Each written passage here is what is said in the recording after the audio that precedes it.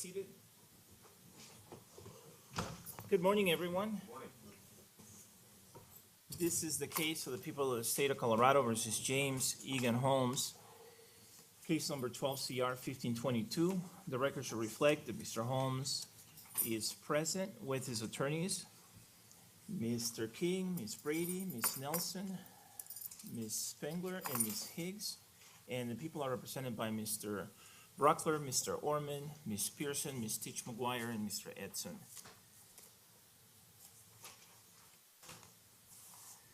We are outside the presence of the jury. Let me follow up on one of the last objections that was made yesterday afternoon. I think it was the last bench conference that we had, but it had to do with a question related to the culpable mental state. And why don't we have Dr. Gurr actually step up for just a moment? Do you mind, Doctor?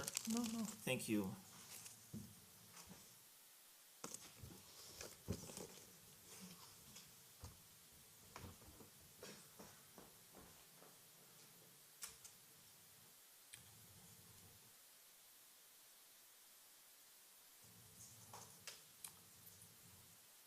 All right, the record should reflect that Dr. Gurr has stepped out of the courtroom.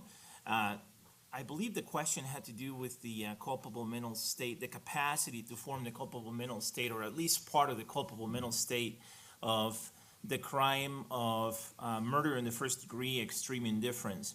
And the objection, as I remember it, had to do with the question being beyond the scope, because Dr. Gurr had only testified about the defendant's capacity to distinguish right from wrong, which is the other part of the insanity test.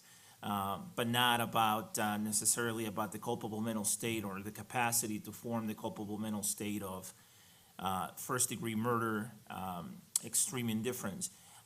And two things. Mr. King, I think, acknowledged at the bench that on direct examination he elicited testimony from Dr. Gurr related to the defendant's capacity to form the culpable mental state element of murder in the first degree after deliberation and with intent, or at least part of that.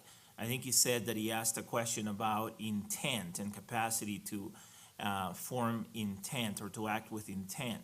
I don't have an independent recollection of that, but I took his word for it, and I take his word for it. Given that, I think that makes the question about the culpable mental state of a different crime within the scope of the direct examination. But even if he didn't ask that question, I still think it's within the scope, because this witness performed a sanity examination in this case of the defendant.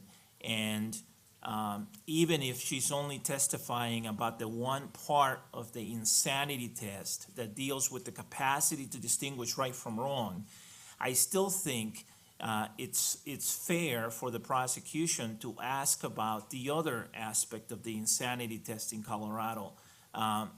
As you know, the capacity to form the culpable mental state is what used to be known as the affirmative defense of impaired mental condition.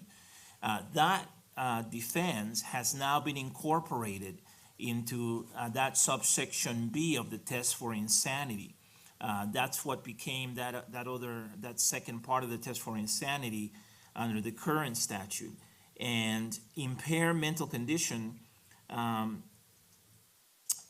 was defined as a condition of mind caused by mental disease or defect, which does not constitute insanity, but nevertheless prevents the person from forming a culpable mental state, which is an essential element of a crime charged. That's from Cordova versus People, 817 Pacific 2nd, 66.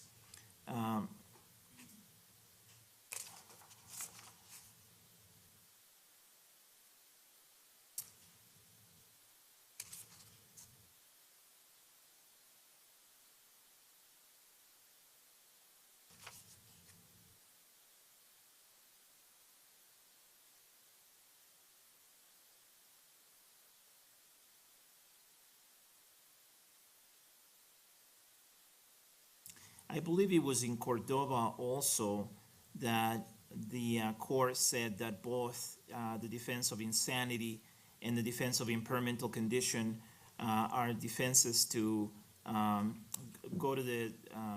defenses to criminal conduct, if you will. They both deal with mental state defenses, and I'm not finding the language here in front of me. If I find it, I'll let you know, but they both are similar defenses. And I think it's fair if somebody's saying, in my opinion, the defendant did not have the capacity to distinguish right from wrong, I think it's fair for an opponent to ask, well, did he have the capacity to form the culpable mental state, which is something, it's almost like a lesser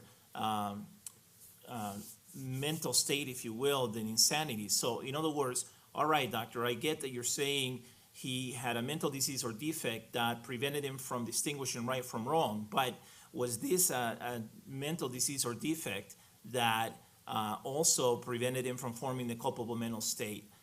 In other words, what is the degree of the effect of the mental disease or defect? What is the extent of the mental disease or defect? I think those questions are appropriate on cross-examination when someone is testifying about a mental disease or defect that is so severe that it renders someone incapable of distinguishing right from wrong. I think in that situation, the opponent is able to ask, well, how severe is it? Is it so severe that it also prevented him from forming the culpable mental state? Or is it not so severe that it prevented him from forming the culpable mental state, but that it prevented him from distinguishing right from wrong? So even if the question about intent was not asked on direct examination, I still think it's an appropriate area for cross-examination. And so I wanted to supplement the record in that regard. All right, is there anything else from the parties at this time before I bring the jury in? Mr. Brock? All right. Yes, sir. Ms. Higgs. Your Honor, because I sort of made the initial argument with regard to D-TR-94, and the court followed up on that yesterday, and we asked for time to kind of let the court's ruling and comments sort of congeal in our heads before we respond. I'm going to respond to what the court indicated yesterday. Was it 94 or 97? Is it 97, sorry. And I understand that Mr. King made an alternative argument when he was at the bench yesterday, which was similar to my initial argument with regard to that video, which is that the statements of Mr. Holmes on that video with regard to hallucinations or shadows are simply not hearsay. And I understand then the court cited us the case of Toth versus State. I've had an opportunity finally to review that. You know, I would note that that case rises and falls on the issue that the statements at issue were in fact non-statements. They were sort of kind of gibberish, and so they didn't assert anything, so they couldn't be excluded as hearsay.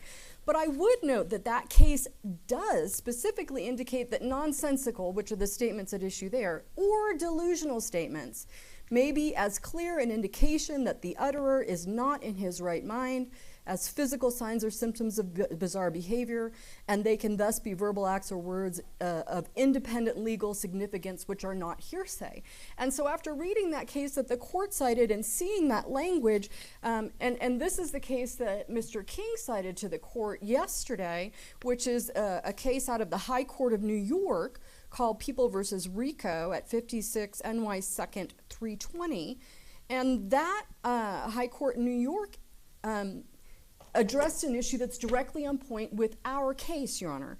And the statements at issue in that case were statements of delusion by the defendant made to his mother.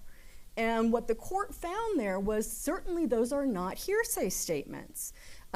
They disagree with the trial court's refusal to admit those statements because the statements were not offered to show the proof of the truth of the delusions. Therefore, they were not offered to prove that the delusion was accurate, i.e. that the defendant was actually seeing spaceships controlling the behavior of the earth. That was what the statements talked about.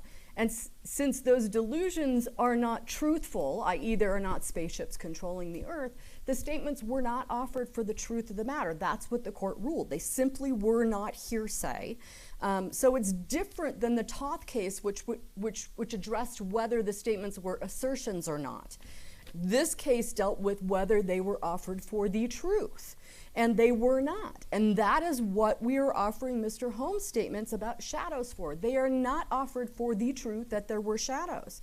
The RICO case, that court found that those statements were relevant to show the state of mind of the defendant, the delusional nature of his state of mind. They were not hearsay, and that they should have been admitted. So we are asking the court to, I know that Mr. King raised it again when he also argued the alternative of 703. I know the court had ruled on that issue prior when I argued it, but the court did not have the benefit of the case of RICO, which I believe is directly on point. So we're asking the court to admit or reconsider or at least rule on Mr. King's additional argument with regard to these statements not actually being hearsay. And I know the court indicated yesterday that there was some concern because the court didn't have any information about, what was told to Mr. Holmes before the video was presented. But we can present that information through Mr. Gonglak, who took the video. We did not, because the court had not yet ruled on whether or not it was going to be introduced. But we can do that. I just don't think, and we would, but I don't think it's really relevant to the issue of whether these are actual hearsay statements. And the court also noted yesterday that the prosecution argued that 703 is not a rule that allows the defense to introduce other inadmissible evidence. But the bottom line is the court, we believe, incorrectly excluded them as hearsay and found that they were inadmissible under the hearsay rule. And so, therefore, that argument from the prosecution would not apply. I would continue to make all of my arguments with regard to this under both the due process clauses, the right to present a defense, the right to a fair trial, as well as Mr. Holmes' right to a fair and reliable sentencing hearing. And the court also made an argument yesterday about the fact that the prosecution wouldn't have a chance to cross-examine Mr. Holmes with regard to these statements. But I would note that the prosecution's introduced 22 hours of non-cross-examined testimony from Mr. Holmes. The defense seeks to introduce, and we're happy to even redact the video to just the portion with regard to the statements about the shadows that in fact are corroborated by evidence that we have already admitted with regard to his behaviors at Denver Health the night before, where he was actually hiding under the sheets. And I also disagree with the court's characterization that these are inconsistent with the statements from the Denver Health doctors. In fact, they are very consistent and corroborated by that. So the court's concerned about the reliability of them in the follow-up yesterday, I think, is unfounded. They are more in-depth, but they are corroborated by those two other pieces. And they explain why Mr. Gonglak went back and collected that particular video or looked at that video from that night. Because indeed, what Mr. Holmes had indicated to Mr. Bishop and Mr. Gonglak in that video, that he was hiding from these shadows, is actually represented in the silent video that Denver Health had played, where he is hiding under the sheets repeatedly, hiding under the covers repeatedly, trying to hide under the mattress when they take the sheets and the covers away. So that's my follow-up. Thank you. All right, thank you. Any response from the people?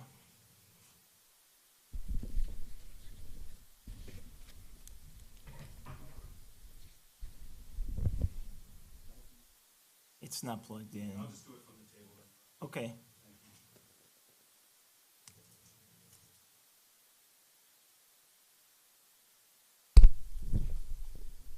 Your Honor, the statements that counsel has referred to regarding shadows and so forth at Denver Health are offered for the truth of the matter asserted. They are offered by the defendant to bolster his claim of suffering from hallucinations, namely these shadows. We have heard a lot of testimony from psychiatrists, some testimony from psychologists about these issues. the shadows are not a delusion under anybody's definition of delusion. If anything, these shadows would be a hallucination. And the defendant's statements about the shadows would be his recitation to his agents, i.e. his defense investigators, regarding his memory of suffering from hallucinations. The New York case that counsel cited for the proposition of delusional statements is completely inopposite, in that there is no assertion by anyone at any time during this case that seeing shadows would constitute a delusion under any psychiatric definition of that term, that they are in fact hallucinations. And a defendant's recitation to his agents of that he had suffered from hallucinations is hearsay offered for the truth of the matter asserted. There is no correlation to a statement to a mother about something controlling the earth or something like that, which would be delusional, possibly under the definition of delusion that you find in the DSM or that psychiatrists testify to. The defendant is attempting to introduce hearsay, and regardless of whether we've introduced the defendant's statements, 1,000,000 hours of the defendant's statements, it doesn't matter. The hearsay rule is not a two-way street when you are talking about the statements of the party opponent and the statements of the defendant. We can introduce as much of the defendant's statements as we want because they are not hearsay when we introduce them. When the defendant attempts to introduce his own statements made to his own agents in the most possible testimonial form of hearsay, in that gathered by his agents for the purpose of presenting his statements in court without the opportunity to cross-examine, which is what he's doing, when that is the situation, that is hearsay and should be excluded regardless of whether we have properly introduced the defendant's statements as non-hearsay. Unless the court has any questions for me, that's all I have to say. All right, thank you. I agree with Mr. Orman. First of all, I want to correct something Ms. Higgs said. The court doesn't make arguments. Counsel make arguments. The court makes rulings. In my ruling yesterday, not my argument yesterday, I was very specific about the grounds for why I was not admitting this exhibit, and my ruling stands. This is different than someone making nonsensical statements to a witness. This is an interview. In this case, the defense filed an ex parte motion, got an ex parte order to allow them to bring a camera into the hospital.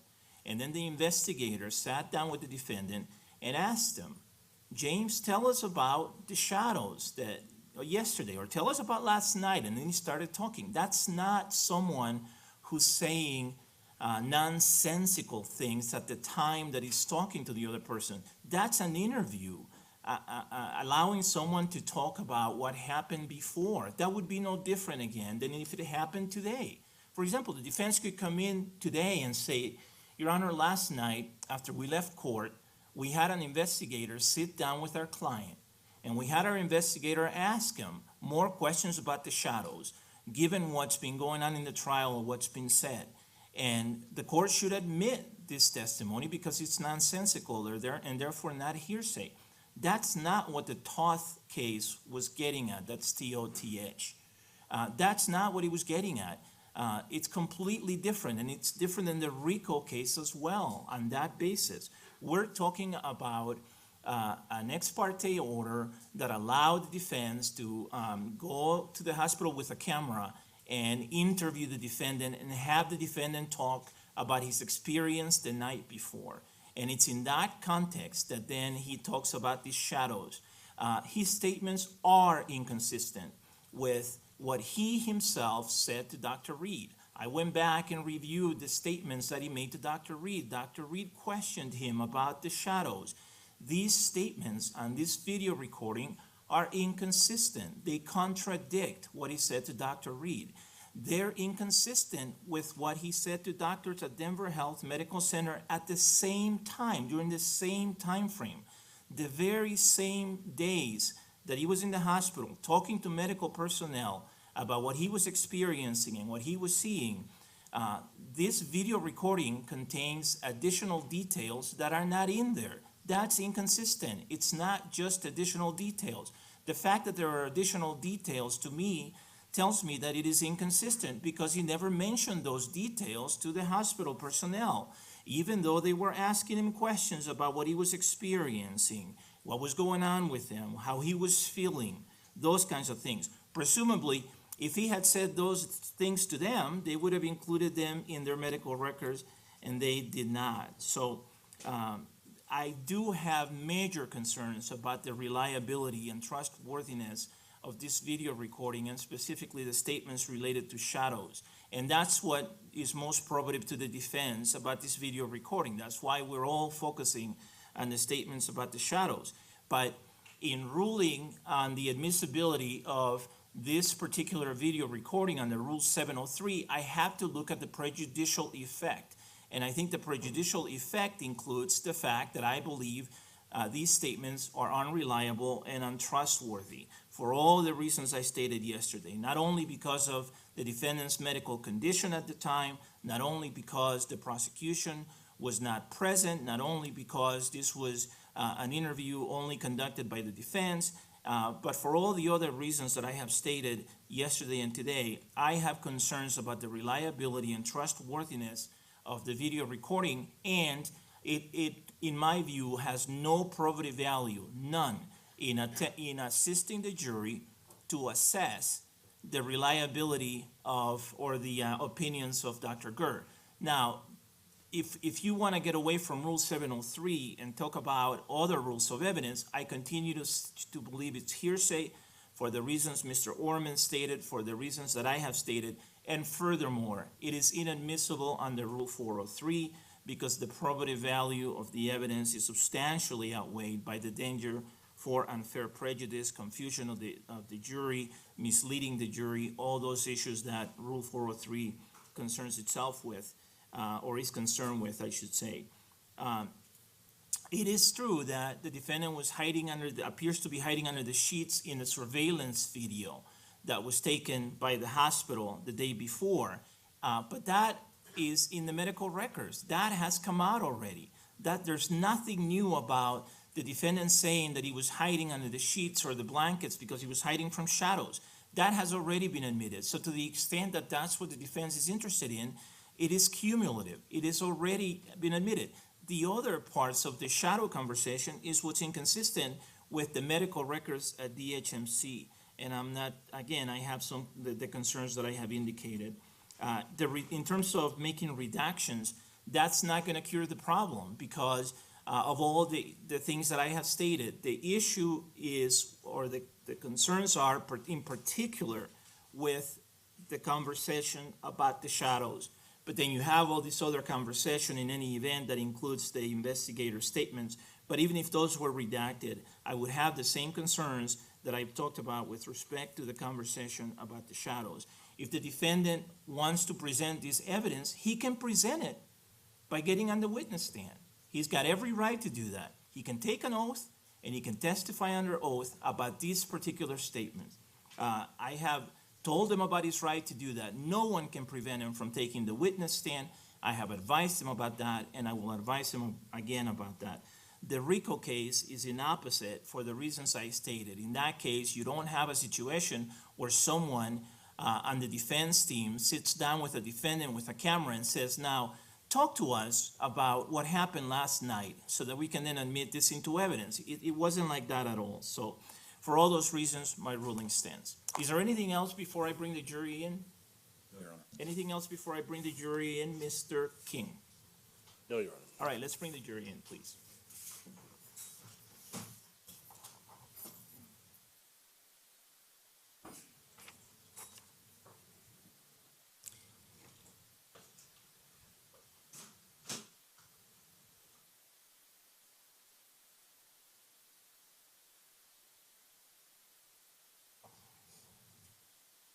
Good morning, Doctor.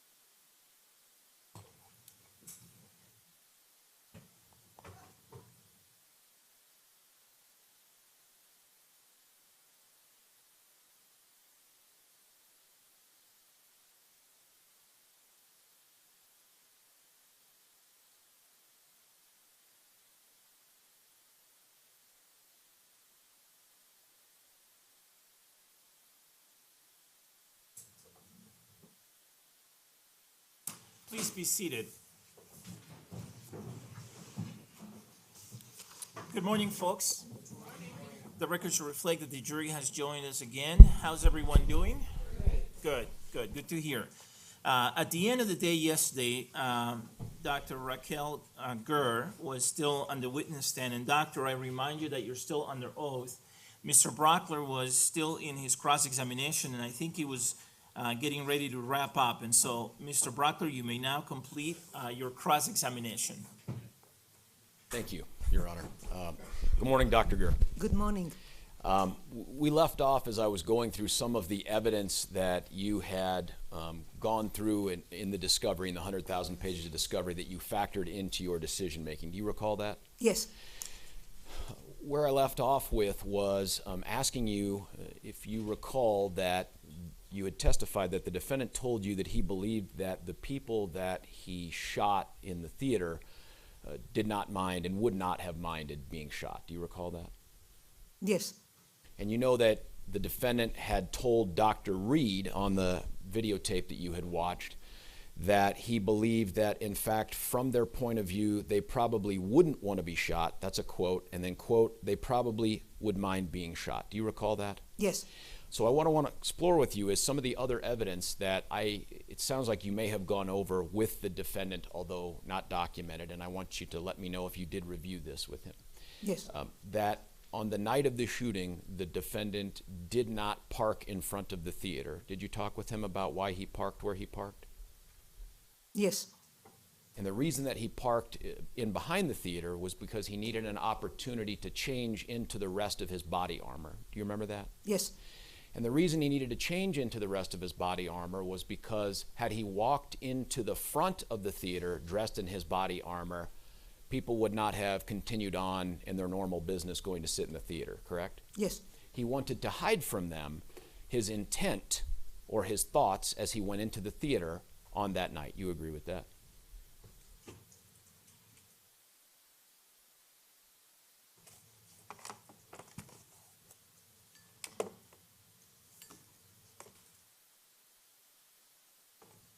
I'm not sure.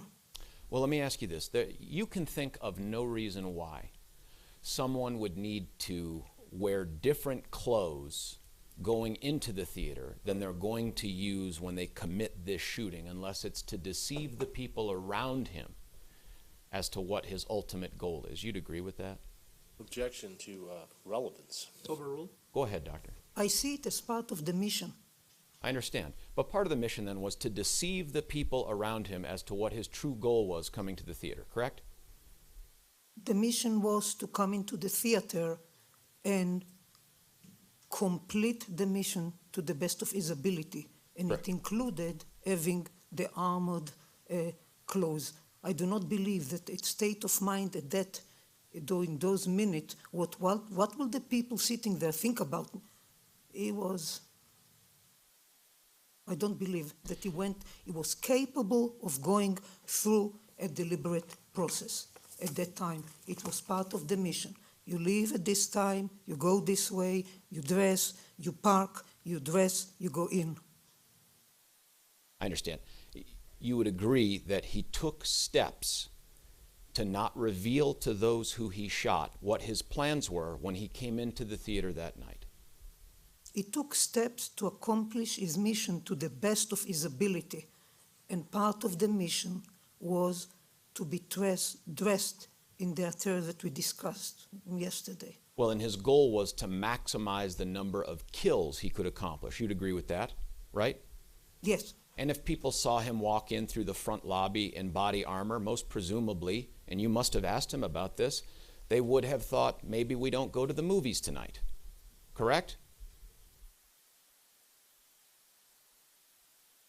Likely. And then it continues. He dresses himself prior to going to the back parking lot where he had parked with his body armor. He dresses himself pretty much like everyone else. You'd agree? Yes. That he goes into the theater and sits down like everybody else, correct?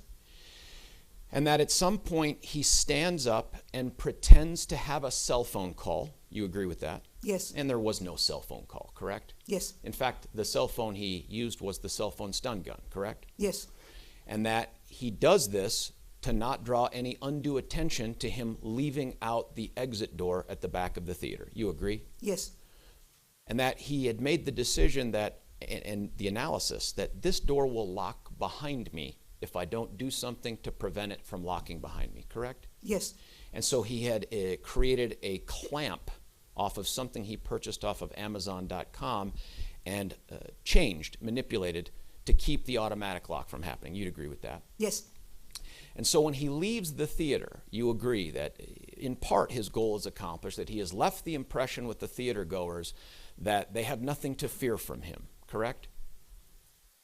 Object to left the impression with theater goers. Calls for speculation.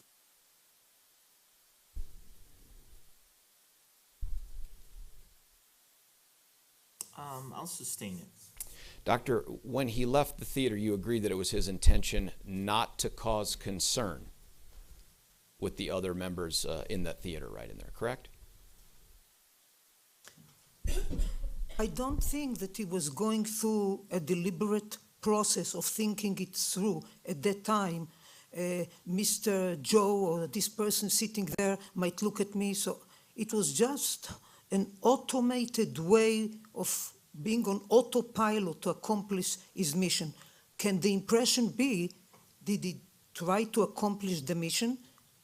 And by that, not drawing attention to him so he can accomplish it? Yes, but was he at these minutes thinking, this is what the people think and this is what I should do next? It's not something that I could obtain from him in questioning. He knew what he needs to do, but was not going back and forth and thinking, well, they think this way, so I will think this way. That was my impression. And then when he got to the car, he put up a sunshade to block anyone's visibility inside the car of him changing into the rest of his body armor and getting himself ready to kill, correct? Yes, And he did that, you must have explored this with him, because he didn't want people to see what he was doing, correct? yes, And that he had heard some noises outside the car. Do you recall that? yes, And that it was his intention, had someone tried to see what he was doing, that he would kill them, correct? it was, yeah.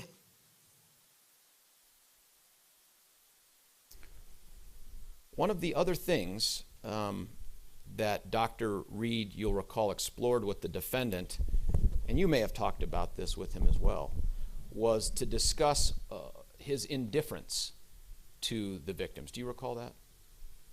Objection to the word was impersonal to her, I believe. I sustain. Do you recall Dr. Reed talking with the defendant about his indifference towards the victims?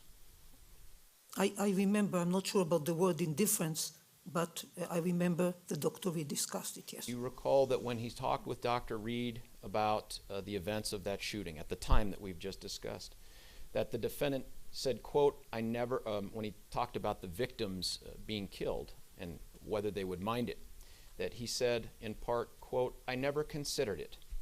He added, quote, I was focused on increasing my own value, not their needs, end quote. Do you recall that? Yes, And that when Dr. Reed came back and asked him, is it fair to say you were indifferent? This was in the question. The defendant responded, quote, yeah, that's fair, end quote. Do you recall that? yeah. So the word indifference came from Dr. Reed and was not from the defense, from Mr. Holmes. You're correct. It sounds like, based on your answer, that the defendant just agreed that was the right word, correct? Correct. And that he went on to say that, quote, just that it, being the shooting, was necessary to do what was in my best interest, end quote. Do you recall that? Yes, And then he told Dr. Reed, I guess it would be selfish to do that, end quote. You agree? yes, within the context of the interrogation Yes, by I Dr. understand. Reed. In addition, shortly after the shooting, about 4 days later, when he talks to Dr. Woodcock, you agree that he'd indicated that he didn't want it to happen to him, right? Yes, That when Dr. Reed asked him about the selfies that he took, that the defendant told him that more than just trying to show that he could purchase things, he believed that people would remember him as a bad guy. Do you recall that? yes, And that the defendant said, and I don't think you testified that he told you this, but that he told Drs. Metzner and Drs. Reed that he believed it was wrong to kill children. Do you recall that? yeah, that he told them in reading, yes. Yeah, did he tell you it was wrong to kill children? He did not tell me it was wrong to kill children. Did you ask him?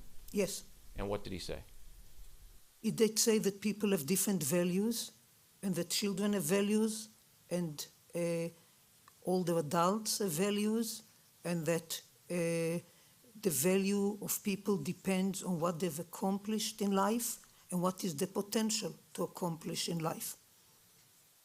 You recall also that your statement that you attribute to him that he had planned to wound some but not kill, but didn't know that he would kill, that he denied making that statement to you when he talked with Dr. Metzner. Do you recall him denying that? Yes,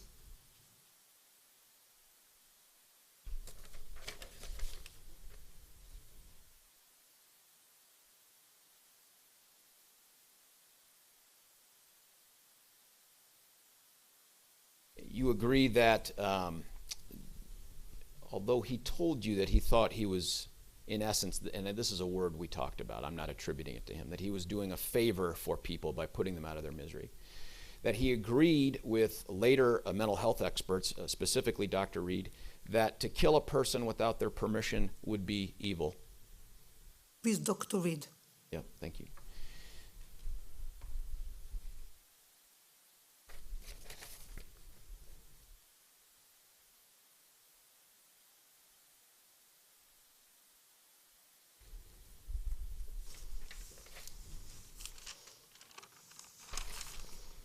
That he went into detail, some with you, but more with Drs. Metzner and Drs. Reed, about why he hated people. Do you recall that?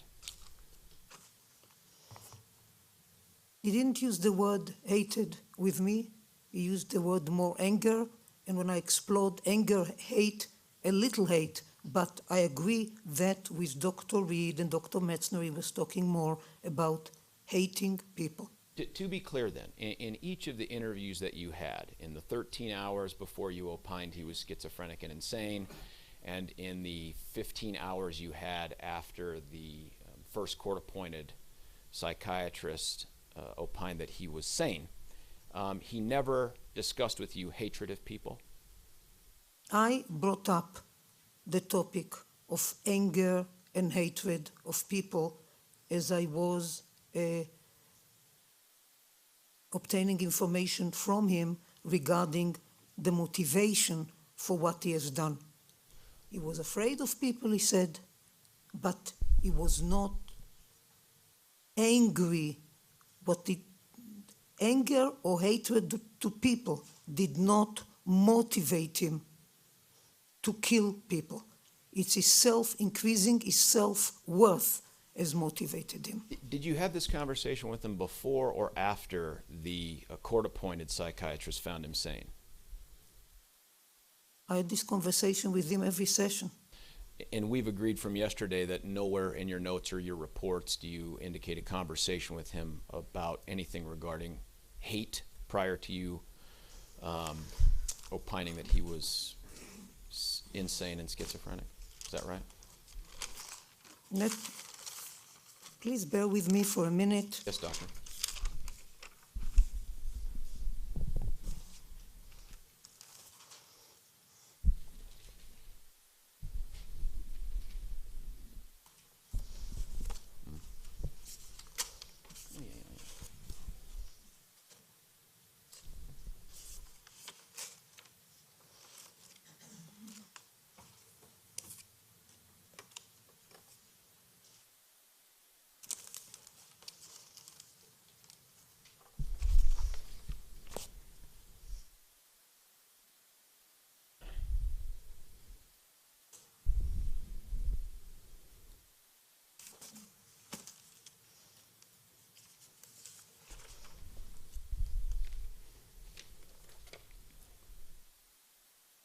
On my notes, Yes, ma'am. of February 9th, 2013, Okay. visit to 4 p.m. in the afternoon. Second page.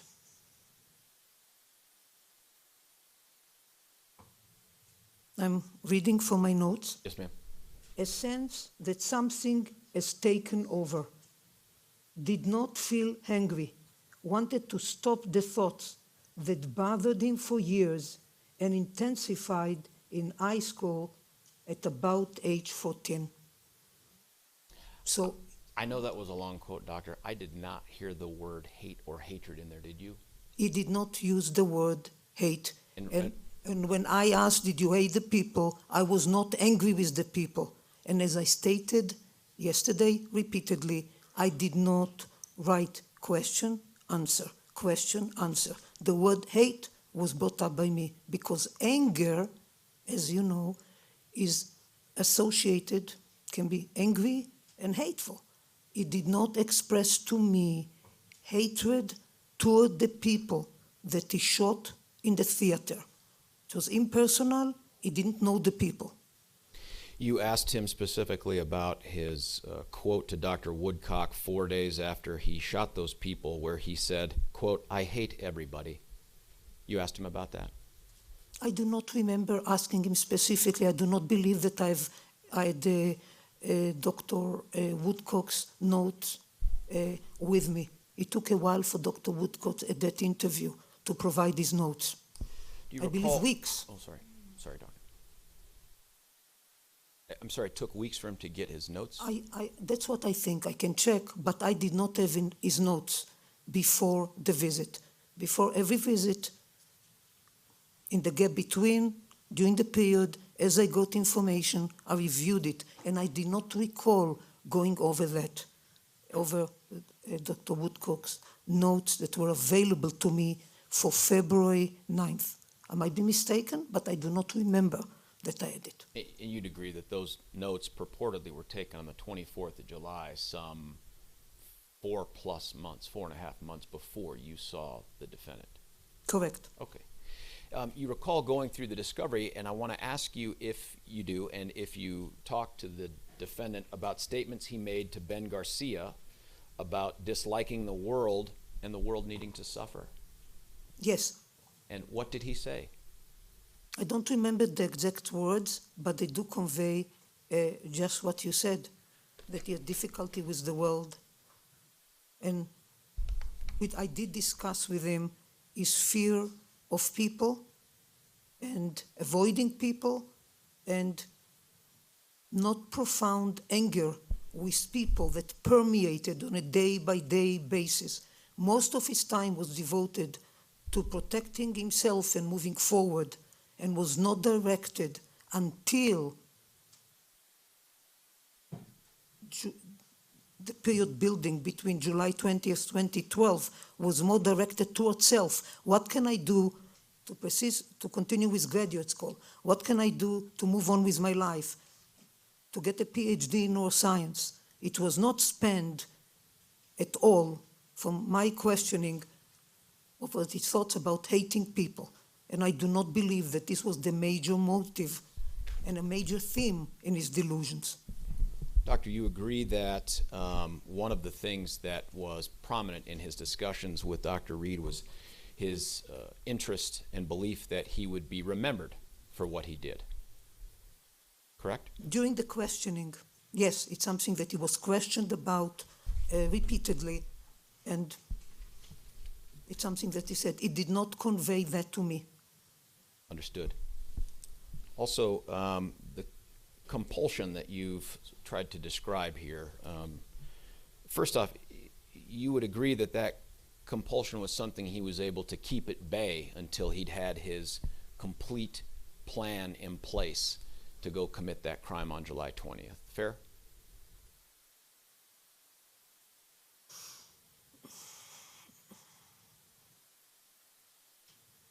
Just from my perspective on it, I can't answer this yes or no. Okay, that's fair. Here's what he didn't do. When he felt what you've described and you alone have described as a call for action, He didn't go to a gun store, buy an AR-15, go to the movies right then and there, displaying the AR-15, walk in and just shoot everybody in the theater. He did not do that, correct? Correct. One of the other things that he told Dr. Reed, that he thought that killing people was going to make his life more meaningful. You recall that? Yes. And that the thoughts of killing people brought him hope and gave him a purpose. Yes. That as he planned to kill people, he didn't feel so depressed. Yes.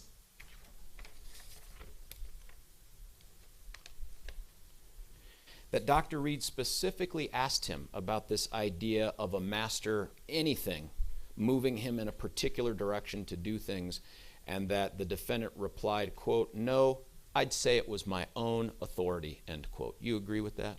Judge, I would object to the master anything. I don't recall any question like that by Dr. Reed. Overruled. Go ahead, Doctor.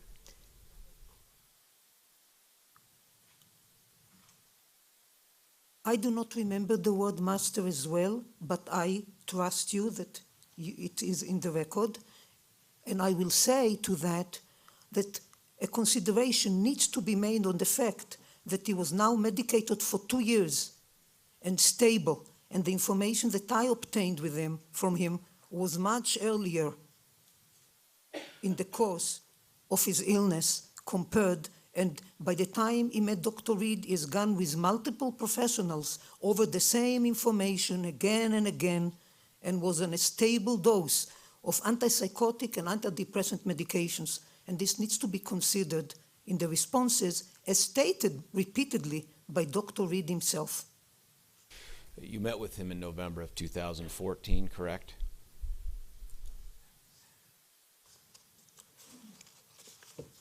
Yes. Well after Dr. Reed had met with him, correct? Correct? Yes. And you took notes indicating that you felt that his statements at the time were consistent, correct? With what you'd gotten before, correct? Yes. He being the defendant, never said that he was responding to a command hallucination, correct? Correct. That he wasn't directed by God to do what he did, correct? Yes. That he didn't say that he was doing this for some noble purpose, like trying to save the world or prevent a world disaster, fair? Yes. You know what, I forgot to ask you a question yesterday, ma'am, about this defendant's TR 94. Remember the jail writings that we talked a little bit about in terms of how they were set out? Yeah. What? May I approach Your Honor the evidence table? You may.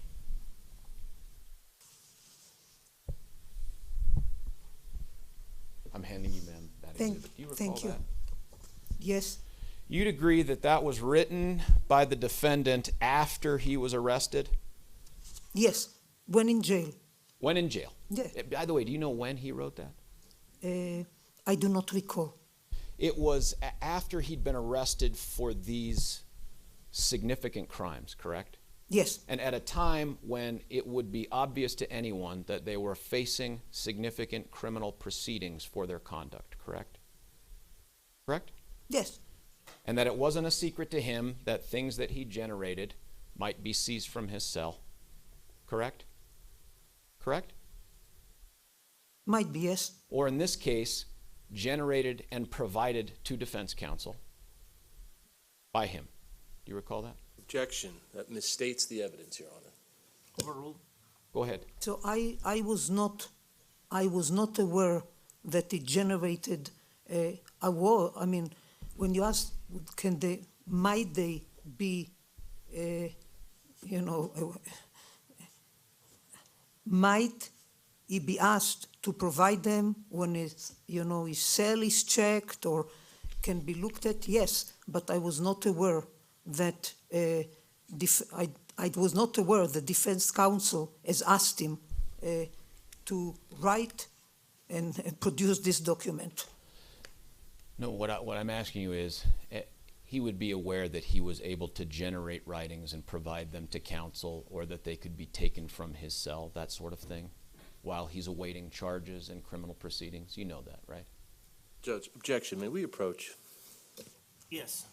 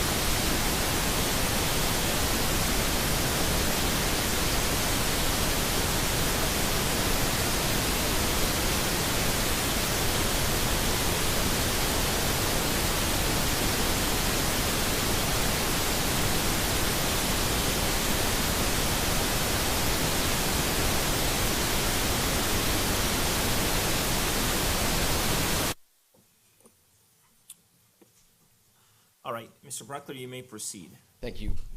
Doctor, I want to ask you just a couple hypotheticals in light of some of the discussion that we had a couple days ago about the cognitive impact of schizophrenia or any mental illness, okay?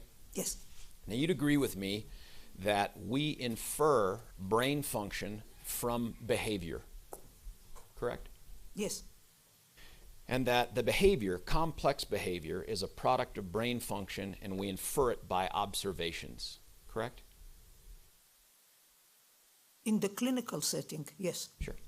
So one of the things that we talked about was the ability to absorb information, to interpret it, make decisions upon it, and paying attention, shifting focus, all those things. Do you recall that?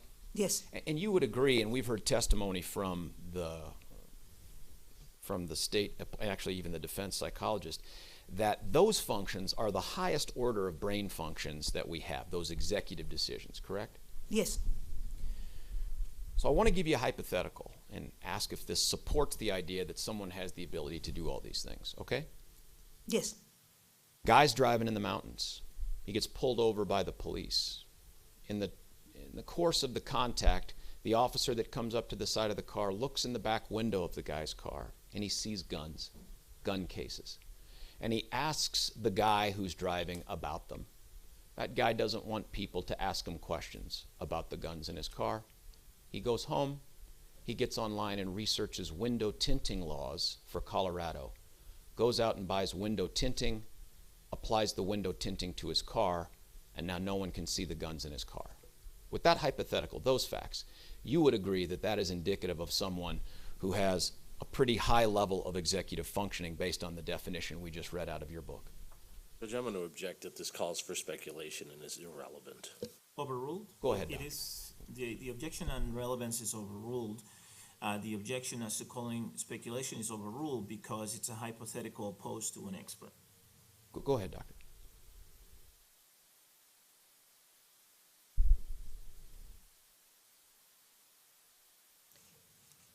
And do you need me to rephrase the question? no, no, no, I know my book. Okay.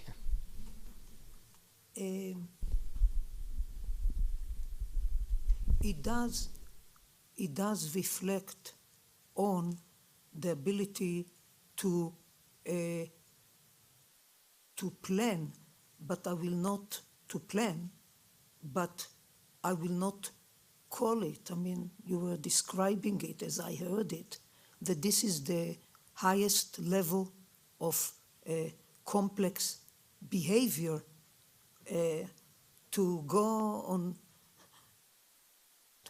To go online and check on law requires ability, but I was hesitating because I don't believe that this is the highest level of complex behavior. It requires executive function, yes, but it is not a classical example that I will use. But I agree with you, it requires planning. Well, more than that, I just want to read you the words here and you tell me if you think that that hypothetical fits. The ability to absorb information, correct? That demonstrates the ability to absorb information, correct? Yes, To interpret the information, correct? yes, And make decisions upon it, correct? yes, And keeping learned information in mind and then using it right away. You agree with that?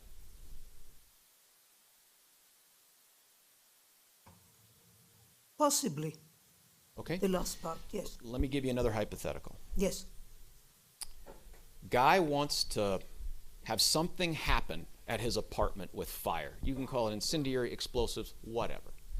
And he wants to do it to keep law enforcement officers, specifically police officers, from arriving to a theater where this person is going to try to kill a bunch of people. Okay? Fair? This person in this hypothetical doesn't know how to make bombs innately. They go online and they research it. They then find out that they can do it with things called potassium permanganate, glycerin. They find out how to make thermite. They find out how to make napalm. They make multiple trips to acquire each of the subcomponents of this, and they spend considerable time making it. Then they think, if this catches on fire, who will come to put it out? Firemen. And firemen will use water to put the fire out. So this person thinks, I need magnesium to keep the fire from being put out. Judge, I'm going to object at this point. This is not a hypothetical. To call this a hypothetical is a charade. The speaking objection is overruled, Mr. King. Overruled. Go ahead. So this person thinks, I need something that won't be put out by fire. I need magnesium. And so they go out and they get magnesium and sprinkle it across the floor of their apartment where the fire will be. But they also think, I'm not worried about distracting firemen. I'm worried about distracting policemen. So in addition to the fire that can't be put out with water, they put bullets in napalm that they've made, in black gunpowder that they've made, so that when the bullets go off, it summons police. That, to you, doctor, you would agree, would indicate the ability to absorb information, yes? Yes, Interpret information, correct?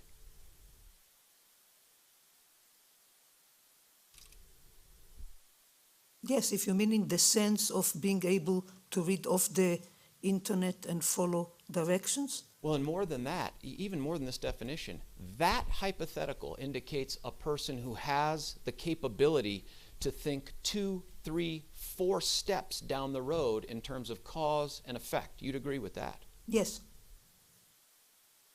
That they have the ability to make complicated decisions, correct? yes,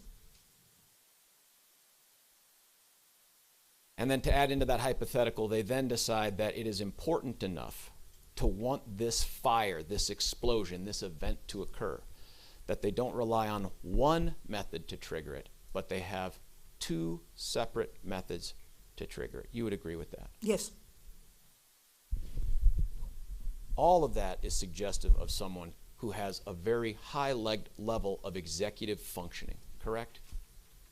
within high level of intellectual functioning. Yes, And executive functioning, yes, correct. All right. Now I want to ask you about another hypothetical in terms of the ability to shift focus and make decisions in the spur of the moment, okay? yes, A guy thinks that they've had this distraction go off in this hypothetical. They're in a theater. They've shot as many people as their AR-15 or their whatever kind of rifle it is will shoot. And they go outside. And they go outside and they see a police car and they see 2 police officers at either ends of the parking lot. They hear sirens, many sirens. And they stop and they look around and they make an assessment that I'm not going to be able to drive away. I don't have the time to change out of my body armor. It's a matter of just seconds until they figure out who I am. And they put their gun on top of the car with Vicodin coursing through their body with an attempt to not be shot and not be hurt in any Judge, way. I'm going to object to this narrative question. This is not a hypothetical. It calls for speculation. It's putting thoughts into the person's mind that are not in evidence. The objection is overruled. Doctor, I'm asking you, if that scenario, that hypothetical were true, you would agree that that person, even in that moment after the shooting, has demonstrated the ability to take in information, correct? Correct? They've demonstrated the ability to take in information, correct? yes, Interpret that information, correct? likely, And make decisions based upon that interpreted information, correct? I've gone over it with Mr. Holmes, and when, the detail that you broke it down of him coming out, seeing the police, surveying the police, sitting, and it was an automatic response. You It was understand? an automatic response. And if you say, if you ask me, the way you describe it is like minutes went in an extensive, deliberated process of this is what I'm going. This was not what I obtained from him. It was an instinctive response of fight or flight. You're going to fight it, or you're going to move away.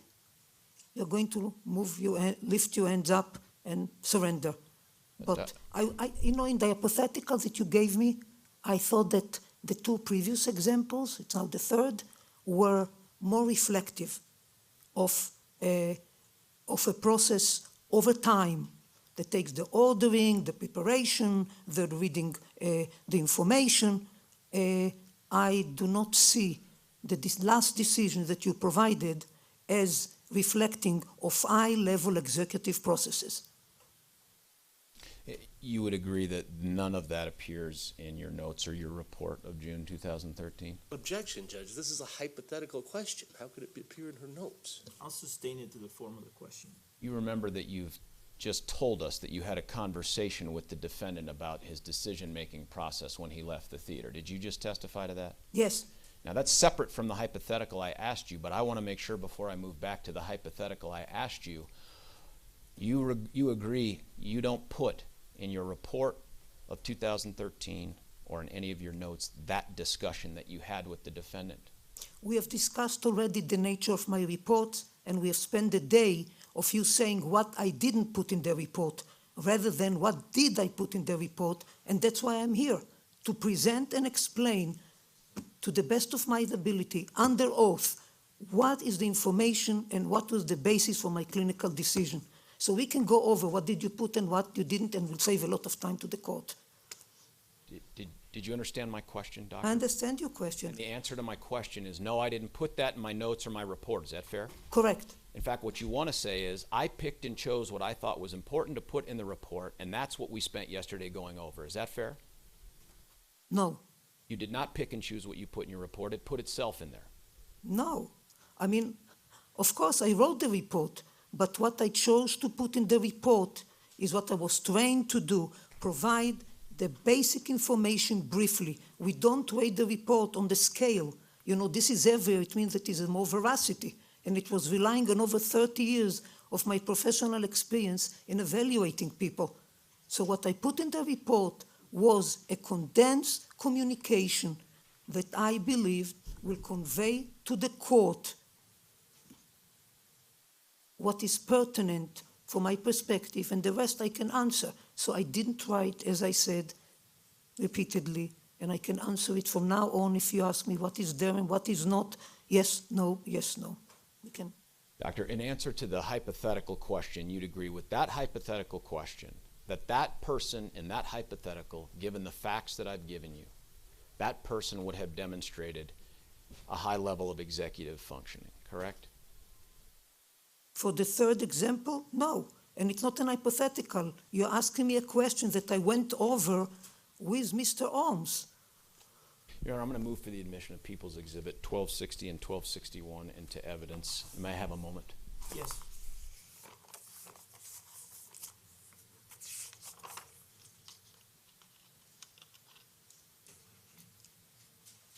Is there an objection to 1260 and 1261, P-DR-1260 and 1261? Yes, Your Honor. Hearsay. I will defer ruling on that. Are you, Mr. Brockler, do you have any more questions? I do not, Your Honor. Thank you. All right, Mr. King, do you have redirect? Your Honor, may I have a moment? Yes.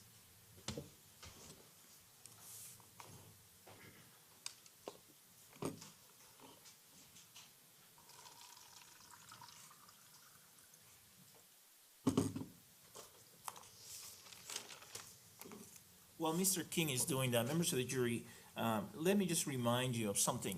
Every once in a while, you may hear objections to mischaracterizes the evidence, or facts not in evidence, or misstates the evidence, things along those lines. If I overrule those objections, it doesn't mean that I'm disagreeing as to whether it misstates the evidence or not. I'm overruling it because it's up to you to decide what is the state of the evidence. You decide what facts there are. Of course, you don't do that until the very end because you can't start deliberating. But that's your job. So if I overrule those objections, that's why I'm overruling them. You should not take my rulings on those objections to mean that I have a position on what the evidence is or what the evidence isn't. That's, you gotta rely on your recollection of the evidence for that. Does everyone understand that?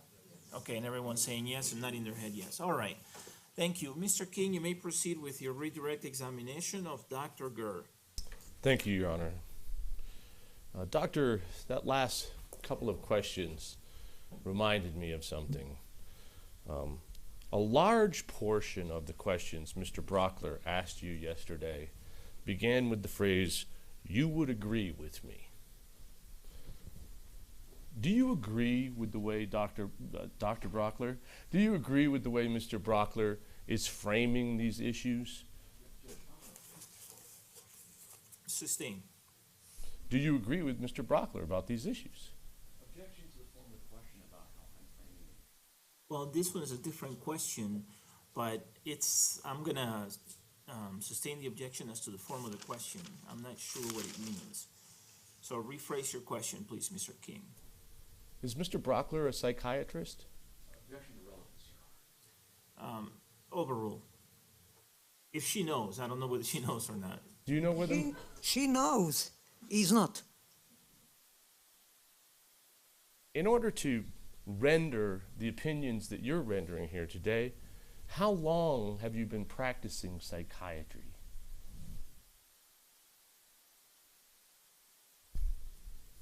Since 1980, as a psychiatrist, since during my training in 1984, upon completion, also part, but totally psychiatry upon completion of my neurological training. Now, you were asked a lot of questions about different times. You were asked questions about the Billiot case, where the video recording took place. Do you remember that? Yes, Do you remember in the Billiot case that the court noted that you had an extraordinary ability to get information from that psychotic defendant that other psychiatrists did not? Sustain us to hearsay.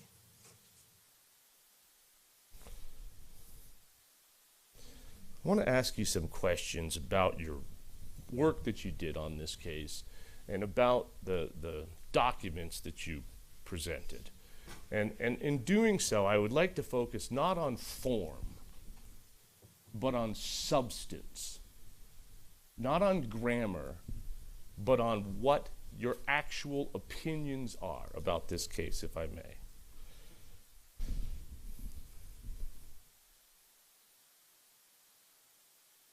You were asked questions about the MRI. Do you remember that? yes. Tell us about the MRI. Are there two different kinds of MRIs that were used? One to do the imaging on Mr. Holmes here in Colorado, and one to do the imaging on the normal people that were tested in Philadelphia? Yes, And was one more sophisticated than the other? I don't know. Just let us know. the resolution of the images at the University of Pennsylvania Hospital with a 3T magnet has better resolution than the 1.5 magnet that where the MRI was obtained in Colorado. So like a sharper focus or something? Yeah, Now, tell us how that affects the comparison. How does it take place? There are the two images, and then is there a computer that actually analyzes the two images? all is done by computer without any human interference, with no identity of the person. The MRI gets a number. It's all automated, validated, published procedures that are accepted in the scientific community. Is there any reason to doubt that because these two machines have different resolutions, that there's any invalidity to this comparison, or is that just a complete red herring? Sustained. Is there any concern about the validity of this comparison, or not? No, the method that is developed is high level of reliability, namely, if you do the same analysis again and again and again, it's one method of reliability. The other one is you take one subject out and you repeat it, and you do it permutation, thousands of times, you come up with the same value. So it's reliable and it has been validated. However, I'd like to note that I did not make the clinical diagnosis of Mr. Holmes on the basis of the MRI. Okay. And why is that? Is it not a diagnostic tool? It is currently not a diagnostic tool for schizophrenia. While in a published paper in 2006 in the leading psychiatric journals, Davacikos et al., and I'm a co-author on the paper, show that if you take a large group of people with schizophrenia and a large group of demographically matched, same background, same age, same level of education, healthy people, the computer will differentiate an 80% accuracy. 880? 80 about these people have schizophrenia and these people do not. Yet, it is not a diagnostic tool, and I did not base my clinical decision or opinion based on the MRI. So is 80% not good enough to use as a diagnostic tool? Is that what you're saying? That it can only get it right 80% of the time if you use that solely as the tool to diagnose with? Sustained. Is that the case, or is it not the case? Yeah, it's not the standard. I mean, it's something that is being investigated. There are thousands of papers worldwide on the topic, but it is not a clinical diagnosis yet. Okay. Let's talk a little bit about, you were criticized, I think, for the timing of when this MRI was done. Let me ask you a couple of questions. Was the results of the neuropsychological testing, both sets, done by Dr. Hanlon and Dr. Manguso, which showed that dramatic drop in IQ that Mr. Holmes has sustained over the past 2 years when he was incarcerated. Did getting those results cause you to think that maybe we should think about getting an MRI to see if we could confirm those results with an actual picture of Mr. Holmes' brain? Yes. Sustained. Did that play a role, or did it, when I ask you, was this something that played a role, do you understand that to be a question you can answer yes or no? Or am I asking for a specific answer? Yes. Now, yes or no, did the results of the psychological testing cause you, yes or no, to think that it might be a good idea to take a picture of Mr. Holmes' brain to Yes. corroborate those test results? Yes. Is there a blood test or a DNA test or any other way that we can tell for sure what the diagnosis is? No. Prior to even getting those neuropsychological test results, had you already met with Mr. Holmes several times? Yes. Had you already asked him many, many questions about his presentation and his history? Yes. Had you already come to some kind of a diagnostic formulation in your mind? Yes, after 13 hours of interviewing him. Now, the CAT scan. Are you aware of whether or not a CAT scan was performed on Mr. Holmes' brain when he was hospitalized in November of 2012? Yes. Was that CAT scan performed in your review of the records to see if he had a lesion from hitting his head on the wall or not. Yes. Did the clinical review of that CAT scan review that there was no bleed, no lesion, no broken skull? Yes. At some point in time, were we able to actually get our hands on the picture itself? Not the report from the hospital, but the actual CAT scan itself.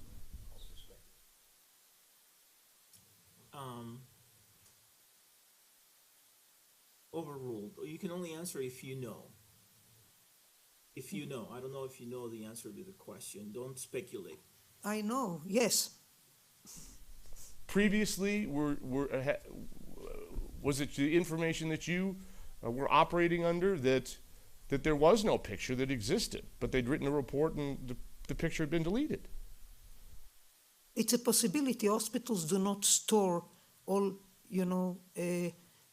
clinical data for a long time. Hospitals vary, and sometimes you can't obtain it. Did we find on late in the case, early in 2015, that in fact this CAT scan still existed? Do you recall that? Yes. Yes.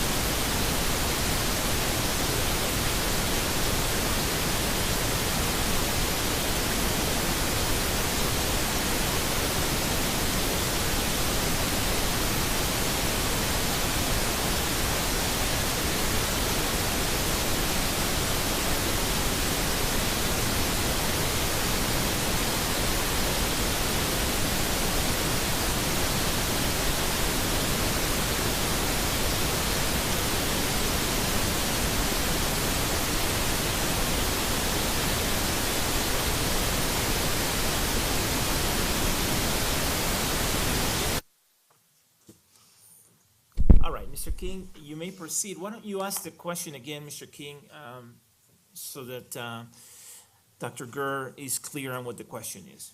Did we find out for the first time late in the case, earlier this year, that there, in fact, the CAT scan did in fact still exist? Yes, And when you found that out, did you want to see it? yes, And did you look at it? yes. And what did you notice when you looked at it, based upon your 30 years of experience in neurology and psychiatry? That there was slight dilatation of the ventricle. And you've explained the ventricles, I think, as the, and correct me if I'm wrong, Dr. King may be wrong about this, the empty spaces in the brain containing the spinal fluid that the brain bathes in, as you say? Is that the ventricle? Yes, And so what would the ventricles look like to you? butterfly. Like, Okay. and they looked slight, and I say slight. Dilated slightly, according to age, slightly. Okay. And when you say Larger. according to age, do you mean for someone Mr. Holmes's age? Yes. They were larger slightly than you would expect. Slightly. Okay. I did not attribute clinical significance, much clinical significance to that. And can you not attribute clinical significance to that because of the nature of a CAT scan not being as sophisticated an instrument? Yes, it is not optimal for that. Was that the reason or not that we then decided to do the MRI when we did it? Yes,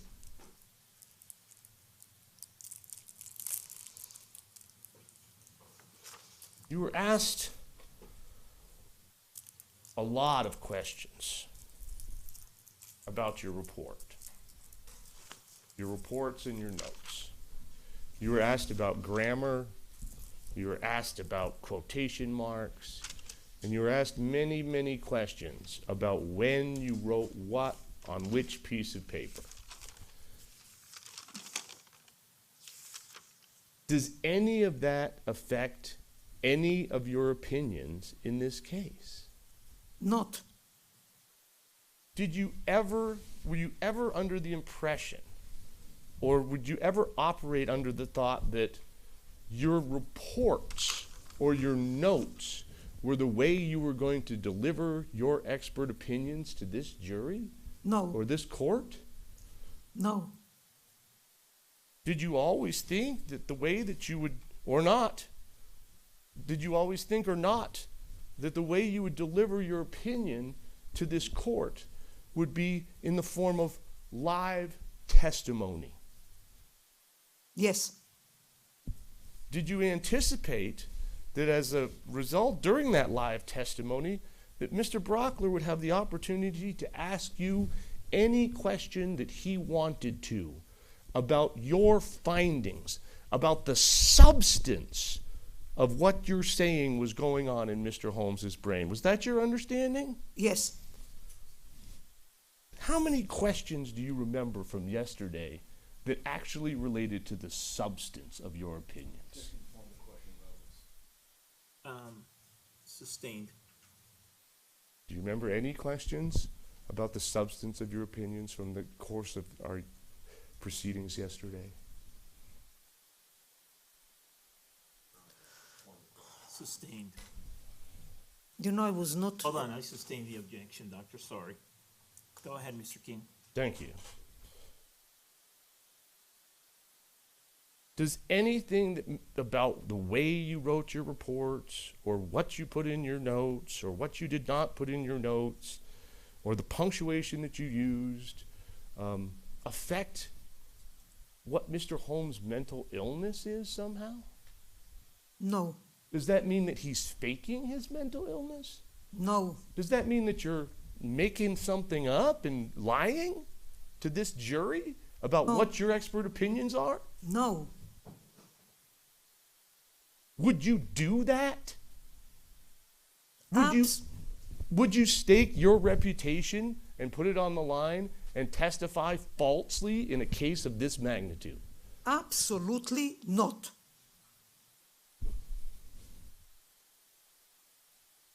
You were criticized for writing, supposedly, an article, a peer-reviewed research article, once per month, I think was the math that Mr. Brockler did. Do you have any commentary on that? Sustained. Do you write all those papers entirely by yourself? No. Why?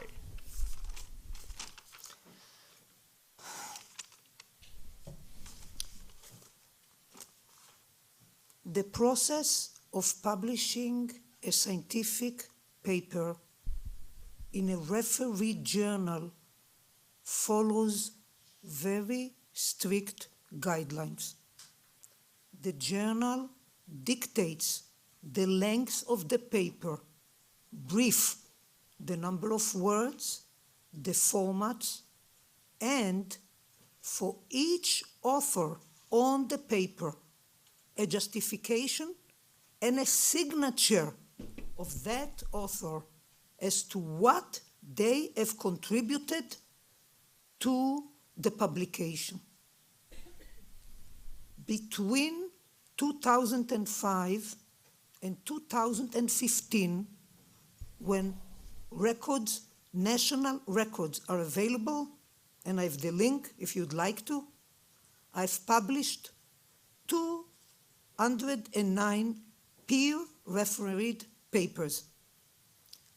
I am first author, the leading author, the one who designed the study, collected the data, analyzed the data, presented it within the context of the literature as required by the journal on 6.22%. I wrote the entire paper. I'm last author, senior author, the one who provides the conception, the funding, and directs a team. And as I mentioned, we have a very large team with complementary expertise on 12 of the 209, 6.22%. The first author, 6.22, I'm sorry. Last author, senior author, 42 out of 209, 20.57%. And then you can be second author. The closer you are to the first, the more your contribution. And I can break it down, and I just don't want, I want to save the court the time. This means that I have published, written my paper from beginning to end, 1 to 2 per year. The number that was provided reflects on multiple people in our program, faculty members, fellows and trainees. This is how you teach them. We have a federal government training grant, and you train them how to write. It's like postdoctoral fellows, graduate students. You have to learn, and I've supervised them. I've mentored many, many people who now have faculty positions throughout the United States and abroad. And have also participated in multiple studies. Genetic studies require very large samples. And in some of the papers, there can be 30, 40 authors. So the sum reflects the requirements for high quality science that I am proud to participate in, but I do not produce myself every month a paper. It's not feasible. Okay, thank you. You were asked by Mr. Brockler about a certain percentage of the people with schizophrenia who are, quote, intermittently untreated and unmedicated. And I think that the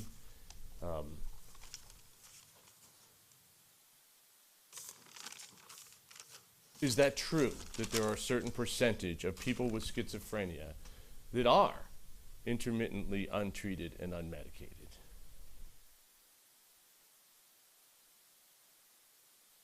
Yes, not on the choice of a psychiatrist.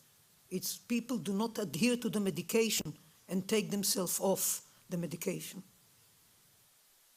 Does that in any way affect this case or your opinions about Mr. Holmes?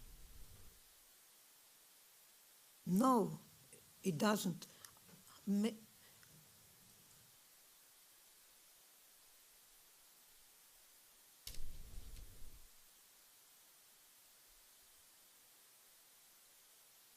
Your notes. Did you ever believe, I asked you about your reports, did you ever believe that your clinical or scientific opinions would be presented to this jury via your notes? Did you think that or did you not think that? I did not think so. Did you nevertheless provide your notes to Mr. Brockler when requested? Yes, Did you agree to meet with Mr. Brockler for hours on end over the telephone to Yes. discuss your notes? yes, Did you go through with him your notes bit by bit? yes, And the part that we couldn't get to, the last visit from November of 2014, did you assist us in translating those notes in to a typewritten format and approve that for Mr. Brockler? yes, When you write down notes in your vast experience as a psychiatrist, is the purpose of the notes to write down every single question you asked and every single answer that the patient gives? no. Why not? It is not the common practice in medicine to provide a verbatim. I asked the patient, and the patient said, in fact, what you are trained is to provide the essence and be ready when asked to elaborate or to justify, to explain. Do it in presentations orally and not to write voluminous pages. It's just not the practice. Is that why your expertise and other psychiatrists' expertise are important? To sift through what's important and to then present that to the jury in the form of your opinion or to anyone else in the form of your opinions and your diagnosis. Yes, Sustain. Is that or is that not the case? it is the case. Is it or is it not the case that you take notes, and tell me if I'm wrong, to jog your memory, to refresh your memory about the actual conversations that you had with the patient? Yes, So do you write down key phrases that then refresh your memory about the conversation and you use that to form your opinions in your report, or not? Or not? Is that the case or not? yes, If you were to write down every question and every answer that you asked and every answer that Mr. Holmes gave in this case, would your report have been, how long would it have been, do you think? well, I've interviewed, a total hours I spent with Mr. Holmes is 28.5 hours. I do not believe that if I would have been sitting down and writing every word that it would have been feasible. And in his case, and as is the case with other people, early in the course of psychosis, it is important to pay attention to them, to watch them very carefully, to come back at questions. You have to be, it's like, you have to be on your feet to be able to pull more information, to come at it at different angles, and doing it for hours wouldn't have provided me with the ability to get the essence and really the important information that is pertinent to a diagnosis of a person, any person, especially the complexity of Mr. Holmes, I mean, I think it's just not feasible. Is it important as a psychiatrist when you're forming a diagnosis or rendering opinions that you consider the totality of the information that you have and draw your opinions and diagnosis from the totality of the information that you have? Yes. Is there a danger, or not, in selecting specific pieces of information and placing more importance on those pieces of information than others? Or is it important to consider the whole forest? It's important to consider the whole forest and communicate briefly the major points that are pertinent to providing, to opinionate on the diagnosis and state of mind of a person. Mr. King, would this be a good time to take our morning break? Sure. All right. Members of the jury, let's go ahead and take our morning break. Please make sure you comply with all my admonishments during the break, and I'll see you back here in 20 minutes. Thank you. All right.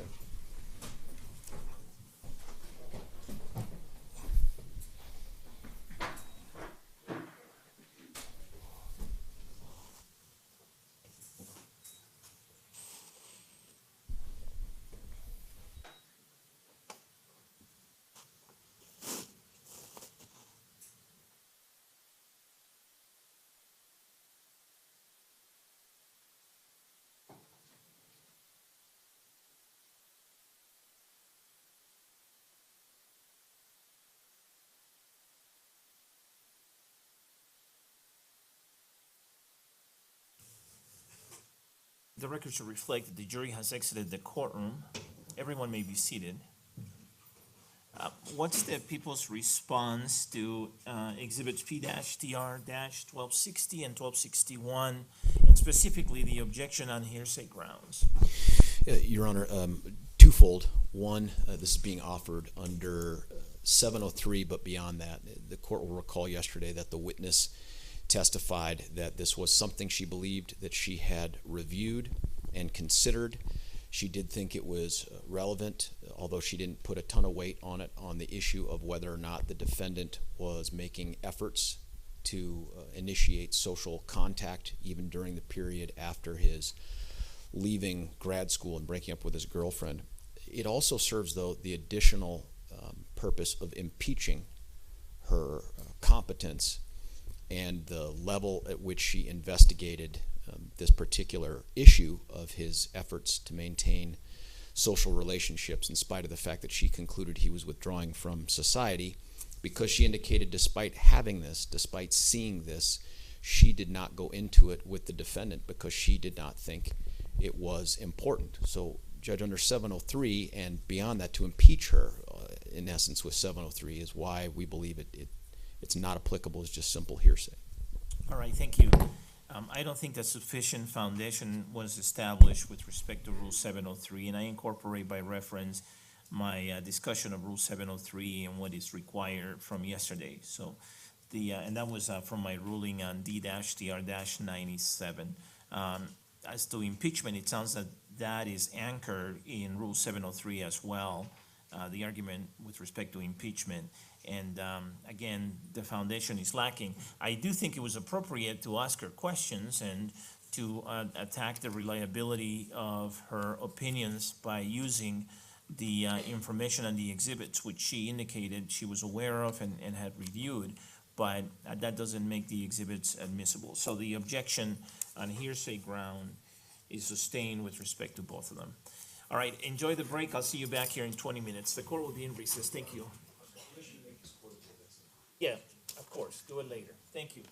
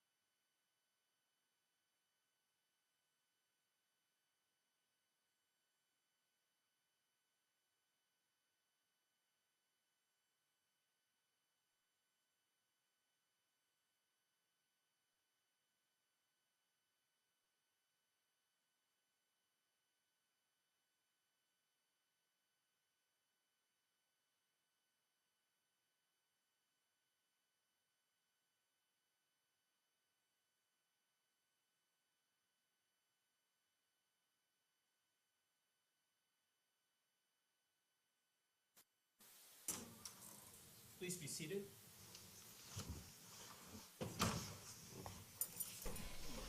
Back on the record, this is the people of the state of Colorado versus James Egan Holmes, case number 12CR 1522. The record should reflect that Mr. Holmes is present with his attorneys and the prosecutors are present as well. We are outside the presence of the jury.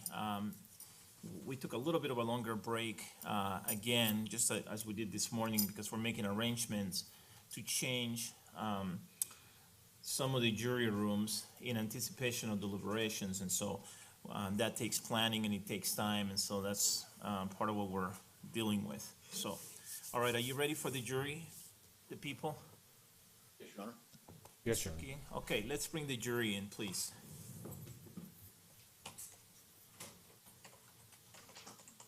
Judge, in light of what the court just said, I am still concerned about getting Dr. Gurr out of here by the close of business today. So I don't know, can we take a shorter lunch or?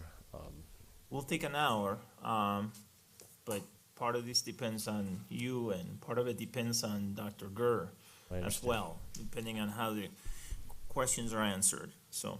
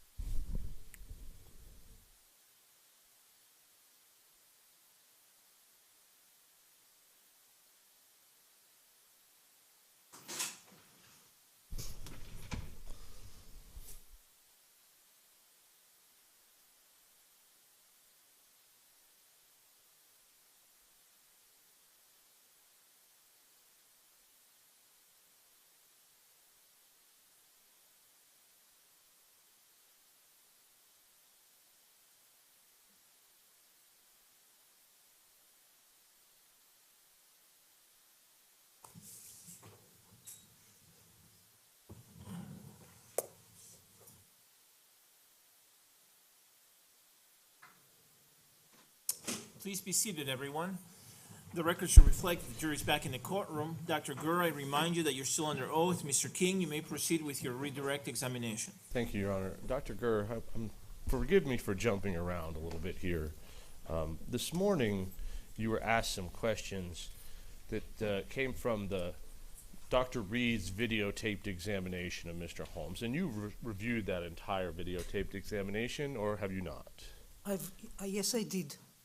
And counsel asked you a question about indifference, that Mr. Holmes said to Dr. Reed that he was indifferent about what happened in the theater. Do you recall that line of questioning?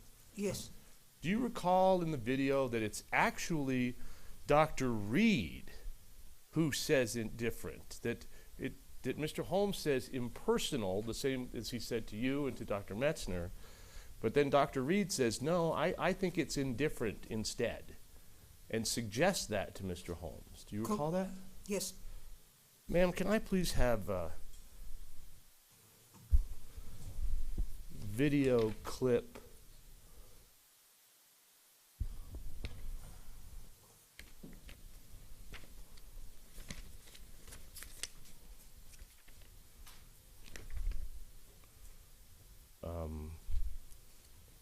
2830, our number.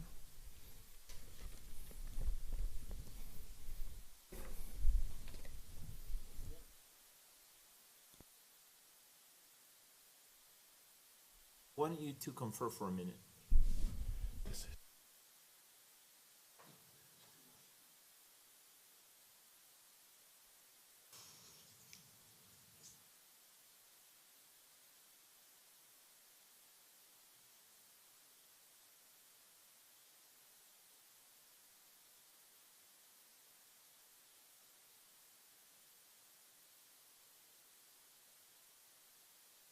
All right, you may proceed.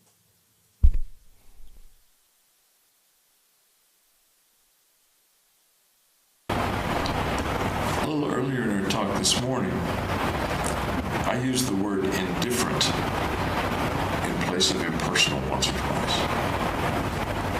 And I think you moved that into irrelevant. I'm not sure quite the context we were talking. Can you draw any distinction, or are they the same, between it's impersonal versus it's indifferent?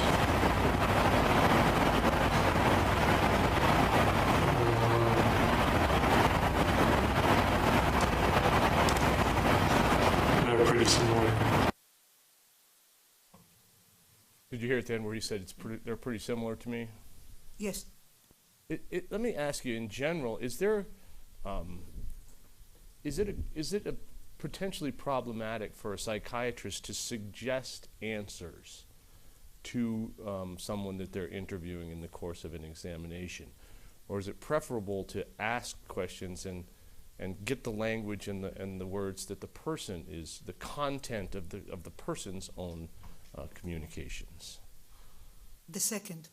And why is that? A more accurate presentation of a person's perceptions and experiences is provided when they detail it and provide the information directly than words or information is provided to them and they have to say, to comment on it or agree or disagree. It's just common practice. You get significantly more valuable information when you ask the question, even if you have to wait and trying different ways for the person to describe their experiences rather than put words in, give them a word when they're not talking. And it's especially difficult with Mr. Holmes because he wasn't talking much. He had to sit and wait and ask the same question repeatedly. Is there a danger or not in suggesting responses to the person and then placing significance on whether or not the person accepting the suggestion? Is that a potential problem? Yes. When you watched the videotape of Dr. Reed's examination, did you notice whether or not there appeared to be numerous times that he suggested answers to Mr. Holmes? Yes. You were asked about hatred of people, and Dr. Reed asking Mr. Holmes about hatred. Do you recall that line of questioning? Yes. Ma'am, may I have video clip 2822, please?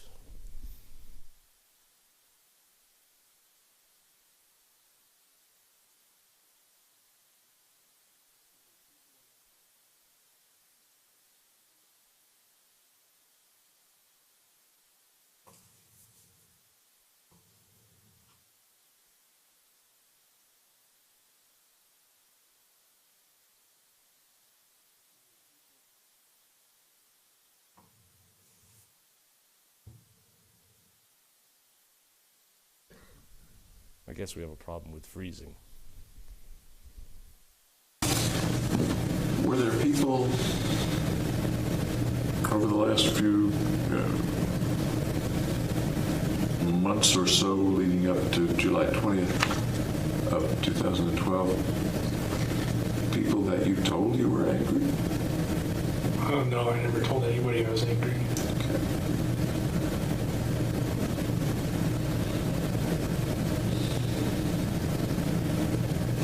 I'm thinking of folks that you told, or who at least got the impression that in some ways you had a hatred of mankind, or were angry at mankind.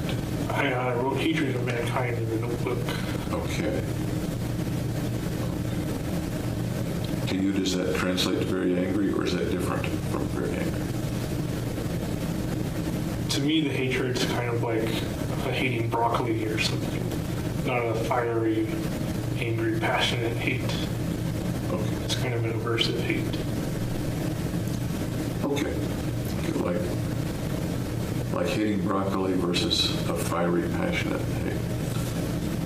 Tell me about the hating broccoli kind of hate of mankind.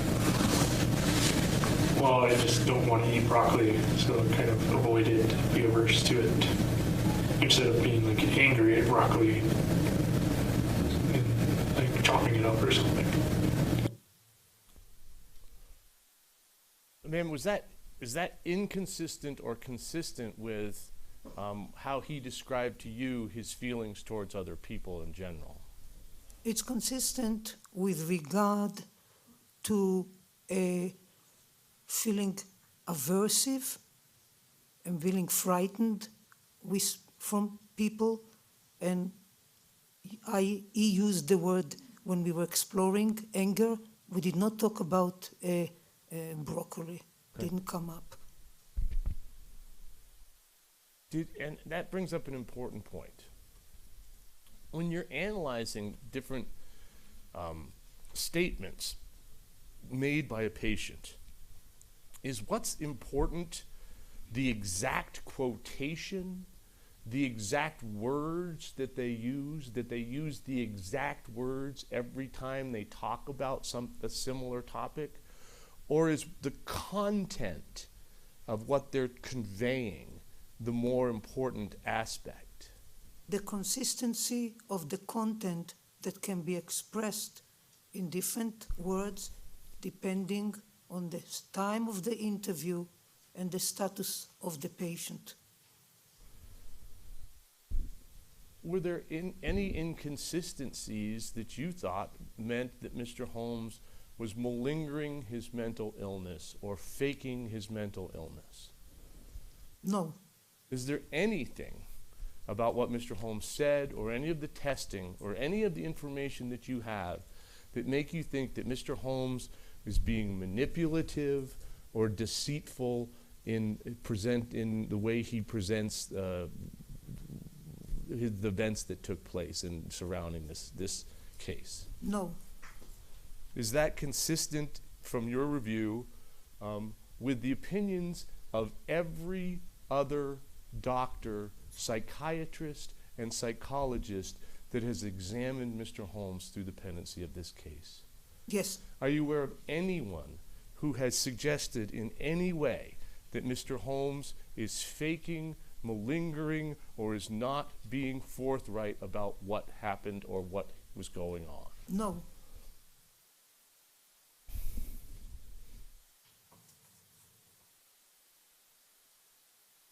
You were asked about whether Mr. Holmes said that to Dr. Reed that what he did was selfish. Do you remember that line of questioning? Yes.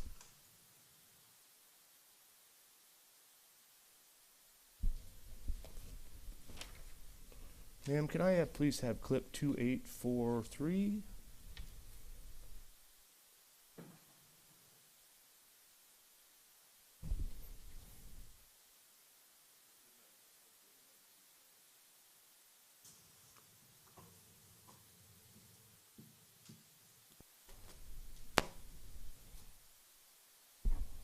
The magnitude matters.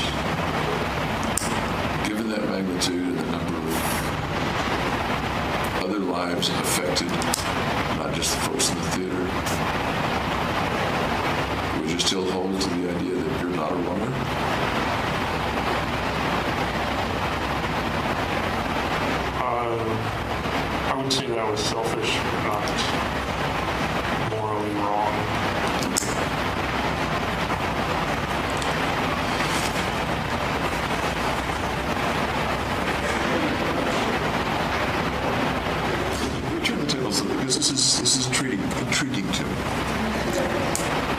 someone had, in an effort to kill you,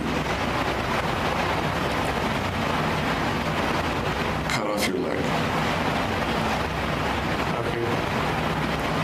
so that you're not dead in a peaceful dream of sleep. You're alive with no leg and it hurts. Has that person wronged you? Yes, because I'm not whole anymore. Is that person a wronger? No, not necessarily. Under what circumstances might he not be a wronger? Having cut off your leg in an effort to kill you. He had to do it.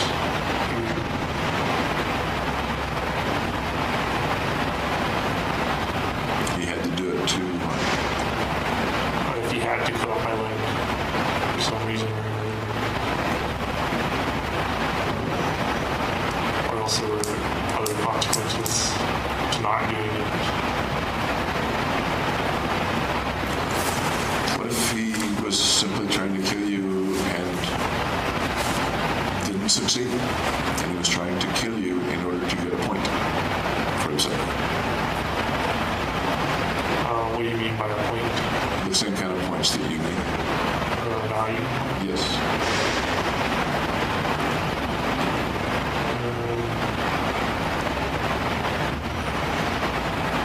Then he wouldn't be wrong.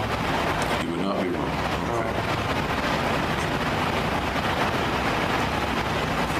What do you think you, the victim in this scenario, would do or feel with regard to the person that tried to kill you and you lost a leg? Probably want vengeance. Probably what? Want vengeance. Does the fact that, did you hear that, do you recall that part of the video? I'm sorry, but it was very difficult with the background noise for me to understand the questions.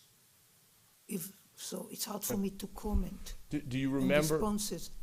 I apologize for talking over you. Do you remember that a portion of the video with Dr. Reed where Mr. Holmes says that he thought what he did was selfish but not morally wrong? Do you recall that? I recall seeing that before when I was reviewing the tapes, but I could not hear the words right now. I'm sorry. Okay. And Dr. Reed's interview was after 2 years of medication, or no? After 2 years in jail, yeah. After having spoke to numerous mental health professionals? Yes. Now, if something is selfish, does that mean it's not delusional? No. Can you explain that? Delusions commonly are in reference to self. The person that holds the delusion, the false beliefs, they have personal meaning to that person, to that self. So it's almost, you can say, is a delusional, that a delusion, a system, it's not just a thought, it's a system, an elaborate system that the person is engulfed in. Is it in reference to self? Yes. So it's selfish. It's self-related. Is that common in delusions? Yes. Does that mean that Mr. Holmes wasn't psychotic or mentally ill? No. Does that affect your opinions in any way? No. You were asked by Mr. Broccoli this morning whether Mr. Holmes said that he did what he did for a noble purpose. If it was not for a noble purpose, does that mean it's somehow not delusional? No. Does whether or not there's a noble purpose or not tell us anything about the way Mr. Holmes's mind was working, or whether he was consumed by psychotic delusions or not? No. Does it change your opinions at all in this case? No. Can sometimes, you were asked about the unmedicated and untreated schizophrenic people. Does the fact that there are unmedicated and untreated schizophrenics out there who don't commit murder mean that Mr. Holmes was not mentally ill or was not psychotic with schizophrenia at the time he committed the murder? No. Can you explain that? As I said before, a large number of people with schizophrenia takes time, takes several years until the presentation of the illness. On average, 2 to 3 years. When a person presents for clinical care or brought in by family for clinical care, you go back in the detailed history, you commonly notice a deterioration or a process that has been taking place for several years. So people can be unmedicated and psychotic before diagnosed. The medication is given by a physician. So until they come to a physician, a long period of time can elapse, and it can be years.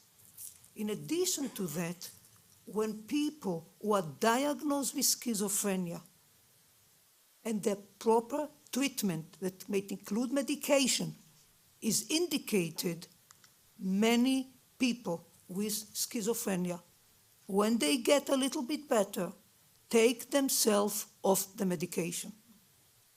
Sometimes they report it. Most commonly, they do not report it.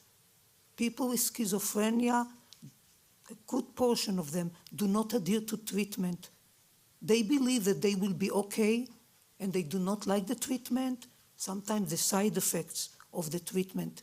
And the analogy that I'm thinking about, that I believe you asked me, is that does it mean the fact that he was not medicated, that he doesn't have schizophrenia or committed the act, does it rule out schizophrenia, or that it was not manifested, is that the analogy that I'm thinking about is that when you have a faulty car, faulty ignition, and can affect millions of cars, but unfortunately only few at the specific circumstances of the speed that it might be associated with the driving or the terrain will result in a disaster.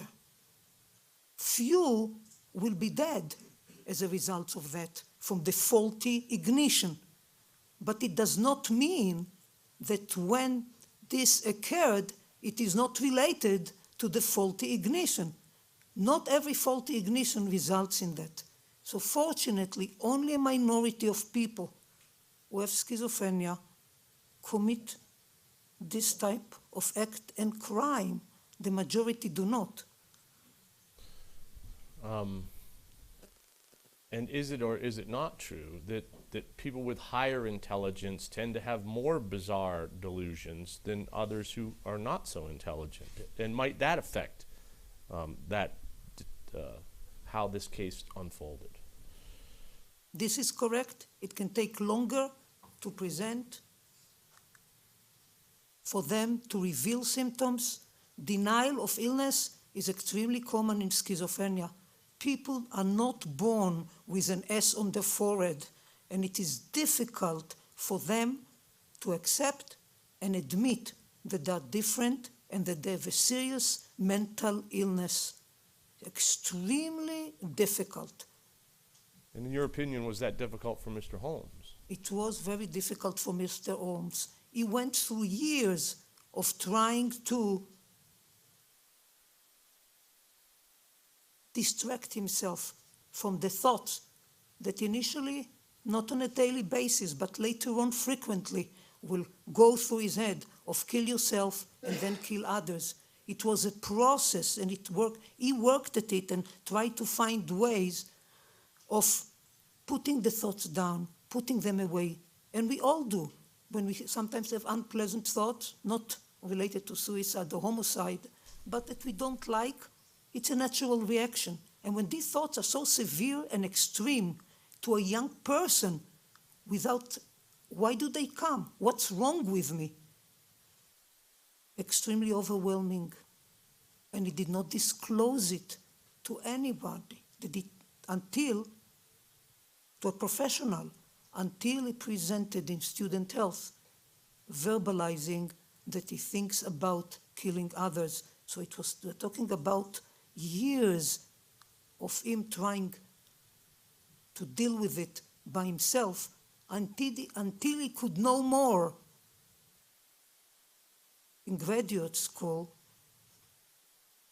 went to look for help with the hope or belief that the psychiatrist who saw him will be able to fix it.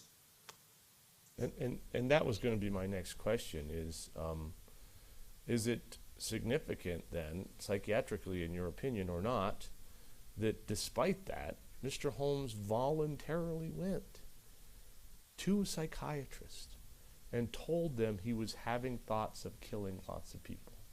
It is significant, it's unusual, and part of it I attribute to his high level of intellectual functioning. The sufficient insight that he had and the length of the process, it didn't happen overnight. The years that he was struggling with it to realize I am different than all the other kids that I encounter in high school. This is when the pre-morbid phase began to emerge, realizing I'm not the same. There's something different about me. Now, are there, despite the reticence that you're talking about to accept your own mental illness or one's own mental illness and accept treatment for that, are there those, like Mr. Holmes, for example, that do in fact seek out treatment and take the medication that they're given? And is that what he did? Yes. And is that what he does to this day? Do you know whether or not he's compliant in taking his antipsychotic medications?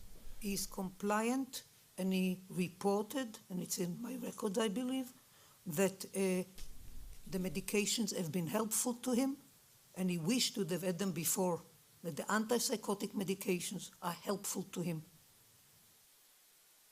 Can delusions be distasteful to those of us, to healthy people? Might they appear distasteful? Or can you elaborate on that a little bit? Yes, I mean, delusions are,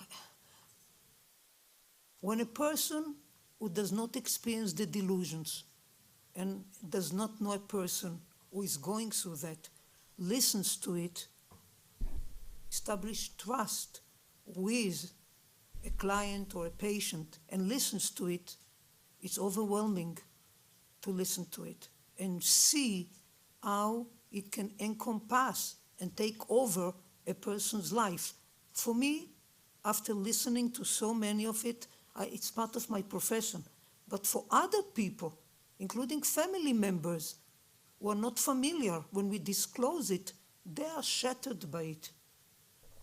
They can't believe that their child was living with them and they had no knowledge or appreciation of what they are going through. Okay.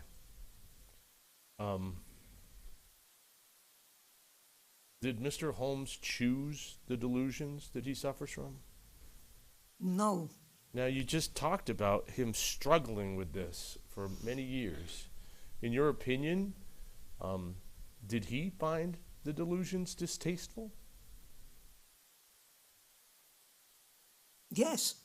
He made every effort not to have the thoughts that were intruding into his mind, his brain. Yes, he made every effort. And I think I mentioned that by some of his activities, plucking his hair, that he found helpful. Yes.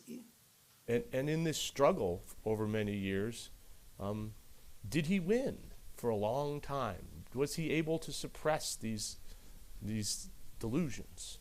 He was. In the end, did the mission overcome the desire to get well? Yes.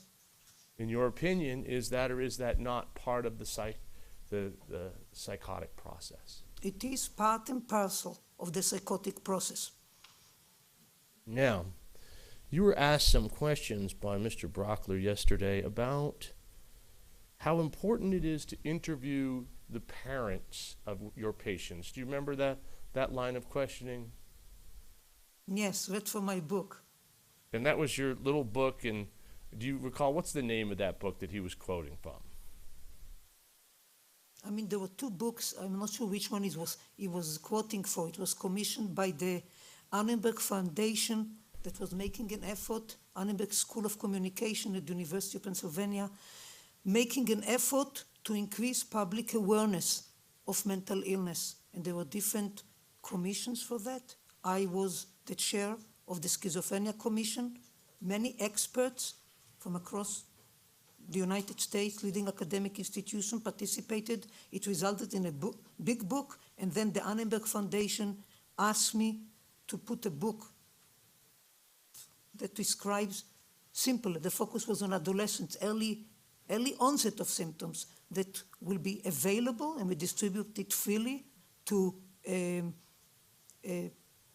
parents of young people with schizophrenia, and a book that Sustained. Was I can look in my. no, that's okay. Was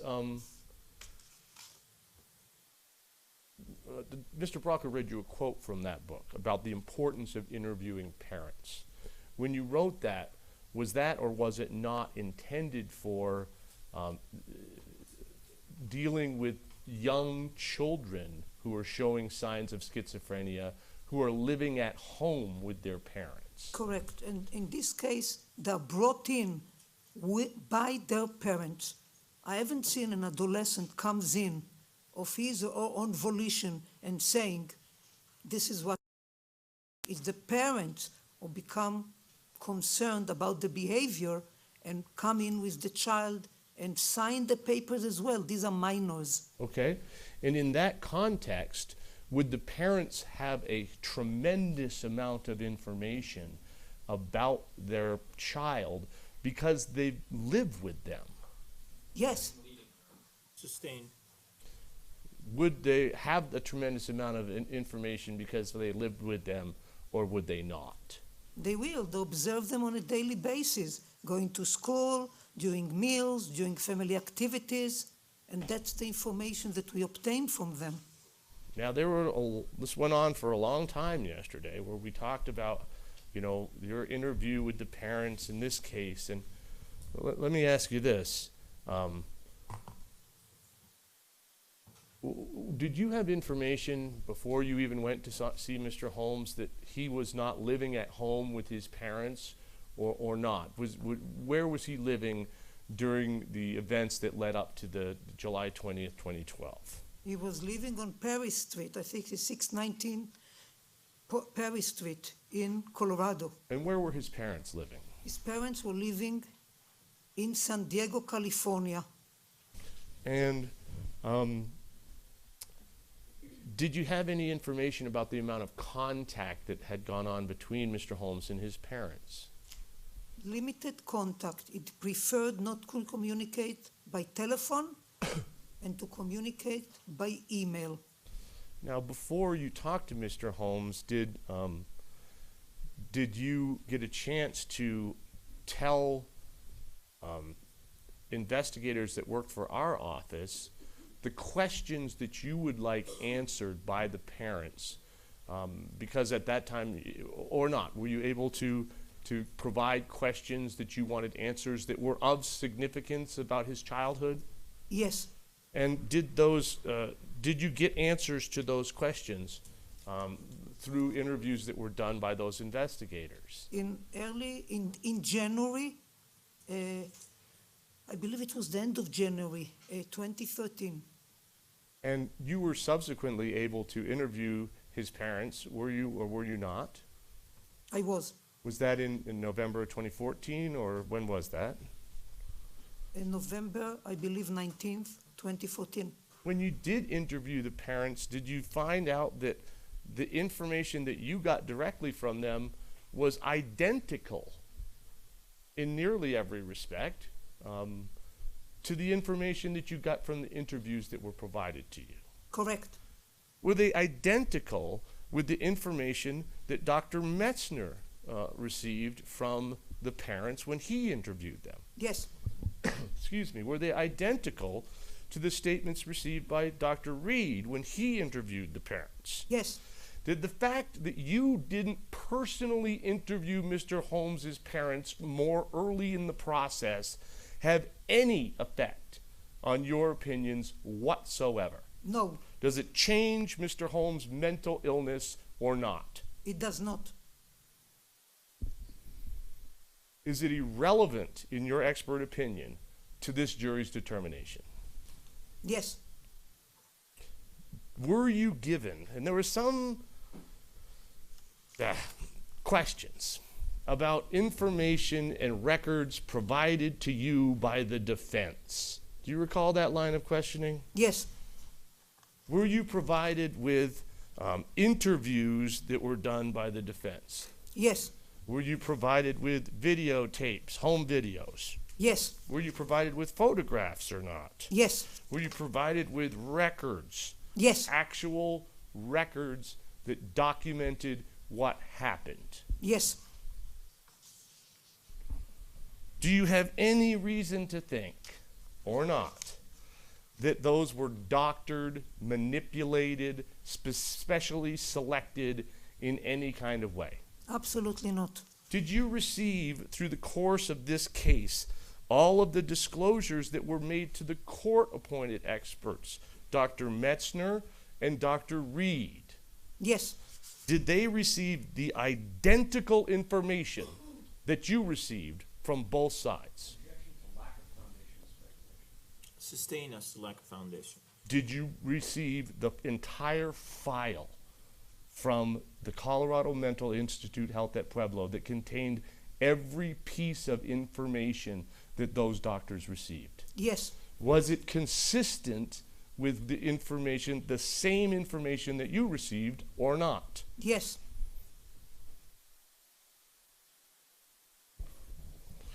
You were asked questions about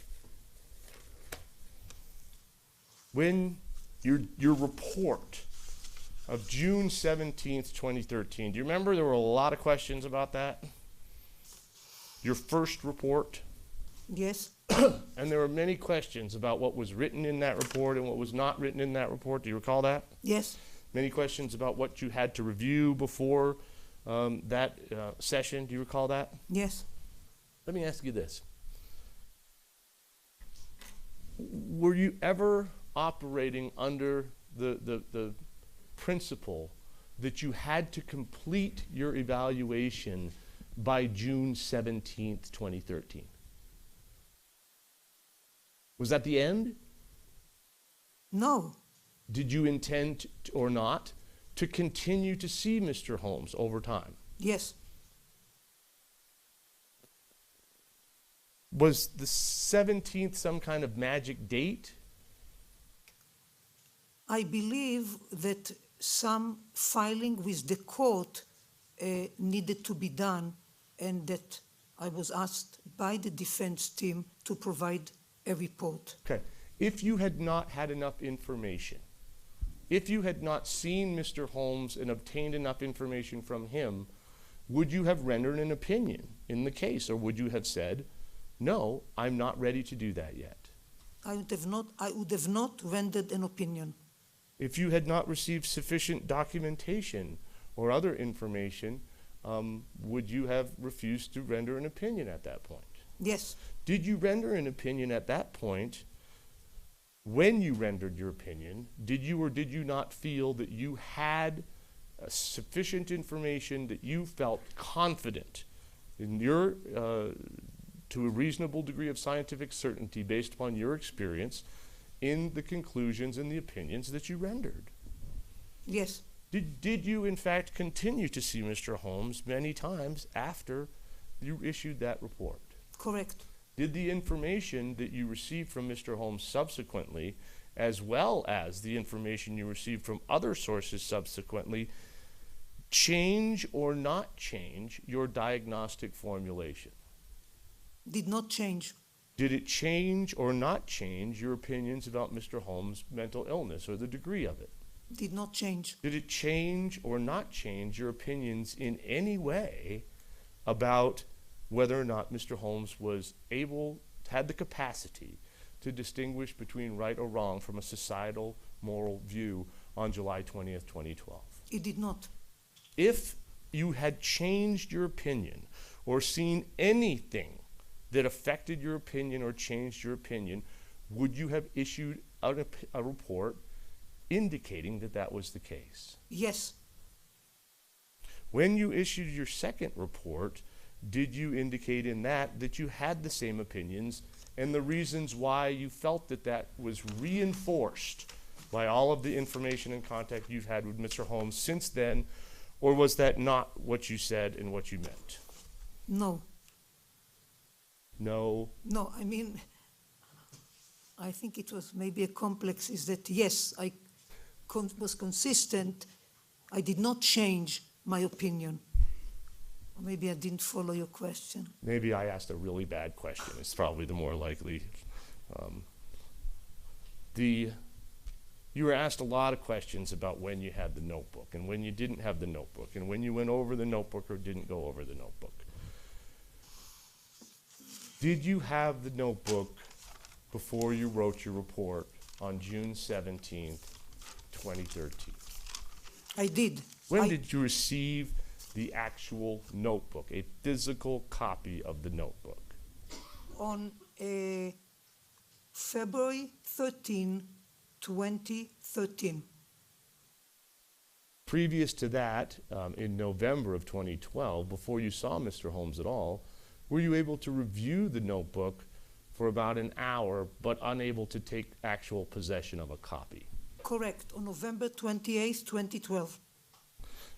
Did you begin going over the notebook in detail with him on your visit in May of 2013, and did that continue or not in your visit in August of 2013? Correct. Was there anything in your review of the notebook with Mr. Holmes that changed in any way your opinions about his mental illness, or did they make them even stronger? Even stronger. Was there anything contained in the notebook or your review of the notebook with Mr. Holmes that made you change your opinions about whether he was sane on July 20th, 2012? No. You were asked some questions about Mr. Holmes. Well, strike that. This morning you were asked some questions about picking and choosing information. Do you recall that? Yes. Mr. Brockler asked you some questions about Mr. Holmes' treatment at the Community Human Services Center, Family Services Center in Salinas, California, when he was 8 years old. Do you recall that? Yes.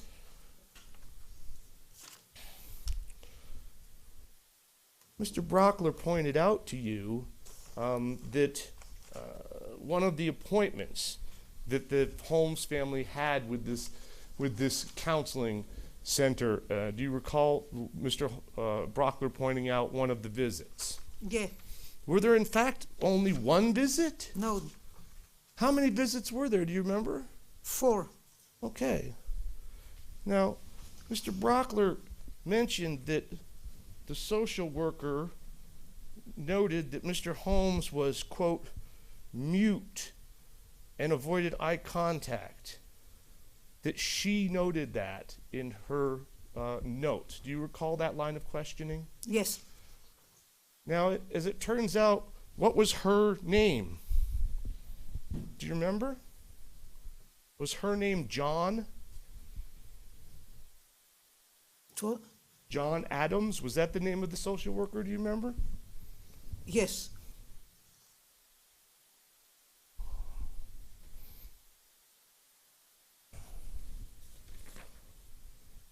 your experience as a psychiatrist, would it be unusual or not for an 8-year-old child brought in for treatment for the first time in their life and meeting a treatment provider to be shy about that and avoid eye contact and perhaps not talk? Not at all.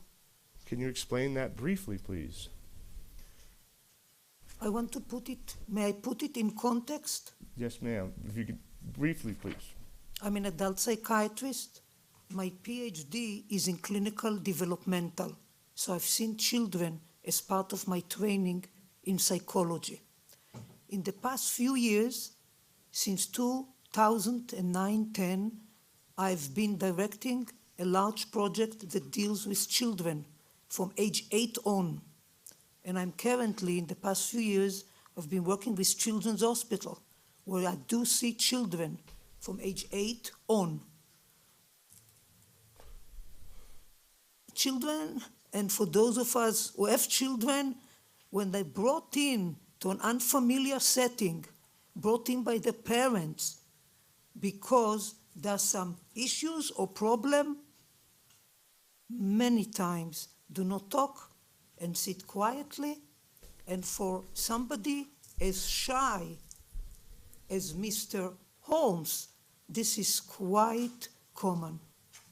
Now, in the other visitations during that counseling session, the other 3, was Mr. Holmes reported as being, or not, as being talkative, smiling, good eye contact, increased socialization with his peers, riding bikes? Correct. Is there a danger in selecting a specific piece of information and taking it out of context, doctor, in light of when you're trying to make this kind of determination, this kind of diagnosis? Yes.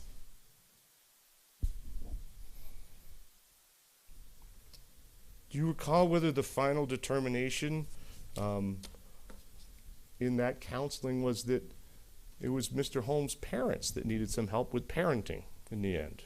Yes, setting limits, sort of being parents. Now let me ask you about that. Is it significant, the reason why he went to counseling, or is it significant in your expert opinion that there was something there, that there was something that his parents identified at the age of 8 that was wrong enough that they felt they needed to go to a professional? Correct. Now, we talked about the treatment with Lipsy, which was when he was in his teens. Is that right or not? Yes. There was a lot of talk about why he went in for treatment, whether it was due to the suicide attempt or slapping his sister or a number of different reasons. Do you recall those? Yes. First of all, a boy slapping his sister, is that odd or aberrant violent behavior, in your opinion? I mean, I don't like it to happen, having boys and a girl, but my understanding from talking to his parents was that his sister, who is 5 years younger, was in his face, following him, interfering with his functioning, with his daily activities. So at one time, he slapped her. Is it odd for that to happen between siblings? No. Is there psychiatric significance to that? No.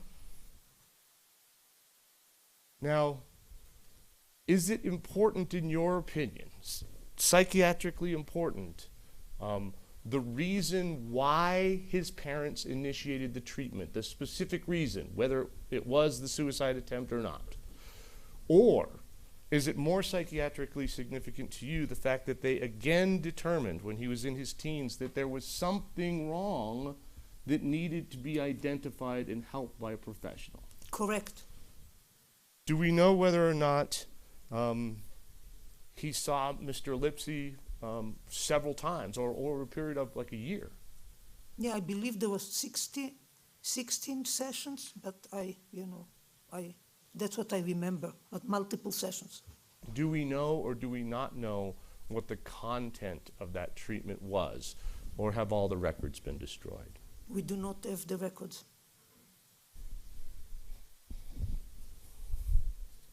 You were asked some questions about graduate schools and his acceptance at graduate schools. Do you recall that? Yes, Now, that you wanted to say something about the University of Iowa during this line of questioning, and Mr. Brockler said you could say it during redirect. So I'm going to give you that opportunity. Was there anything about his application to the University of Iowa or to the University of Illinois at Urbana that you found psychiatrically significant in your opinion? yes. Yes.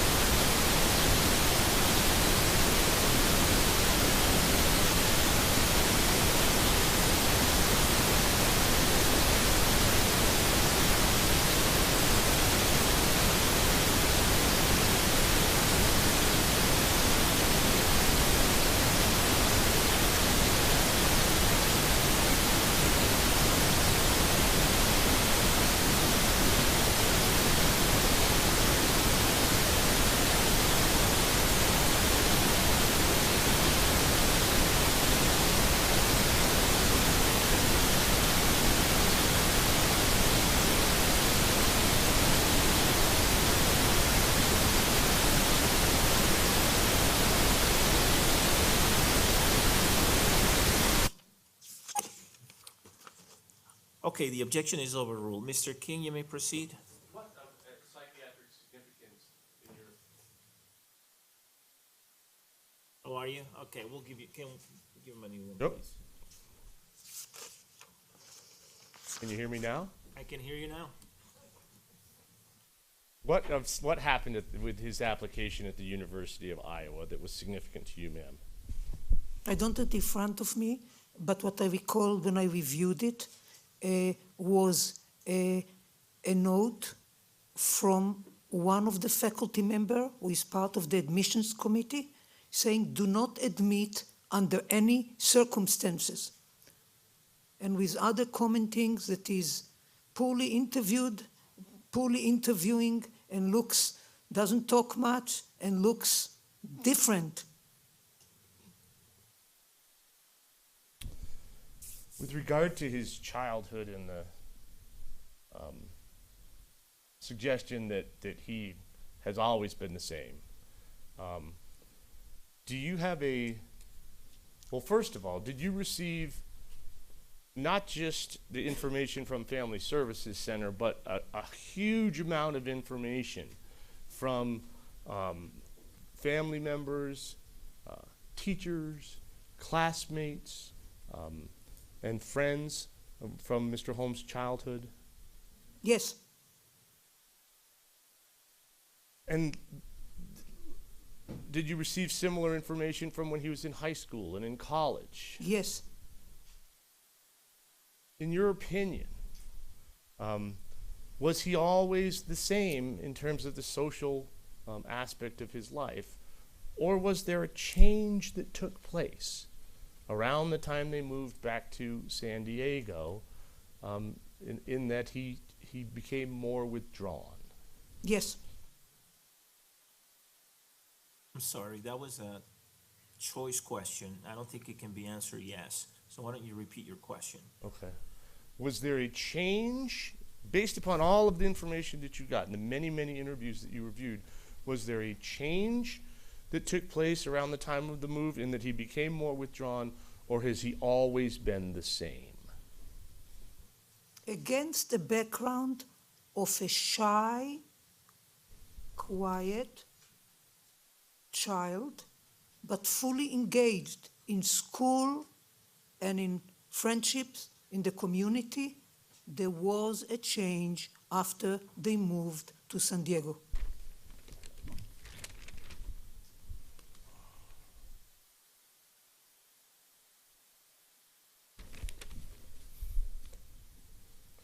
You were asked some questions about a class Mr. Holmes took, one class from his entire academic career, which was a class in undergraduate school called The Meaning of Life, Ethics and the Meaning of Life. Do you recall that line of questioning? Yes, Philosophy 3.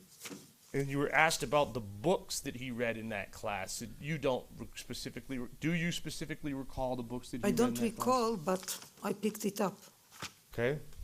Let me ask you this. Are philosophical ideas often incorporated into delusions, or is that a red flag of some kind? Can be incorporated depending on the background and intellectual background and experiences and interests of an individual. Does that mean we just say that rule out delusion then? If it comes from philosophy, it just can't be delusion? Is that a valid assessment? No, Why? because for people who can experience delusions of high intellectual functioning, the delusions are more complex and more philosophical in nature. Do you have an opinion about whether that was the case in Mr. Holmes' circumstance with regard to his delusions, or whether that was not the case in Mr. Holmes' circumstance? It was.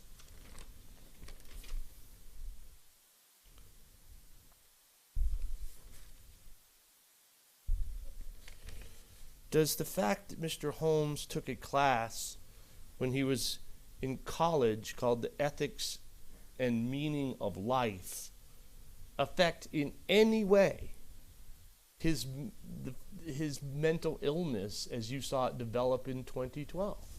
No, Does it change your opinions at all? no, Does it mean that he was sane on July 20th, 2012, in your opinion? no,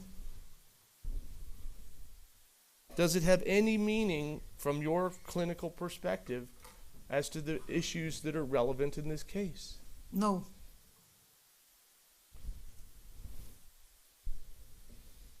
You were asked about whether Mr. Holmes performed below expectations in grad school. Do you remember that? yes, Now, did Mr. Holmes continue to go to class in the spring semester of 2012? yes, Did he continue to turn in his homework assignments? yes, Did he continue to ride his bicycle to class? yes, Did he,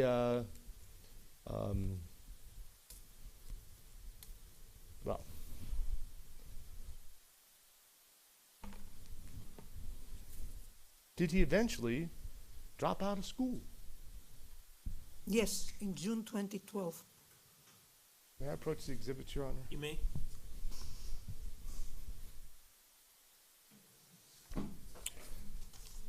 Ma'am, Ms. Huntsman, can I please have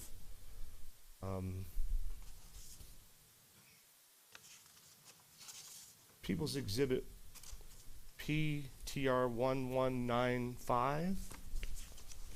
This is an already admitted exhibit, Your Honor. All right, thank you.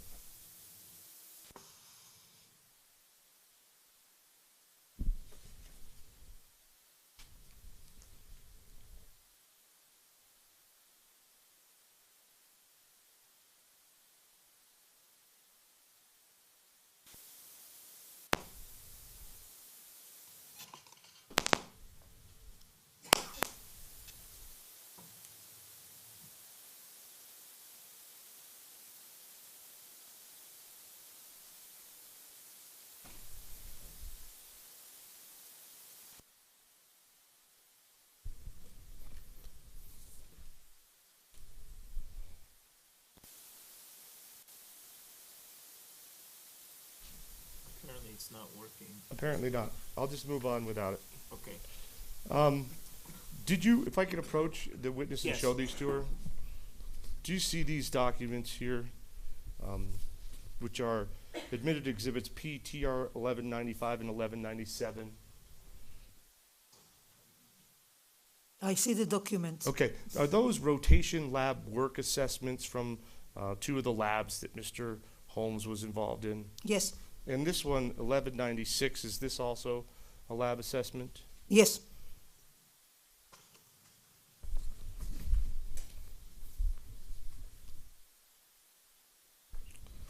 Do you recall, and if you need to look at these again to refresh your recollection, you can let me know. In the lab assessment from Sukumar Vijayarayavan's lab, do you recall that he did fairly well on that assessment?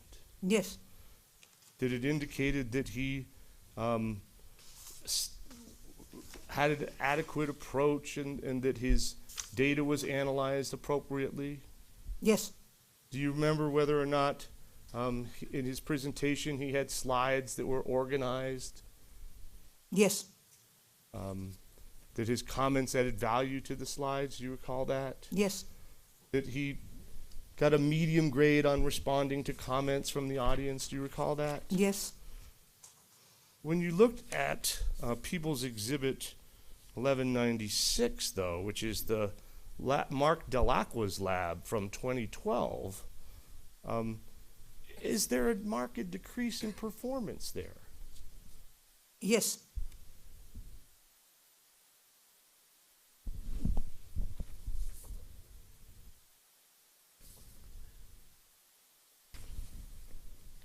Did he get a poor grade on understanding of the assigned reading related to the project? yes, Did he get a poor grade on understanding of the project? yes, Did he get a poor grade on ability to design and interpret experiments? yes, Did he get a poor grade on ability to communicate in general on a day-to-day basis about the project? yes, Did he get a poor grade on performance in rotation presentations? yes, Did he get a poor grade on demonstrating enthusiasm for the project? yes,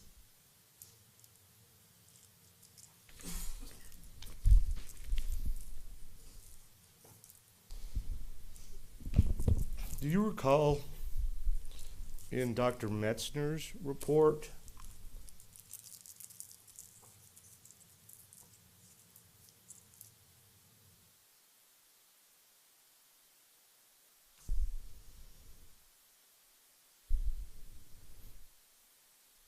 if I may have a moment, Your Honor? Yes.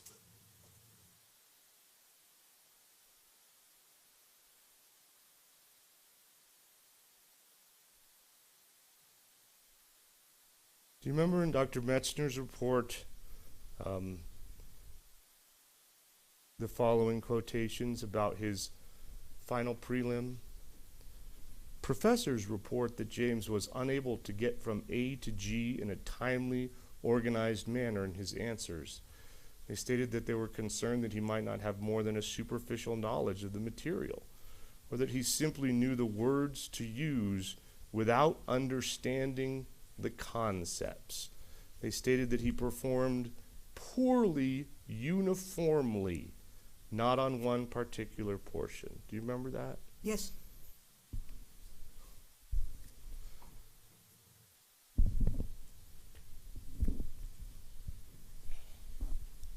In your opinion, did Mr. Holmes suffer an academic decline relative to his abilities and his other performance during the spring of 2012?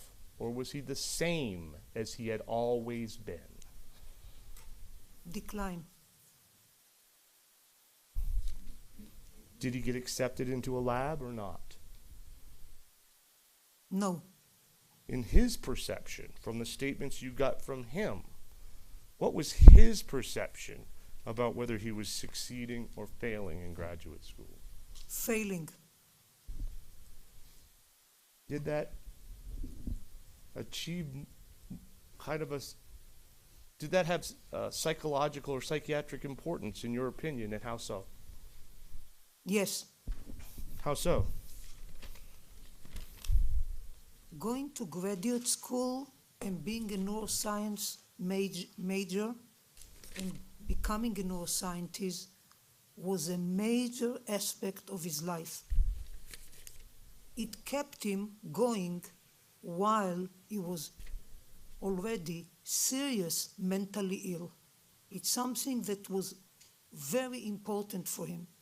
And his experience of the difficulty of his expectation, and yesterday I believe we spoke about it a little bit. Some of it was irrational. It can be difficult at the beginning. It's a higher level of graduate school.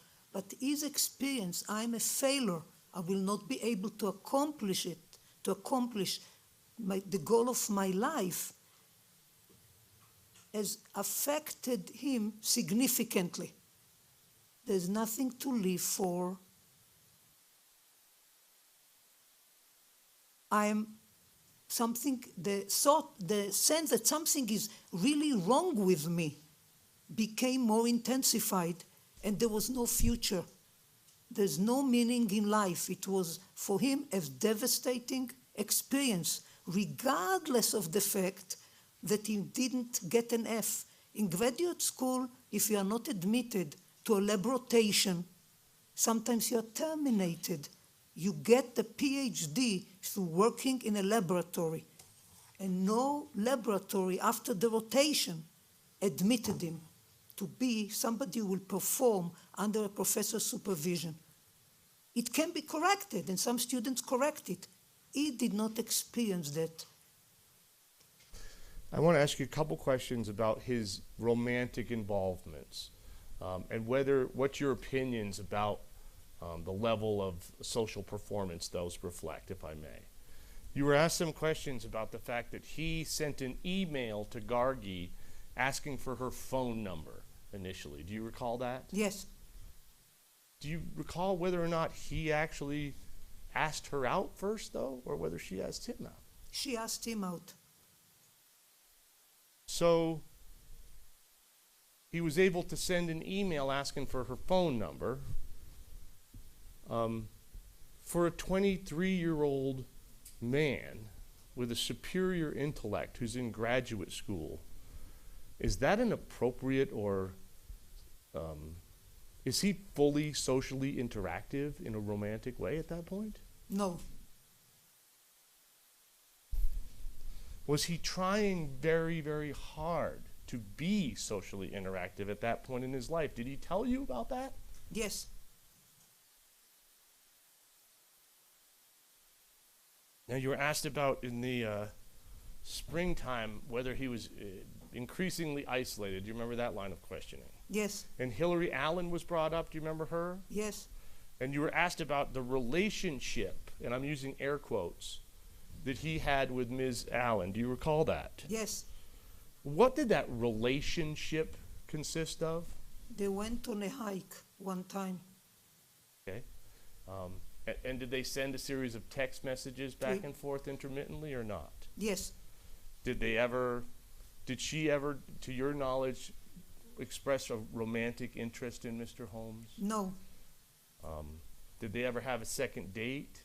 No. Did they get together and have dinner and conversation? No. What's your opinion about whether or not he had a meaningful relationship, was meaningfully socially engaged with Hillary Allen? He was not. During that period of time, what had Mr. Holmes done in terms of his other friends, his girlfriend, for example, Gargi? She broke up with him at first. Did they get back together after that, and how did that work? They got back together for a month, but then it was over, and he did not see a point in pursuing it. He was interested initially, he loved her, in a longer-term commitment. She was not interested in that and communicated that to him. Then talking over, they became friends for another month. And then who terminated the relationship? He did. And then did he cease contacting her, or did he continue to contact her after that? There was some I don't remember the dates of the emails, although I've reviewed it, so there was some communication through email, but it is not what I will call a romantic relationship anymore. Did you recall in the videotape of Dr. Reed's examination, Mr. Holmes saying that not only did he cut off his ties with his friends, Ben Garcia, Tim Tatscott, Gargi Dada, but he also went as far as to delete their phone numbers from his phone. Do you remember that? Yes, Are there any other social interactions that you're aware of that Mr. Holmes was involved in at all? no, Friends? Any other friends? no. You were asked some questions about him being involved, socially, interactively involved by putting a profile on some porn or some sex sites or something. Do you recall that line of questioning? Yes, Do you know whether Mr. Holmes actually talked to anyone as the result of those sites? he did not. Do you know whether he actually emailed anyone as a result of those sites? I believe he did not. Did he ever go on any dates as a result of those sites? No, Is creating a profile on a sex site a appropriate social interaction that you would expect from a 23-year-old man with a superior intellect who's in grad school or not?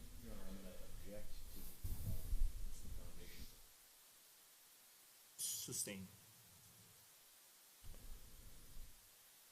In your opinion, as a psychiatrist, was he socially engaged during that period of time by way of those websites? And do you have an opinion about that? he was not. When evaluating social engagement in a psychiatric context, you evaluate engagement with whom, the frequency of engagement, through phone calls, through setting up outing, nature of discussion, nature of relationship. It's a much deeper level than posting on a website. You were asked about interviewing Margaret Roth and Dr. Fenton and Dr. Feinstein. Do you remember that? Yes, Did you want to interview those folks? yes, Did you find out that, in fact, they had hired lawyers and refused to talk to anybody? that's what I was told. Are you aware of whether or not Dr. Reed and Dr. Metzner got to talk to them? I believe they did. Was that because this judge ordered those doctors to talk to Dr. Reed and Dr. Metzner? Yes.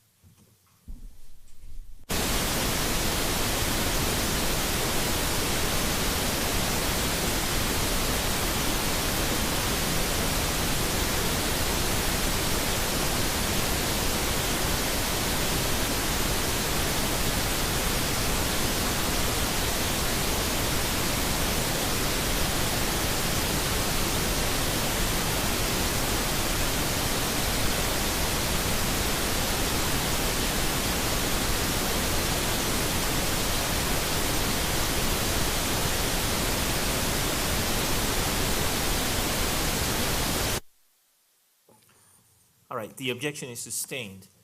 Mr. King? And I stand. Your mic.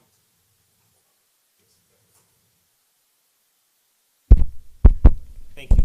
And I stand corrected. That was my mistake. Was it the fact that the judge ordered them to talk to them or issued an order that indicated that privilege had been waived and that they were authorized to do that? I'm not familiar with the legal terminology of privilege, but I knew that they had to talk. So if this is what it means. Would you accept my representation that The objection is sustained, and that last answer is stricken, and the court should, the jury should disregard it. Okay. So you should treat it as though you never heard it. All right, Mr. King. would you agree that they weren't ordered to talk, but there was an order issued authorizing that privilege was waived to enable that to happen? Yes, Judge, I don't have any, now might be a good time to take a break and change the batteries, I guess. Oh, If you okay. want to do that. All right. Members of the jury, let's go ahead and take our lunch break. Is everyone okay taking 1 hour today? Yes, and some of you are saying yes before I finish the question. So I'm gonna take that to be an enthusiastic yes. We'll take 1 hour today, so let's have you back at 1:15, okay? Please make sure you abide by all my admonitions. Thank you.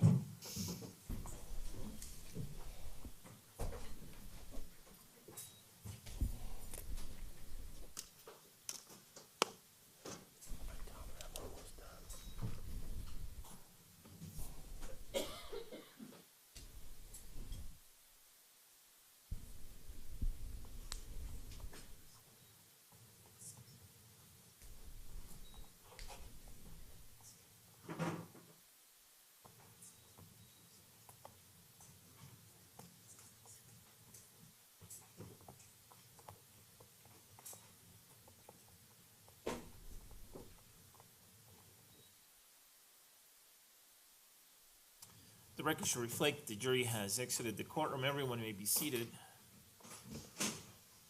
So it's about 12:15. Let's have everybody back at 1:15. That gives us almost 2 hours. There's no reason why we can't get done with Dr. Gurr by 3 o'clock. I have maybe 15 minutes left, Judge. Great. At the most. Okay, great. And Judge, by way of, just in terms of scheduling as well, we still have some video to show. Right. And we've taken a look at that, and Right. we don't believe that we are requesting to publish any more of the video from the police department. And if I can get the exhibit number for the court in a moment, we think we published enough for now. If the jury wants to watch more, they can certainly watch more. But we're not intending to play the rest of the 4-hour video. Does the prosecution have a position on that? We think about it over lunch hour. Yep. All right. And Okay. the other thing is we may not be requesting to publish the entire 2-hour video of him in the jail as well. Those were introduced in their entirety because I didn't want to get an objection that we had edited them somehow. But I think that the either side can play whatever relevant portions they want to, and we probably will only be asking to play about 15 minutes, the first 15 minutes of that second video, rather than the entire 2-hour period. All right. The prosecution can think about that during the lunch hour as well. All right. And then, do you know yet then after Dr. Gurr who your next witness is? We will not be calling Dr. Gray. Okay. But we may have to recall Dr. Mr. Gonglak very briefly, and I think that's it. But there may be another brief witness, but nothing significant, Your Honor. I think we're going to be well done before the end of the day. Okay, great. All right, and then we'll talk at the end of the day about the prosecution and its rebuttal case, okay? All right, the court will be in recess. Thanks, everyone.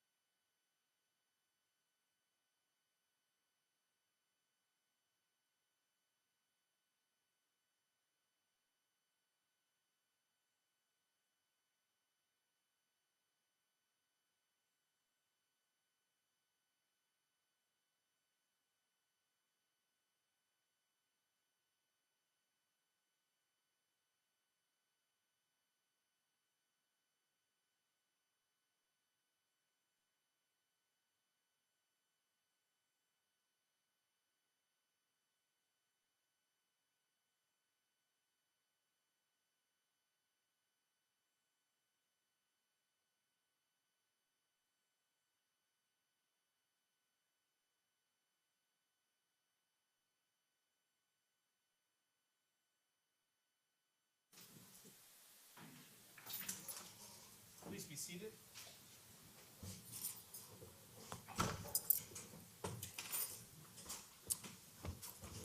Good afternoon, everyone. This is the people of the state of Colorado versus James Egan Holmes, case number 12 CR 1522. The record should reflect that Mr. Holmes is present with his attorneys and the prosecutors are present as well.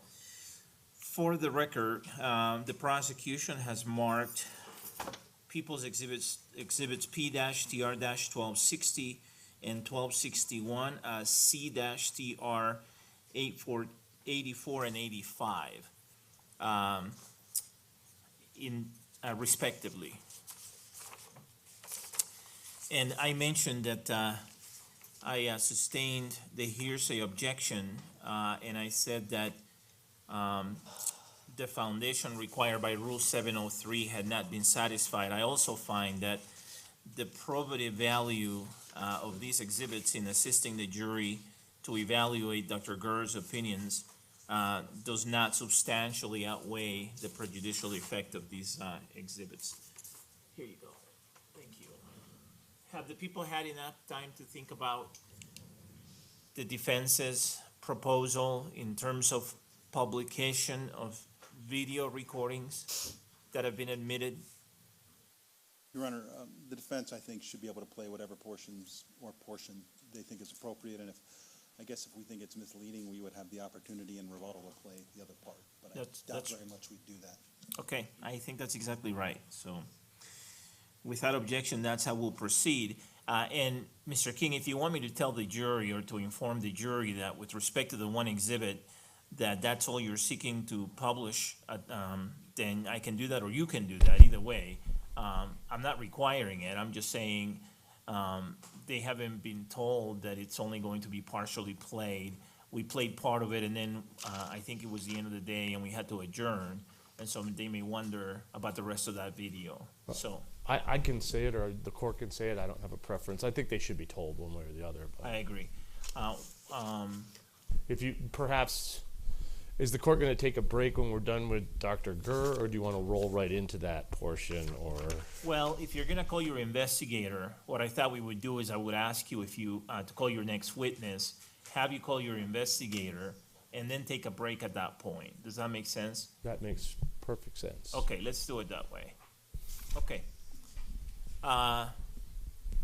One other question, is the defense asking for my assistance in any way with respect to the two statements that I had excluded and later concluded should be admitted? Are you seeking my assistance in terms of getting that witness back or anything along those lines? No? Two statements are returned. Judge, can you remind us what the state? There was a statement related to Mr. Holmes doing something with a hair gel bottle and a light bulb, and there was another statement related to, I think, maybe a spoon and an electrical outlet. These were both statements in the jail. I had excluded them, and then later I said they should be admitted. I said they were admissible under a hearsay exception. I think it was 8033. But then yesterday or the day before, when I talked about the Wyoming Supreme Court's decision in T-O-T-H, I found that in addition, they are admissible as non-hearsay, and perhaps not in addition, but that they're actually admissible as non-assertions or non-statements under the discussion in that case. And I've indicated a couple of times that to the extent the defense needs the court's assistance in getting that sheriff deputy back on the stand, the court will provide that assistance. Or if you want to call a different witness to get the statements in, or if you want to do it through an expert witness to get the statements in, frankly, I think that they may be in already from other experts. I'm not sure, but it's up to you. So I just want to make sure that if you're asking for my assistance to compel the witness's appearance, that you let me know. Okay? All right. Okay, let's bring the jury in, please.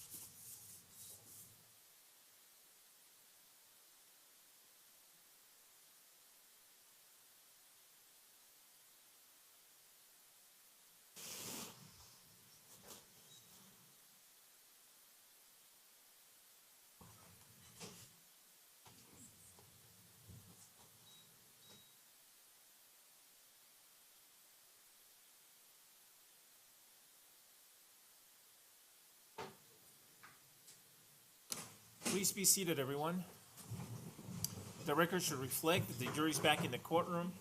It's kind of interesting to look at all of you folks because some of you are dressed for winter and some of you are dressed for summer. And it has to do with the location of the air and your preference for temperature. But I was just noticing that how differently dressed you seem to be every day.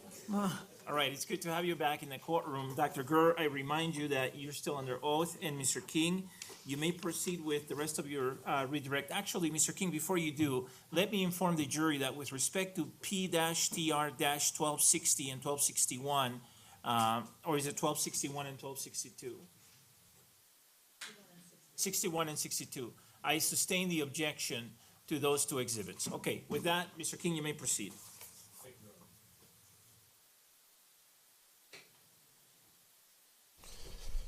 Doctor, I'm winding down here.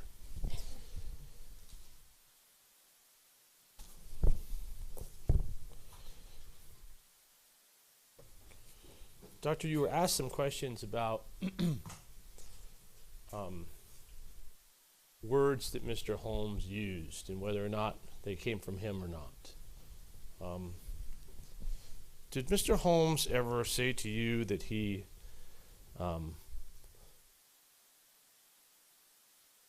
wanted to put people out of their misery? Or is that not a comment he made to you? I don't recall him making this comment to me.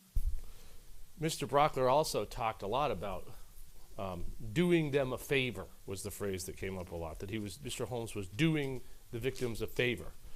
Mr. Holmes ever used that phrase with you? I do not recall. You don't recall one way or another, or you don't? I do not recall that he used it.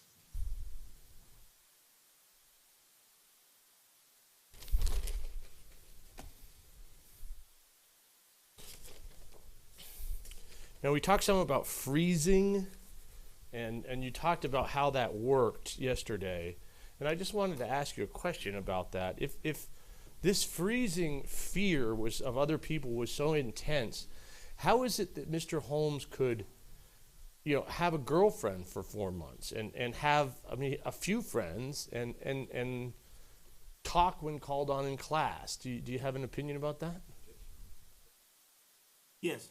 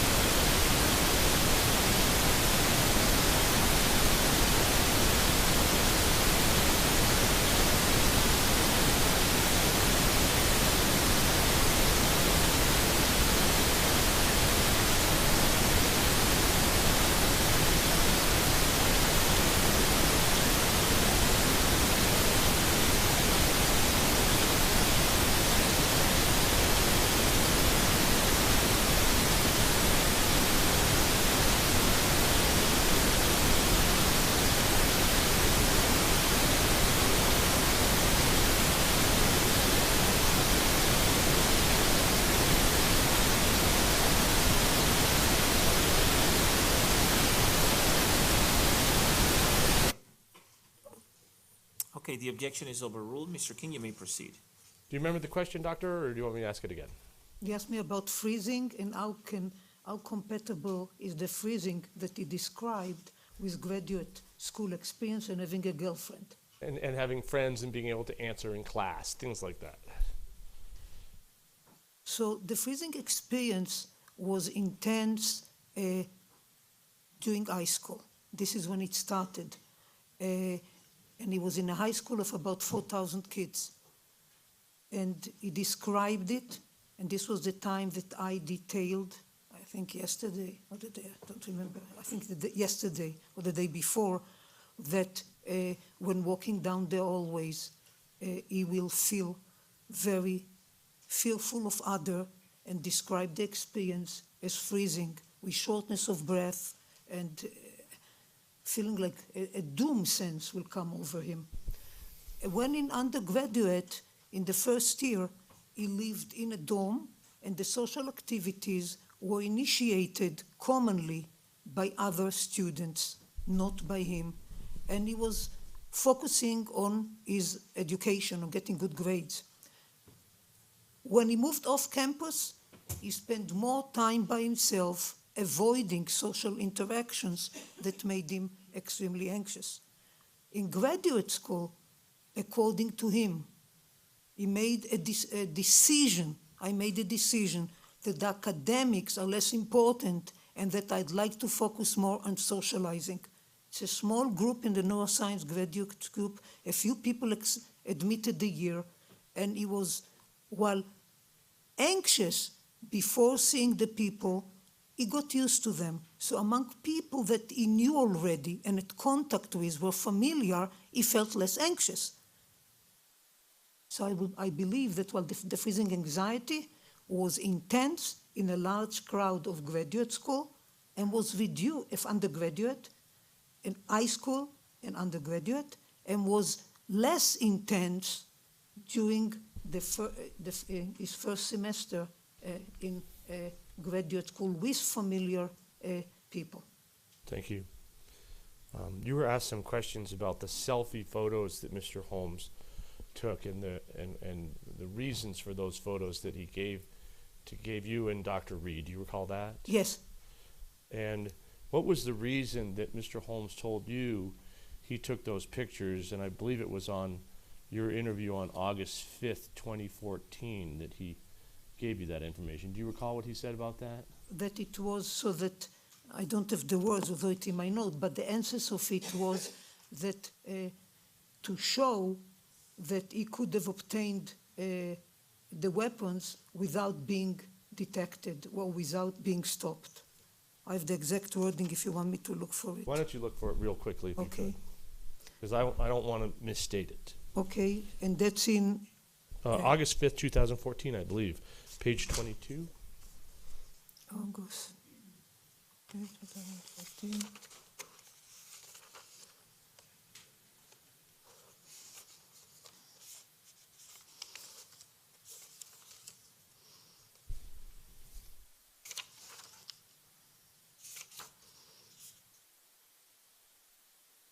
I'm reading from my note, pictures to show that any person can buy it without regulation. He thought someone will be checking when he got the weapons. And do you remember that you were, Mr. Brockler talked about the fact that Mr. Holmes told Dr. Reed that he took the photos, quote, to be remembered. Do you recall that line of questioning? Yes. Do you remember from watching the Dr. Reed's videotaped examination that this again was another subject that Dr. Reed suggested that answer to Mr. Holmes not once but repeatedly? Do you recall that or no? Yes.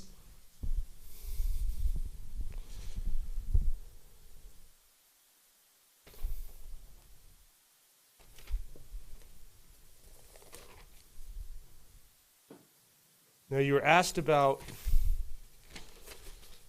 the notebook. Yes. And there's this long series of questions about the notebook.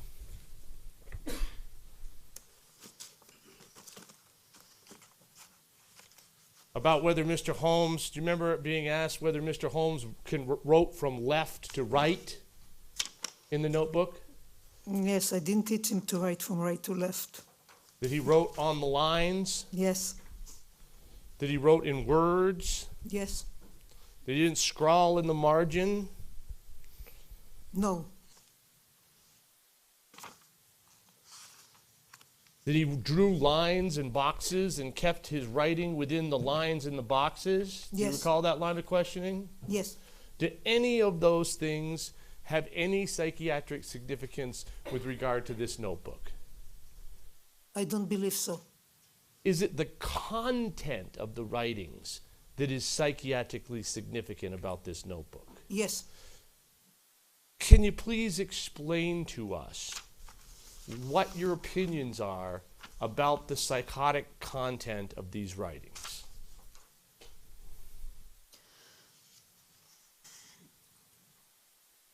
he describes, or what he presents in the notebook, is his delusional system and his effort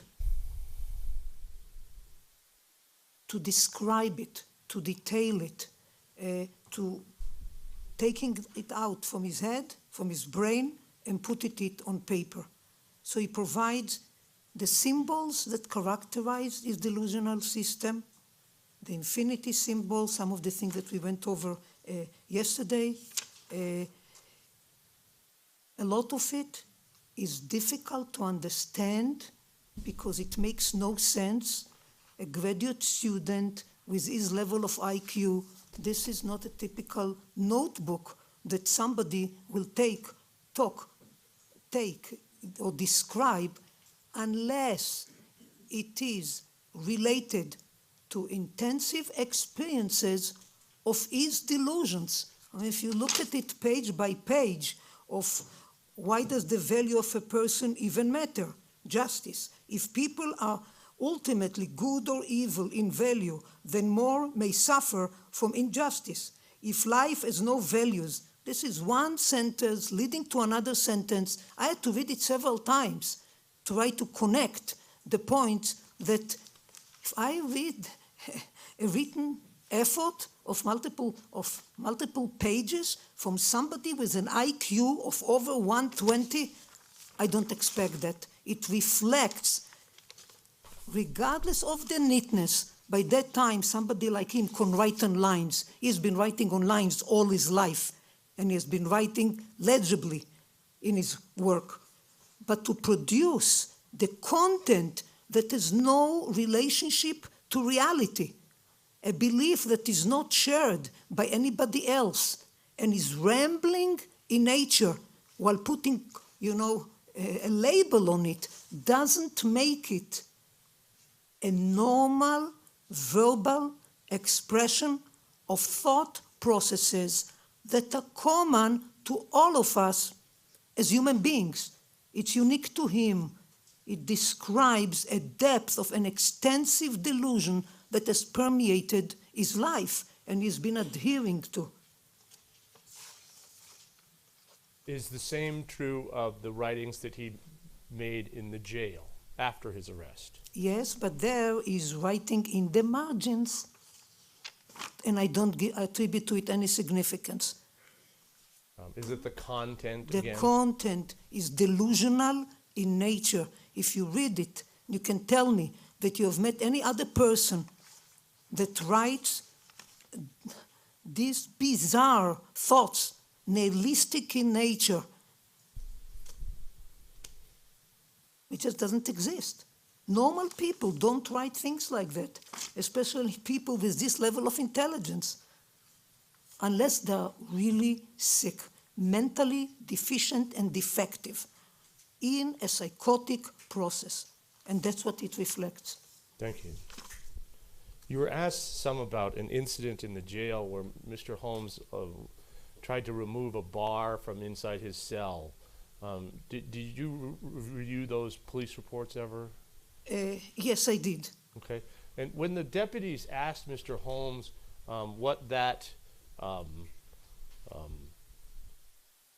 why he was doing that, what did he say to them? Do you remember? I think that he said that the word metal, he said metal, that he wanted metal, I believe. And they followed up on it, okay, as I recall, and he said that he wanted the metal to protect himself. From whom? From other inmates. And then they reassured him that they are there and that for his protection. That's their job to do, and that they're there. They will protect him. And was that the end of that? Yes.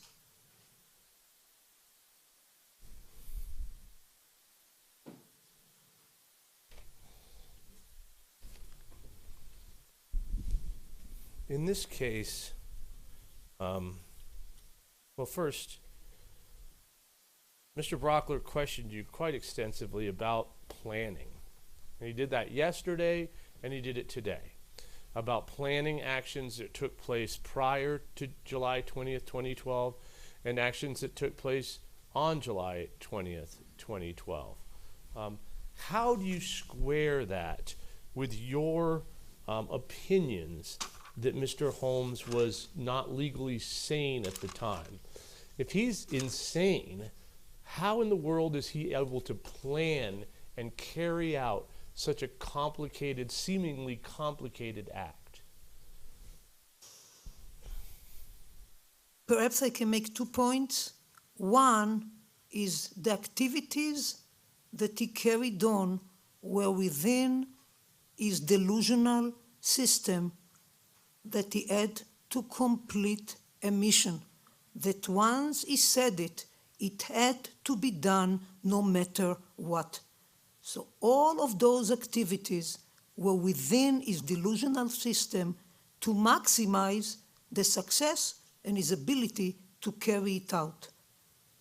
That's one point. It's within the delusional system. This was the nature of his delusion. The delusions have propelled him to commit this act. I do not believe that without the delusion and without being mentally ill, this would have ever happened. The second point is that in some way he's almost on a class of his own when you look at people that are so high functioning and are so engulfed in a delusion. And this has enabled him. He has such a high IQ. If his IQ and his cognitive abilities would have been average, it would have been hard for him to carry it on. So what we have is a combination of a very high intellectual person, intellectual, gifted in many ways, individual with cognitive abilities, a pervasive delusional system, an effort to adapt to school where he perceives that he is not going to be able to pursue his life goal of being a neuroscientist, and the only relationship, close, intimate relationship, that is so hard to ride, that he felt that this is a part that is strange about him, that is different, fell apart. It created a perfect storm. And when he verbalized it, as he said it, the floodgates were open. Is your diagnosis of schizophrenia in this case a close call? No. May I have a moment, Your Honor? You may.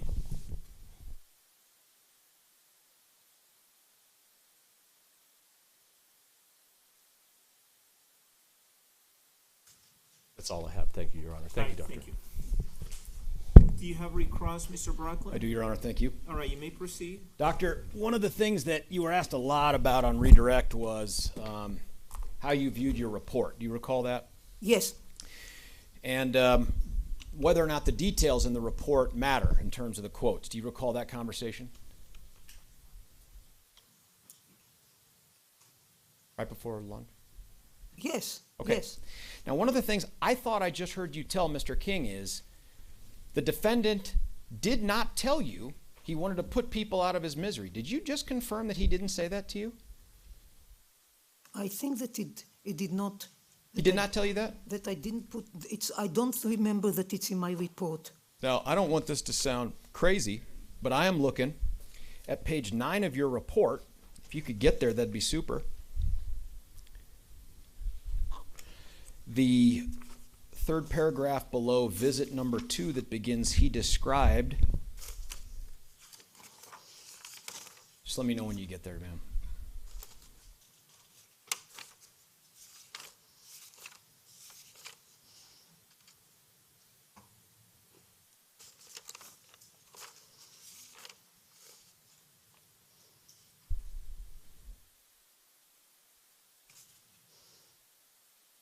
You're looking at February 9th morning Yes, section? ma'am. Do you see that?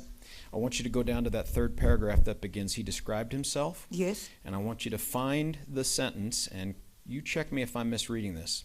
He understood he could not accomplish that goal, comma, and felt shooting others, and here's the interesting part, a quote, can rid them of their problems and put them out of their misery, period, end quote. Do you see that Yes, Did you write that? yes, You put it in quotes because, as you told us yesterday, you can take it to the bank. These are the words he said, correct? yes. Then why did you agree with Mr. King moments ago he didn't say it? Perhaps I misunderstood this question.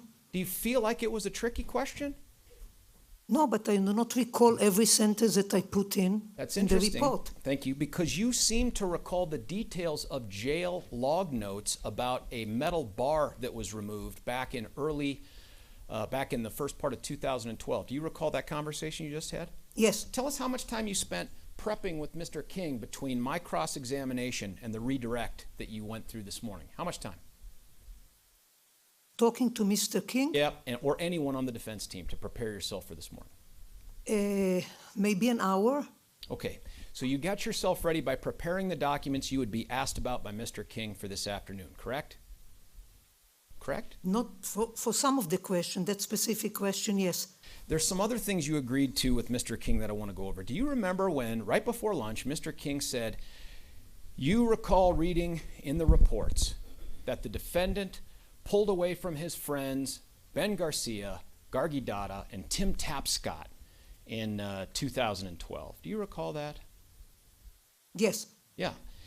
It stuck out to me because we haven't heard from a guy named Tim Tapscott in this case. But you'll recall that there's a report in here about him from the FBI, and I'm going to ask you if you remember this, where he says he maintained close contact with this group until the end of December 2011, when their core classes ended and the four were assigned to new classes and laboratory assignments. Do you recall that? I do not recall the details. I didn't recall the name of the last name. I remember there was a team in the group, and there were, 2 or 3 females and 2 or 3 males. But I know that he did have, during the first semester, the fall, when school started at the end of August and early September of 2011, he did have friends, he did well in school. It was after the Christmas break, when he was coming back to the second phase, is when his difficulties increased in nature, and it was harder for him in school and to maintain the friendship with people. So I don't... Yeah, Doctor, that's an incredibly detailed answer about what you didn't remember when Mr. King asked you the question, but why didn't you give that when Mr. King asked you the question? Why did you readily agree, yes, I remember that? Why did you do that with him? Objection, argumentative.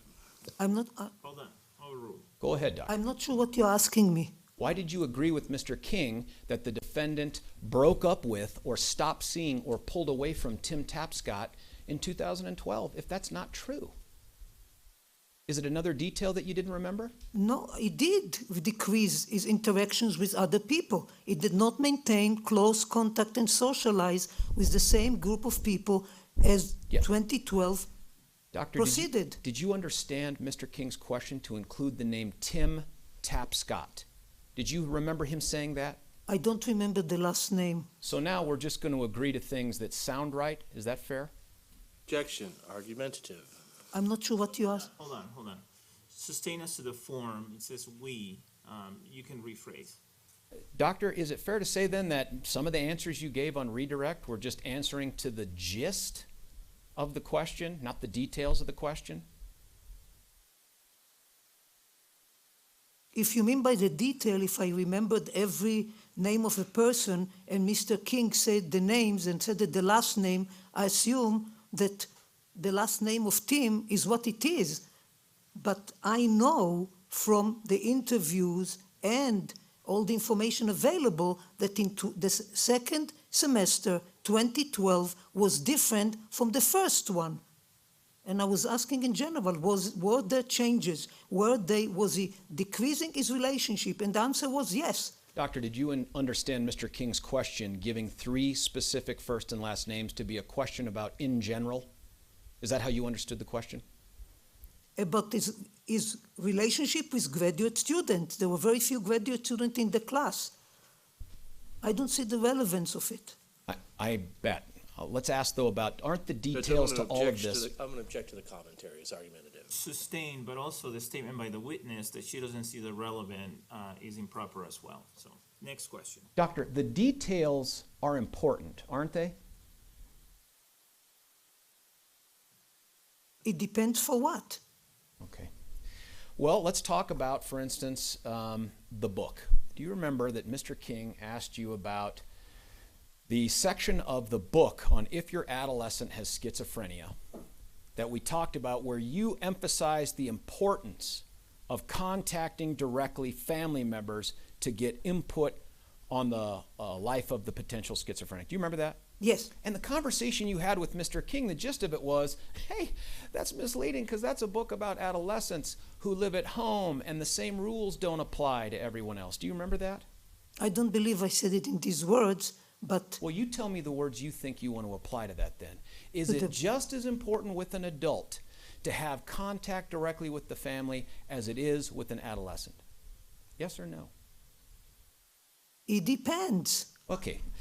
Let me help you focus on the it depends part. Do you remember a guy named Philipposian? Yes. He was a guy, in fact, he's one of the only two other times you've ever testified in your capacity as a psychiatrist. Do you recall that? Yes. Now, I'm going to, by the way, so that we know, Mr. Philipposian wasn't an adolescent, was he? No, he was a young adult. He was a young adult, and he was living in an unfurnished apartment all by himself, wasn't he? Yes. He had completely withdrawn from his family, correct? Yes. Refusing to go to weddings, refusing to participate in holiday or dinner events, correct? Yes. And yet, when questioned, you said, and tell me if you agree that you said this under oath, it is only by listening to family members, getting details of day-to-day events at home, activities, comparison with other children, that you have this individual's, the potential patient, details of reality in the family. So I requested to see the family. Furthermore, you said, I told you in the beginning, and this is you responding to the attorney that hired you, I will see him, but I'd like to apply the same high level of standard procedures that would apply to any person, regardless of the legal issue, that I would have been deviating from the procedure that I adhere to, mainly the corroborating evidence. So you called the family and you spoke with them for 2.5 hours. Do you agree with that? Yes. So you would not limit your commitment to wanting to get outside information from family members to adolescents who live at home, correct? Correct? Yes, but it's more complex in that case. I'm sure. The commentary. Well, but he's also going beyond the response to the question. So sustain us to the commentary, and then I'm going to instruct the witness to answer the question and only the question. Next question, please. Your statement about wanting to consider the forest, do you remember that instead of like the trees? Do you remember that with Mr. King? The forest of information? Did you say something like that? I think so, yeah. To be fair, what you don't agree with, though, is the idea of presenting the forest in a report. Fair?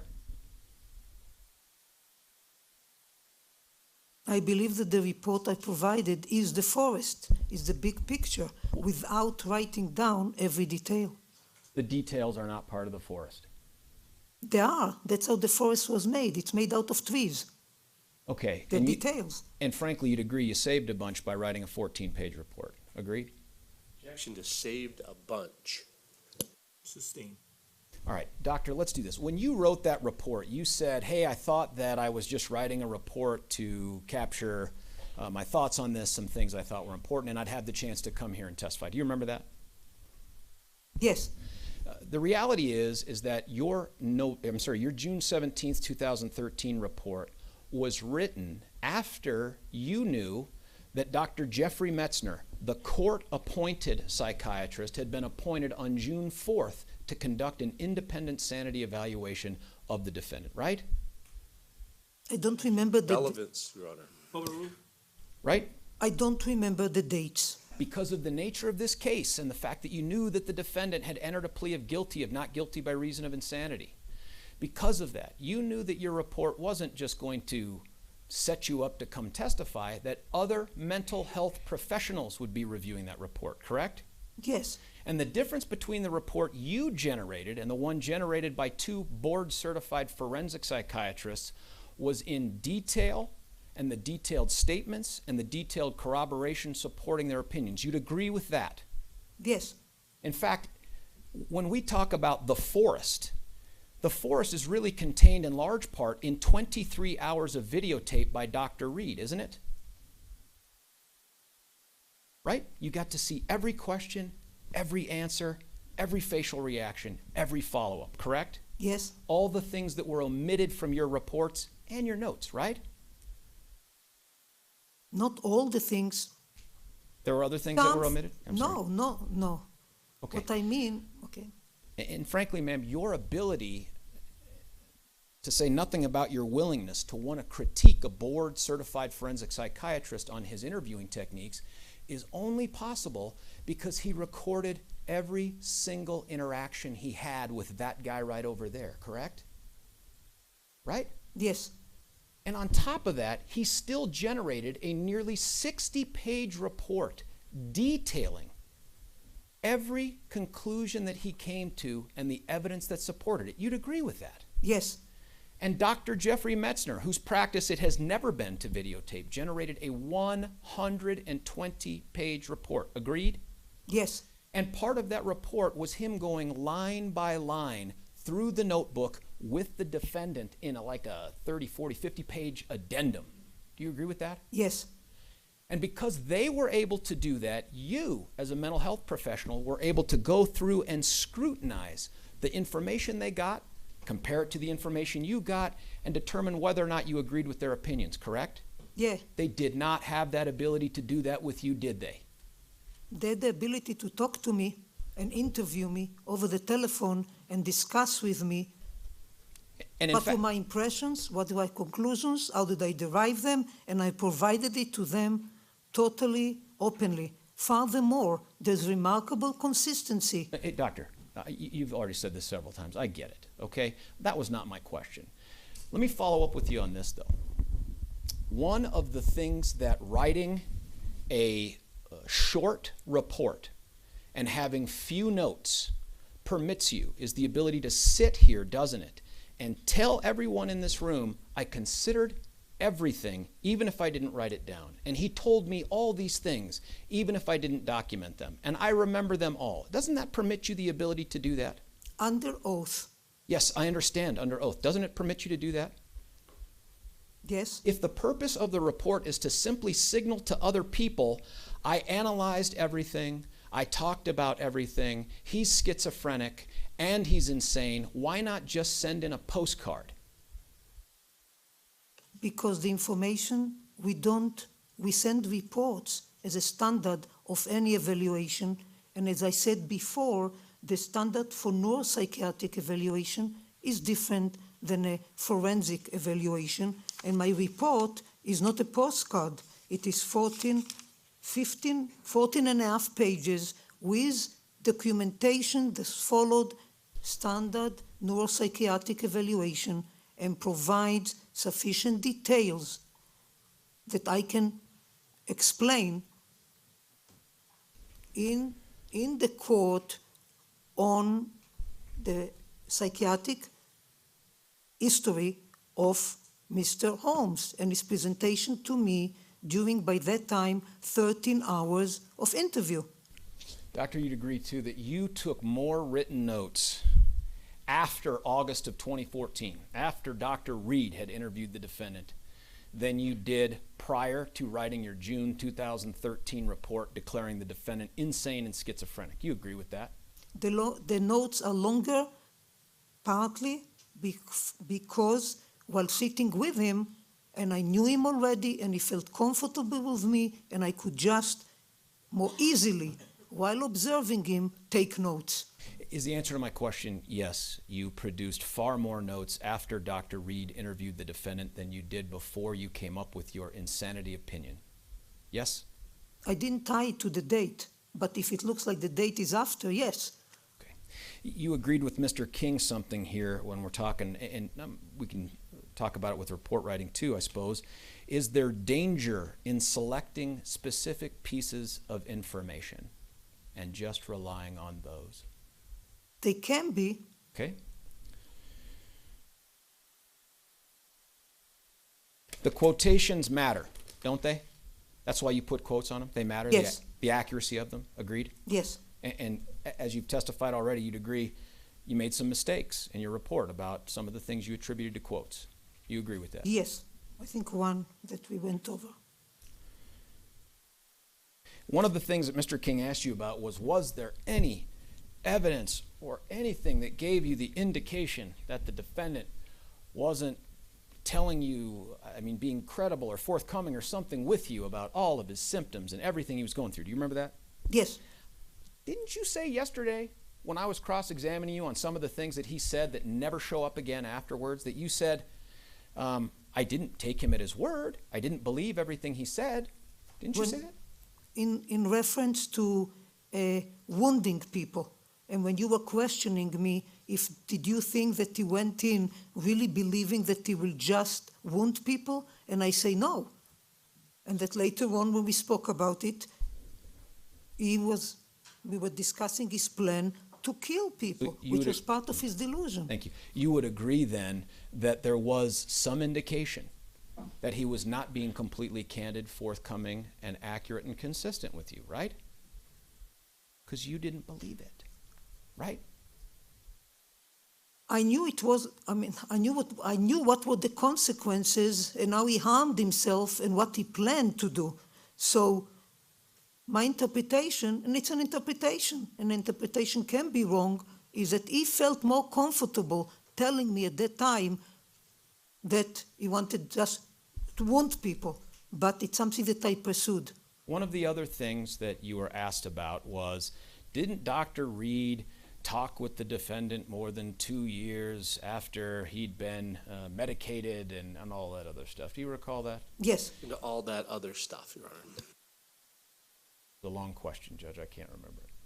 Okay, why don't you repeat the question? Do you remember the conversation with Mr. King about Dr. Reed's interview having taken place a significant period of time after he was medicated, after the defendant was medicated? Yes. Yeah.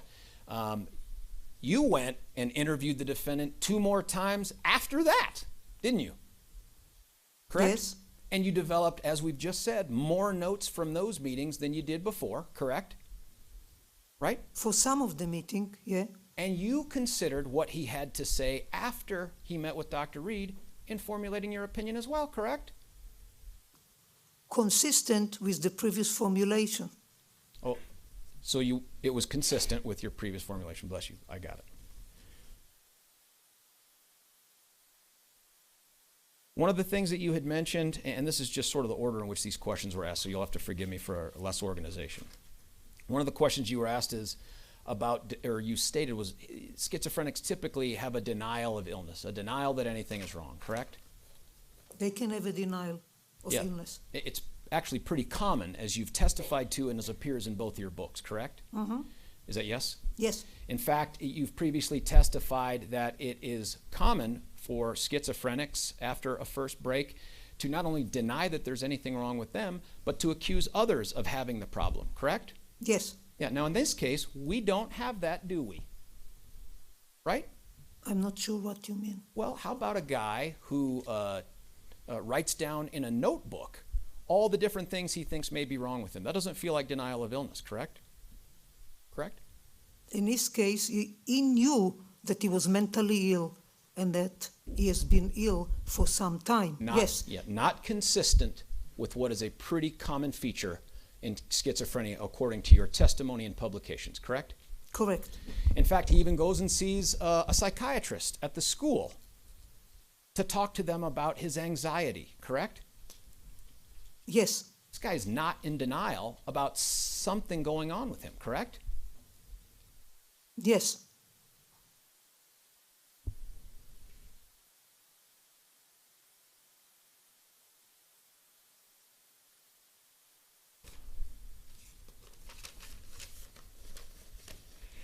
You were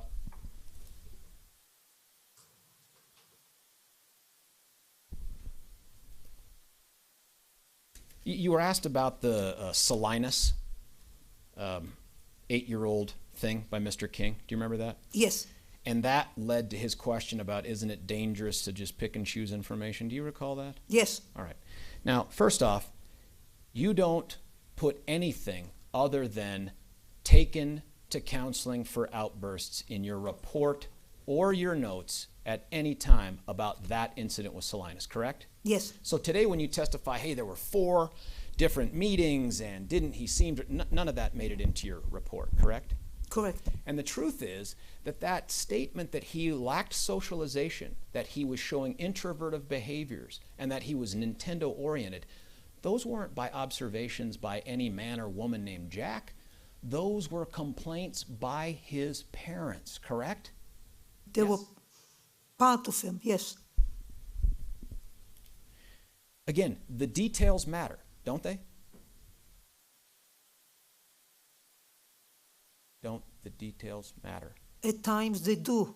Let's talk about another detail. You were asked about by Mr. King, I think after cross-examination, about whether or not it really mattered what you wrote in your report was the basis for why the parents took him to see Mel Lipsy. Do you remember that? Yes. Why did you write it in your report if it really didn't matter why they took him to go see Mel Lipsy? You put down the 3 things we talked about in your report. You disavowed the 3rd one, which was mom and dad were concerned about his suicidal gesture, which upon reflection, you realized, my gosh, they didn't know about it. That was a mistake. Do you remember that? Yes.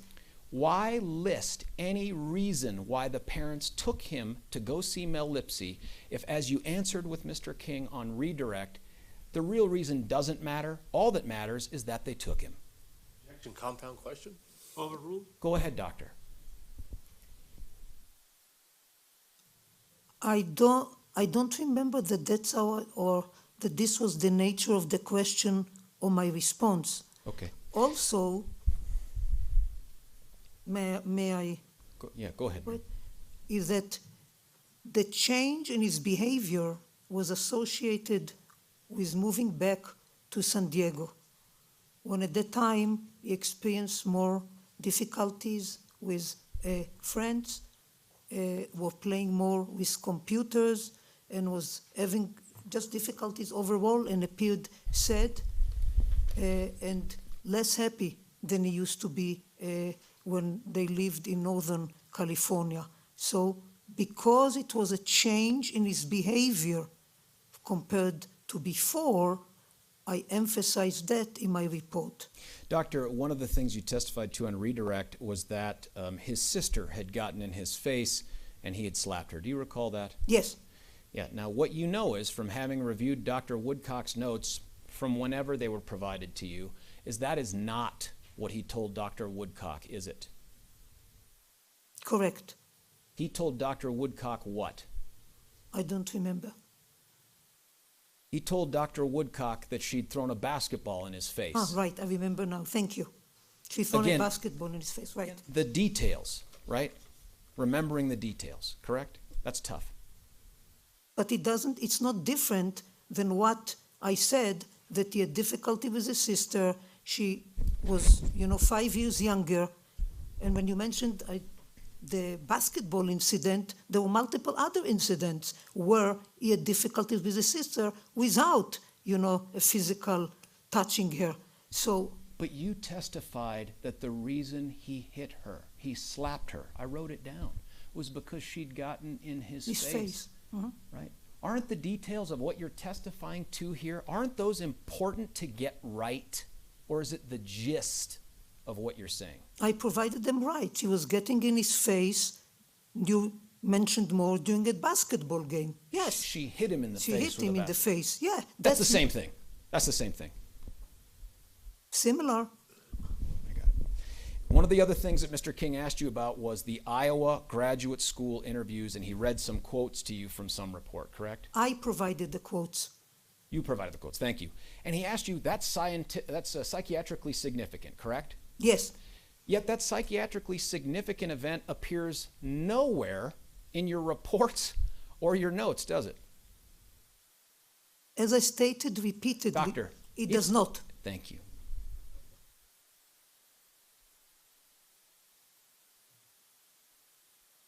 One of the other things you agreed with Mr. King about was that the defendant had performed poorly in a rotation with a professor named Sukumar. Do you recall that? You went through and No, read all the... I think that there were, we went over several records that Yes. he brought over here. One of them was Dr. Suckamore, but there was also a discussion of Mark, I believe. Do you remember testifying in answer to Mr. King's question that you recall that the defendant performed poorly in a rotation with a professor named Sukumar? Yes or no? Yes. You would recall, had you reviewed those things in detail, wouldn't you, that he never had a rotation with anyone named Sukumar? Do you recall that now? He had coursework with Suckamore. And that evaluation had nothing to do with coursework, did it? If you don't know the answer, doctor, tell us what that evaluation was really about. I believe it was regarding a laboratory performance. I think that the ratings that I've shown with the colors of 1, 2, 3. Doctor, isn't it true that that evaluation was based on a presentation that he gave, correct? Yes. And he was never good at presentations while he was in grad school, was he? He wasn't as good, but he did okay before with presentations. The evaluation from Sukumar was his very first presentation. Do you recall that? In her class. I'm sorry? In her class. Sukumar is a man, Man, doctor. I'm sorry. I thought it was a female. And that presentation wasn't for his class. Did you know that too? I don't remember that it... But you agreed with Mr. King's question about it, right? Yes. Mark Delacqua gave him low marks on his second laboratory rotation, and we actually got to hear Dr. Mark Delacqua testify. Tell us why he got low marks in the lab. He was having some difficulties from the exchange from the email exchange that I read between him and Dr. Delacqua. He was having some difficulties in lab processing, the technical aspect in the lab. And again, it was in his performance of the experiment that he was having struggles, correct? Yes.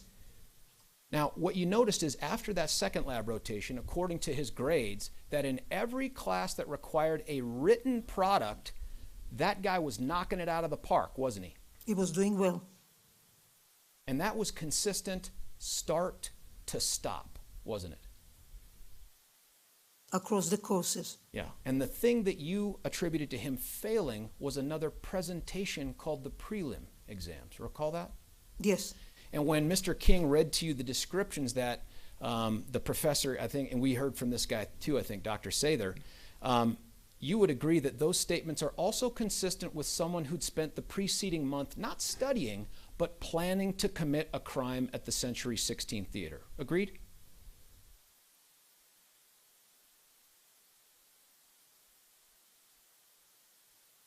Can be a contributor, can also relate to, which I believe, the intensification of his disease, his delusions taking over. So school that he did not experience as a success for him became less important. One of the things that you testified to was that guys initiating conversations with women through email or text is unusual. Do you remember that? Object to unusual. That was a mischaracterization. Overruled. Go ahead, doctor. And if you want to use a different word, use a different word. No, but there was an exchange between you and Mr. King about how somebody reaching out to women in 2010, 2011, 2012 by text or email was not really indicative of an effort to have a social relationship. Do you remember that? I think that it was, but then you can check the record, it was in reference to the telephone number that he asked Gargi that he forgot his telephone, but he did not initiate the date.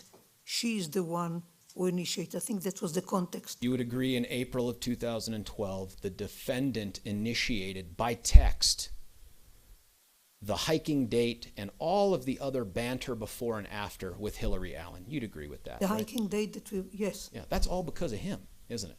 yes.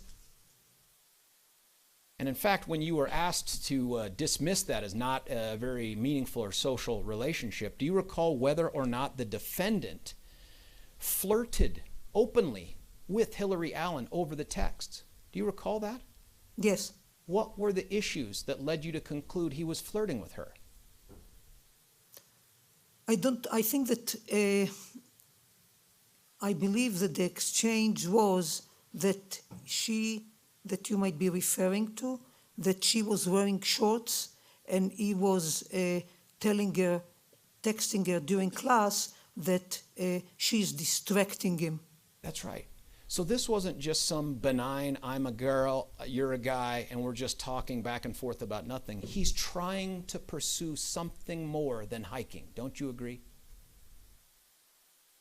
I cannot infer from a text that is sent, during a class that is making an effort to establish an intimate relationship with her the way he had with Gagi. I cannot infer. Doctor, you were completely comfortable inferring with Mr. King that that was not a meaningful attempt at a relationship. Now that we've explored these extra details, why couldn't you infer something else? Objection, argumentative. Overruled. Go ahead, doctor. Because he did not pursue a relationship with her, to make a comment to go on a hiking trip where she and he was just going out on a date, and from him to send a text to her suggest that, he noted the legs and he sent her the message. This is not a close social relationship. It might have been the beginning of it, but it didn't go anywhere. And you know that he wanted one, correct? He would have liked to have. It was important for him to have a relationship. In fact, he even interpreted it as having a relationship, didn't he? Maybe the beginning of a relationship that he wanted to pursue, but not like the relationship with Gagi. So when he says to Doctors Fenton and Feinstein, I'm with another girl now, it's dangerous because she's in my neuropsych program, he's talking about Hillary Allen, correct? Yes.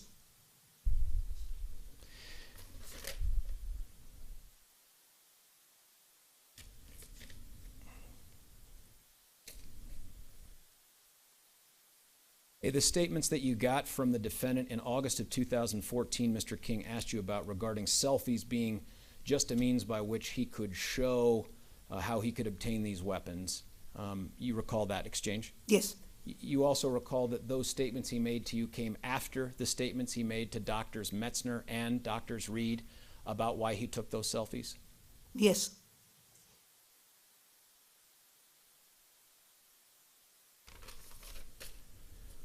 By the way, all the details of these opinions, and Mr. King asked you several times, is it your opinion? Is it your opinion? Those opinions are not expressed in any report that you've generated. Those are opinions you've expressed here in this room in July of 2015. Fair? Yes.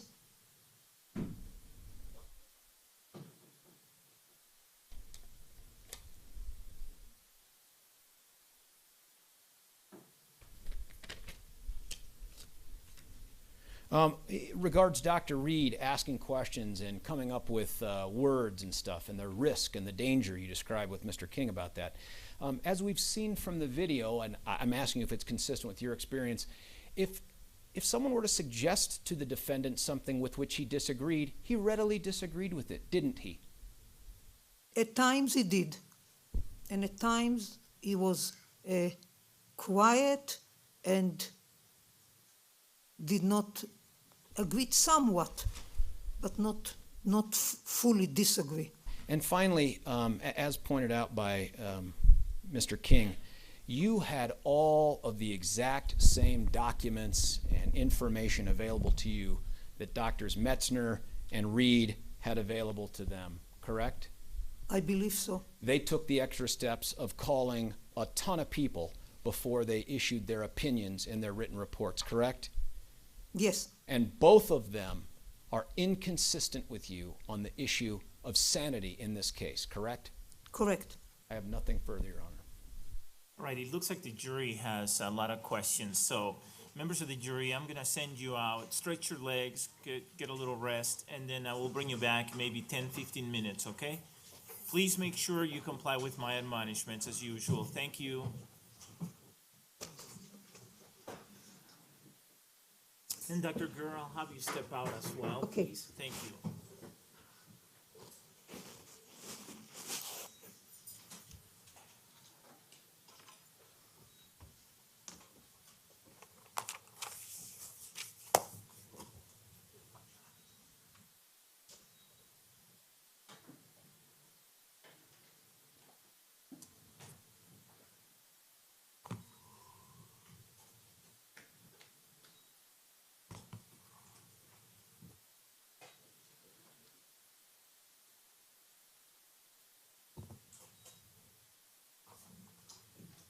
Everyone, please be seated. The record should reflect that the jury has exited the courtroom. The record should also reflect that Dr. Gurr has exited the courtroom. There appear to be a lot of questions from the jury, so we'll get through these as quickly as we can.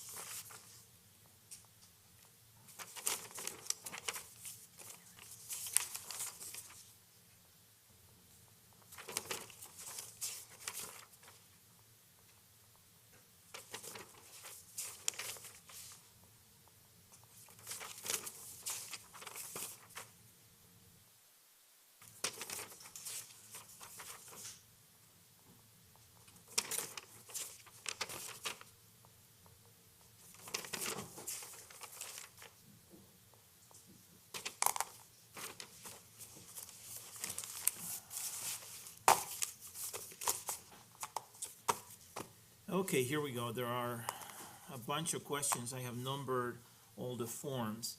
The first question, which is on the form that I've numbered as number 234, is as follows. How do you know what you inquired about but did not document? Do you have a list of questions you intended to ask Mr. Holmes? Is there any objection, Mr. King? Any objection, Mr. Brockler? None, Your Honor. Okay, it's an appropriate question. Next, on the same form, what is the margin of error on the IQ test given to Mr. Holmes? Any objection? I think that's beyond the area of expertise that she was qualified as. She is a psychologist and may know about that, but I didn't qualify her in that area. So I think that may be beyond the scope of her expertise in this court. All right, Mr. Brockler? I kind of agree with that, Judge. I was going to say if she knew, but I tend to agree she wasn't qualified there. I agree. I won't ask that question. The next question on the form, the same form, is since there is no video or audio of your interviews with Mr. Holmes, is it possible that you suggested answers but do not recall, and this is a little strange. I don't know whether to read anything into this or not, but this question appears to be in different handwriting than the other two questions, which is odd, but I don't know if the juror just decided to use,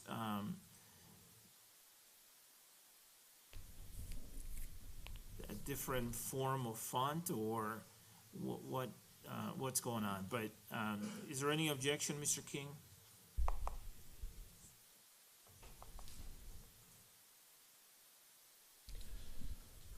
Judge, that's concerning.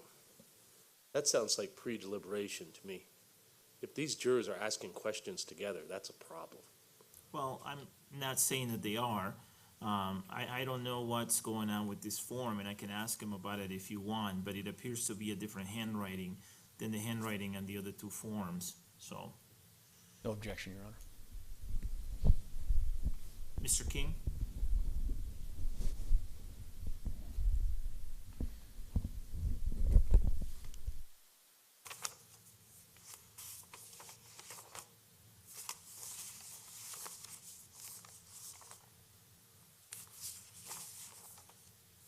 Minute, Your Honor.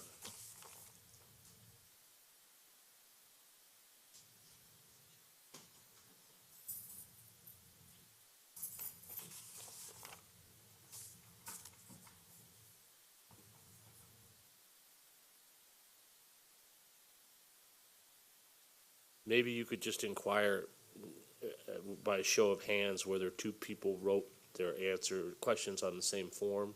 Okay, I'll do that. That's a reasonable approach. Do you have any objection to the question? No objection. Okay, I'll ask the question. The question is appropriate, assuming that it's coming from the same juror who wrote the other two questions on the form. All right, on the next form, which I have marked as number 235, the first question is, since Mr. Holmes did not show,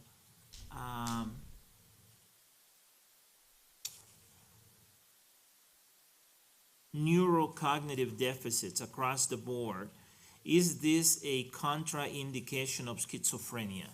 Any objection?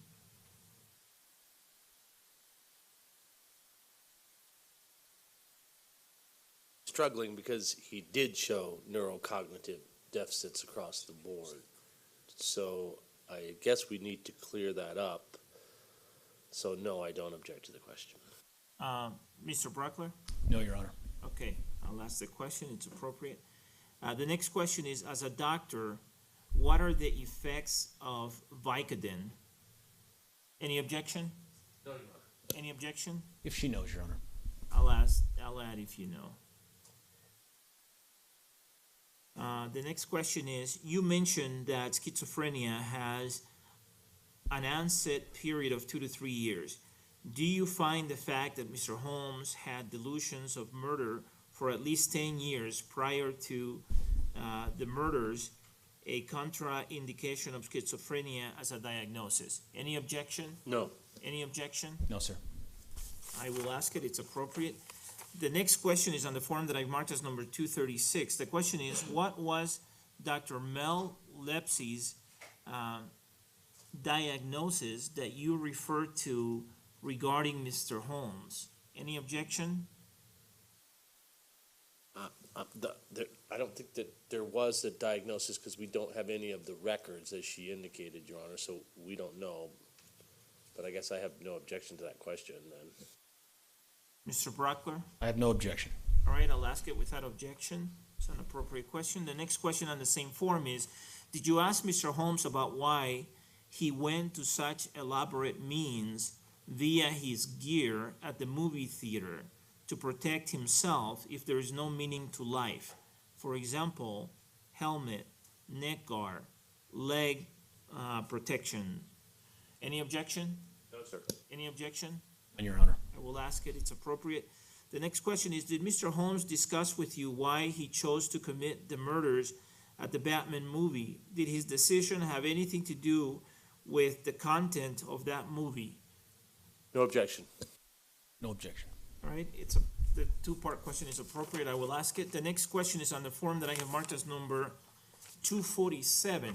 Actually, is it 237? 237, excuse me, 237, yes. And the first question on that form is it possible that antipsychotic medications could change the size of the ventricles of a person's brain even slightly?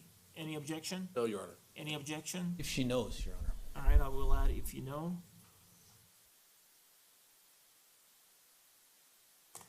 The next question is, when you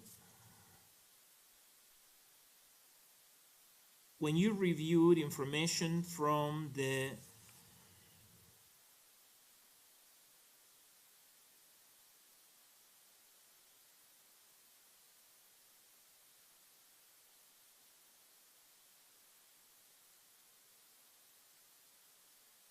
I think it says from the caseworker who worked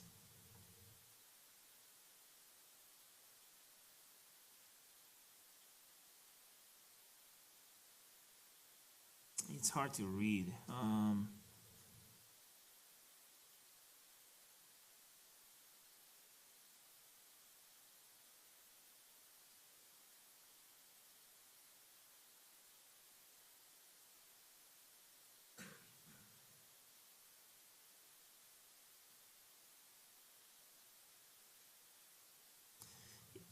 It's counselor, not caseworker. It's counselor. But then I don't understand what comes after that. Who? It says walked. Walked to the park with the Holmes, with Mr. Holmes as a child. That's what I think it says. So it would read as follows. When you reviewed information from the counselor who walked to the park with Mr. Holmes as a child, in your diagnosis of Mr. Holmes, did you consider oppositional defiance disorder or autism spectrum disorder? Why or why not? What made you rule out autism spectrum disorder, narcissism, or a defiance type of disorder? Mr. No King. objection. Mr. Brockler. No objection. The next question on the form is, did you discuss with Mr. Holmes with respect to his notebook what he meant by a dark night rises? Did he indicate to you that he was the dark night that was finally rising? Mr. King?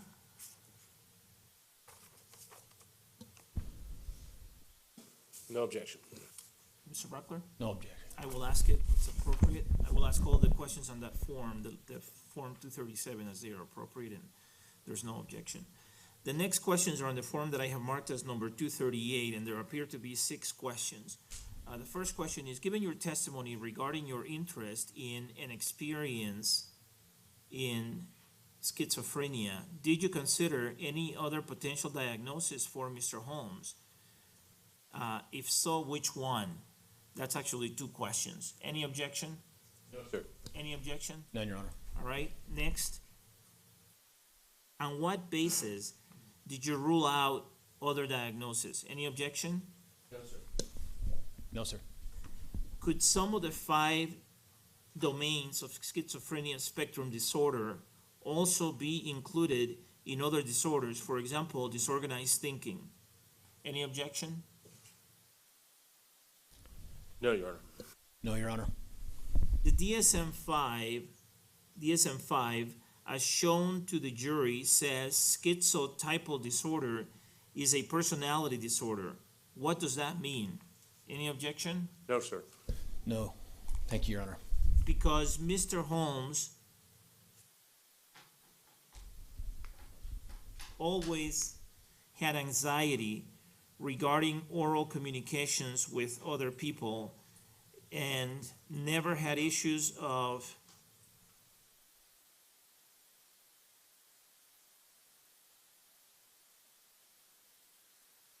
cognition and drugs or alcohol, doesn't that seem inconsistent from a typical case of onset of schizophrenia?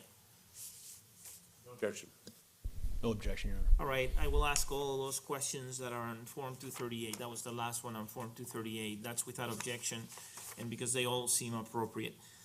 The next bunch of questions are in the form that I have marked as number 239. The first question is, could Mr. Holmes be manipulative regarding the call for action? Mr. King? Objection. No objection. The next question is, are there any tests to show a level of manipulation in a person/client? Objection. Mr. Brockler? If she knows, Your Honor. I'll say if you know. The next question, if he was capable of manipulating, is there a way to know when he was being manipulative? Mr. King? No objection. Mr. Brockler? No objection. What states are you licensed in? Any objection? No objection. No objection. Does having a mental illness make a person insane? Any objection? None. None. As a person progresses in their mental illness, does that change? Any objection? No. No objection, Your Honor. And finally, on this Form 239, it has an asterisk next to it. As a mental health clinician, isn't it important to document everything? Everything is all capitalized in case you are not able to testify. Mr. King, No objection. Mr. Brockler. No objection. All right, without objection, I will ask all the questions on Form 239. The next multiple questions are on the form that I have marked as number 240. The first question is, besides the resolution and the MRI, is there any other difference? Mr. King, No objection. Mr. Brockler. No, sir. I'll ask it. With your experience, wouldn't you want to see the progression and the disease? Wouldn't you want to get a baseline so you can see if there is change? Mr. King? Objection. Mr. Brockler? No objection. The next one has an asterisk next to it, and the question is, wouldn't documenting help you defend or support your opinion? I don't know if defend is the right word. Maybe support is better. Mr. King? No objection. Mr. Brockler? No objection. And then the last question on Form 240 also has an asterisk. This is a follow-up to the last question on page A. Oh, that's what the asterisk means. Oh, I see. This person submitted 2 pages, page A and page B. So all these questions that I just read on Forms 239 and Forms 239 and 240 are from the same juror. So it's indicating that the asterisk, I think, refers to a follow-up to the question with an asterisk on 239. So, all right? Yes. I will ask all the questions on Form 240 without objection because I find that they're all appropriate. Next is the questions on Form 241. Just because someone has a serious mental illness, does that mean he is insane? Mr. King? No objection. Mr. Brockler? No objection. How do you know he was compliant with the medications prior to the shooting, or do you know? Mr. King? No objection. Mr. Brockler? No objection. I will ask both questions without objection. Those are the questions on Form 241. The next form is 242. During the beginning of questioning, you had to refer to your notes and report quite often. Wouldn't taking more notes during your interview better assist you when you have to testify? Mr. King? No objection. Mr. Brockler? No objection. I will ask the question without objection as it is appropriate. The next form is 243. The first question is, does someone with schizophrenia have a difficult time knowing right from wrong? No objection. Mr. Brockler? No objection. And the second question on that form is, the fact that Mr. Holmes had been recovering from mono, what effect could the illness have on his mental health? No objection. If she knows, Your Honor. I'll add if you know. Let me go back to the first question on this form. I'm just wondering if it's problematic because it doesn't refer to capacity. It refers to knowing right from wrong. Now, it's not specific to the defendant. It's asking about someone with schizophrenia. And it's asking if someone with schizophrenia would have a difficult time knowing right from wrong. If the parties don't have a concern, I will ask it. Do the parties have any concern? Mr. King? No, Your Honor. Mr. Brockler? I do have a concern with that, I guess, Your Honor, in light of the fact that the standard that we have kind of clung to here is the capacity question.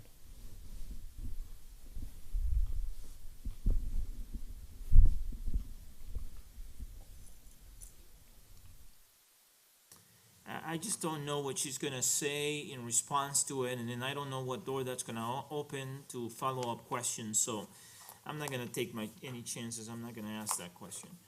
All right, the next question is, are the questions on the form that's marked as 244.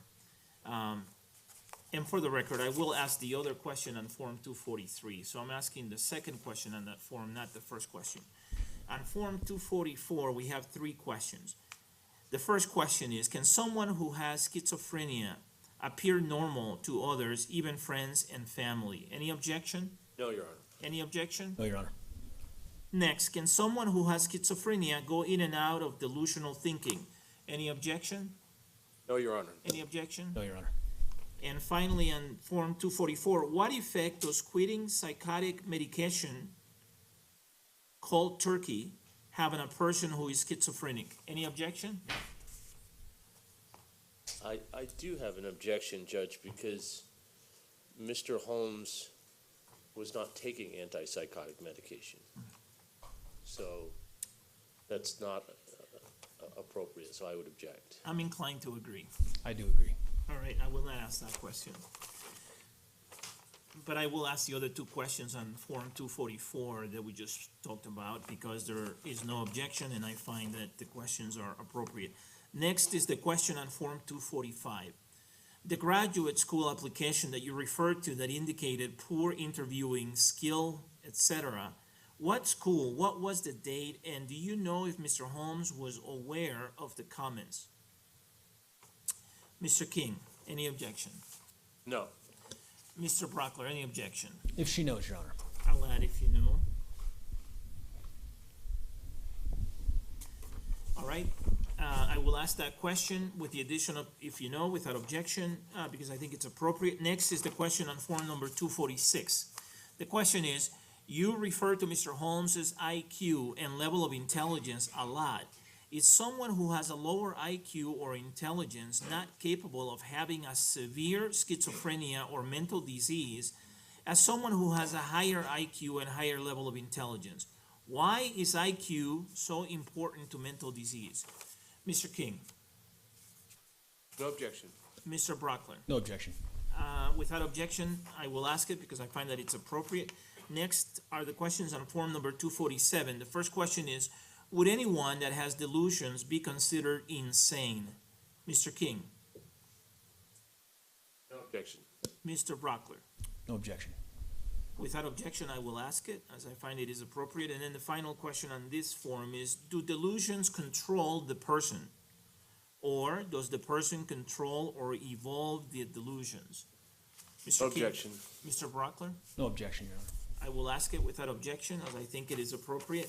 Your Honor, not to go backwards, Say that but again. the question about discontinuing the antipsychotic medication, I would have no objection to that question if the court were to change the wording from antipsychotic medication to SSRI, which is what he did stop taking.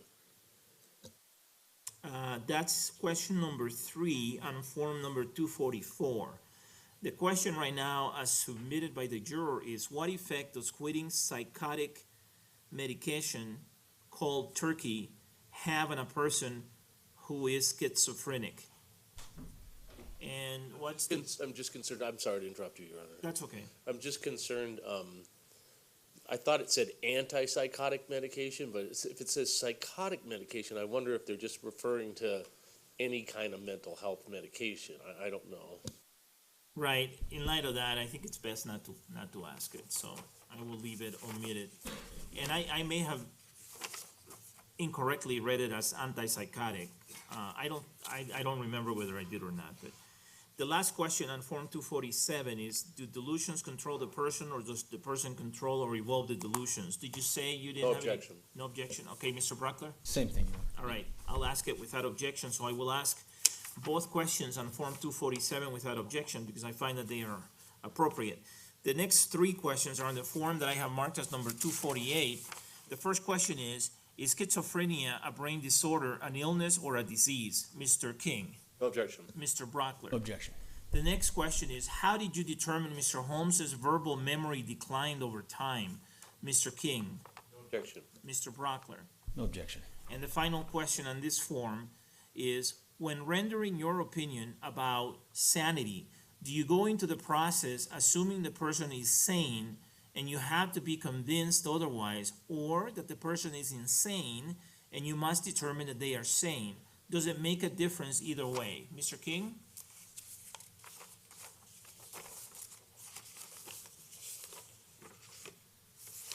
Judge, I guess I would object to that question.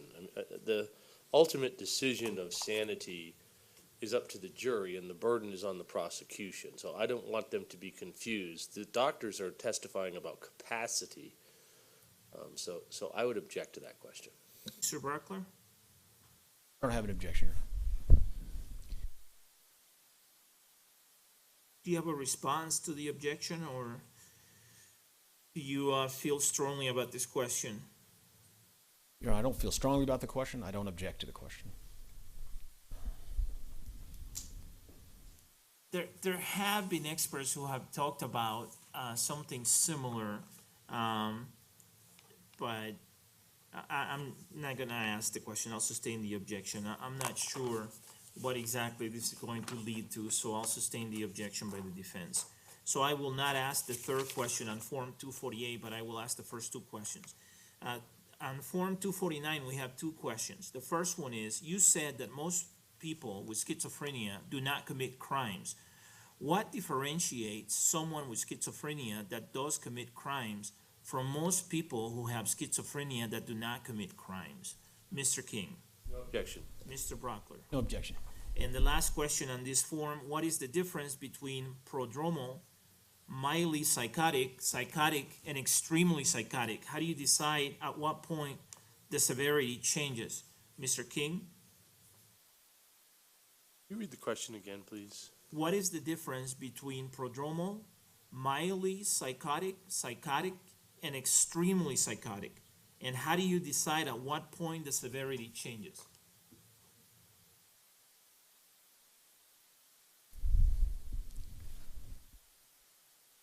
I guess I have no objection to the question. Do the people have any objection? No, sir. I will ask the two questions on Form 249, then including that last one without objection, because I find that they are appropriate. The next question is the next questions are on the form that I've marked as 250. First question, if someone has one false belief one time, is that a delusion? Can delusions change or do they evolve? Mr. King? No objection. Mr. Brockler? Objection. I will ask that two-part question without objection, as I find that it is appropriate. The next question is, do you quantify delusions to determine severity? Mr. King? Objection. Mr. Brockler? Objection. Next, is it up to each individual psychiatrist's opinion to determine how severe someone's delusions are? Mr. King? No objection. No objection. Mr. Brockler, no objection either. Okay. And finally, on this form, in your opinion, when would someone with schizophrenia not be able to determine right from wrong? And how would you know they are incapable of determining right from wrong? No objection. No objection. All right, without objection, I will ask all the questions on Form 250 because I find that they're appropriate. Next are the questions on 251. First, what was the primary reason or evidence for you that helped you determine that Mr. Holmes was insane at the time of the crime? Mr. King? No objection. Mr. Brockler? No objection. Next, at what point in the process did you determine that Mr. Holmes was insane? Mr. King? No objection. Mr. Brockler? No objection. I will ask both questions on Form 251 as I find that they're appropriate. The next question is on Form 252. How did you determine that Mr. Holmes was insane before the crime according to Colorado law and not after July 19, 20, 2012? Mr. King? Can you repeat the question, please, Your Honor? Yes. How did you determine that Mr. Holmes was insane before the crime according to Colorado law and not after July 19 and 20, 2012?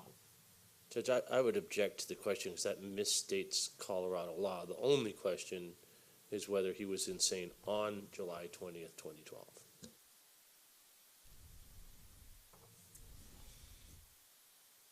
All right, Mr. Brockler? I don't object, Your Honor. I think that the gist of the question is to say you declared him insane, I think from a prior question. How did you determine that that insanity predated the 19th or the 20th, or if that was something that occurred afterwards? That's my understanding of what's being asked. Well, it assumes something that's not the case, that she did decide that, and that's not the case. So I think it's potentially misleading, Your Honor. And just I think the juror is getting at what Mr. Brockler said, but I don't want to speculate, and so I think what the juror is actually intending to ask is, how did you determine that Mr. Holmes was insane on or about July 19 and 20 of 2012, and not after that? That whatever ailed him didn't happen after July 19 or 20, but. I don't want to speculate, so I will sustain the objection to that question. The next question is on the form that's marked as 253. The question is, in your expert opinion, can a person who is experiencing prodromal symptoms of schizophrenia spectrum disorder have their mental illness exacerbated by committing a crime that includes murdering people? Mr. King? No objection. Mr. Brockler? No objection, Your Honor. Without objection, I will ask that question as I find that it is appropriate.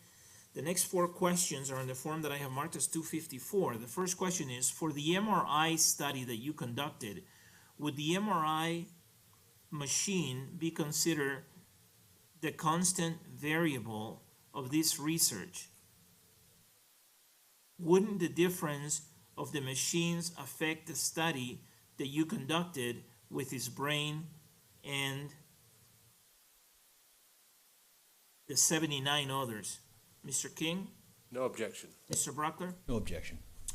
Next, how does the way that Dr. Reed asked questions differ from what you called probing as your way of questioning and pushing the defendant to answer or give answers? Mr. King? No objection. Mr. Brockler? No objection.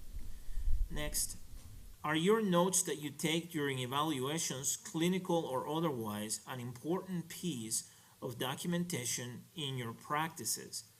No objection. Oh, I'm sorry. No, that's okay. It's a three-part question. Do you often rely on those notes in your practice? Do you teach your students to rely on those types of notes? Mr. King? No objection. No objection.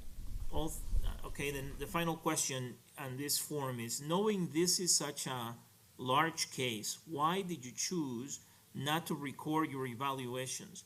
Although your opinion is what is brought to court, do you feel that this would have supported your opinion and provided more information? Mr. King? No objection. Mr. Brockler? No objection. I will ask all of the questions on Form 254 without objection, as they are all appropriate. The next couple of questions are on the form that I have marked as 255. The first question is, do you feel that your primary background in clinical psychiatry in any way affects your ability to distinguish between clinical and legal insanity determination? And what do you believe the key differences are between the two? Mr. King? I'm not aware of any clinical insanity, but I guess I don't object to the question. Mr. Brockler? No objection, Your Honor. Yeah, I'm not aware of any clinical insanity either. I don't know what she's going to say, and I don't want her to confuse the other jurors. I have some concerns about this one. On second thought, I agree with the court. All right, I'm not going to ask that question.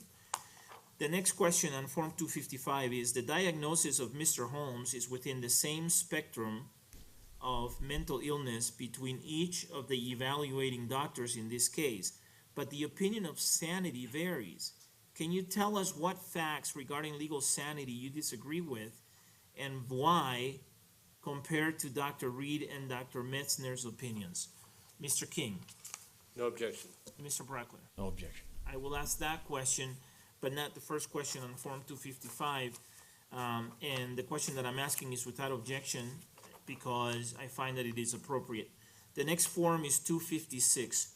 In your opinion, if the defendant tried everything possible to stop his delusions or unwanted thoughts, then what would be the reason to turning down medication and continuing treatment? Mr. King. No objection. Mr. Brockler. No objection if she knows or asked about that, Your Honor. I'll say if you know. And I will ask that question without objection, but add if you know.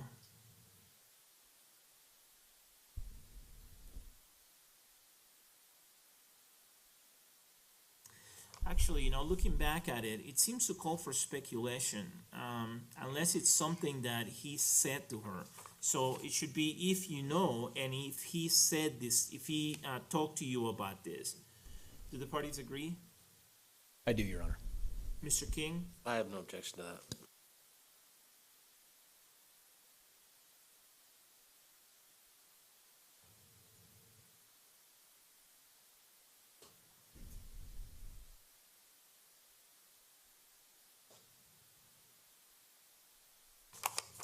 The next question. On Tuesday, you testified that you wrote 2 books saying that it's important to interview family members to get their observations prior to diagnosing schizophrenia.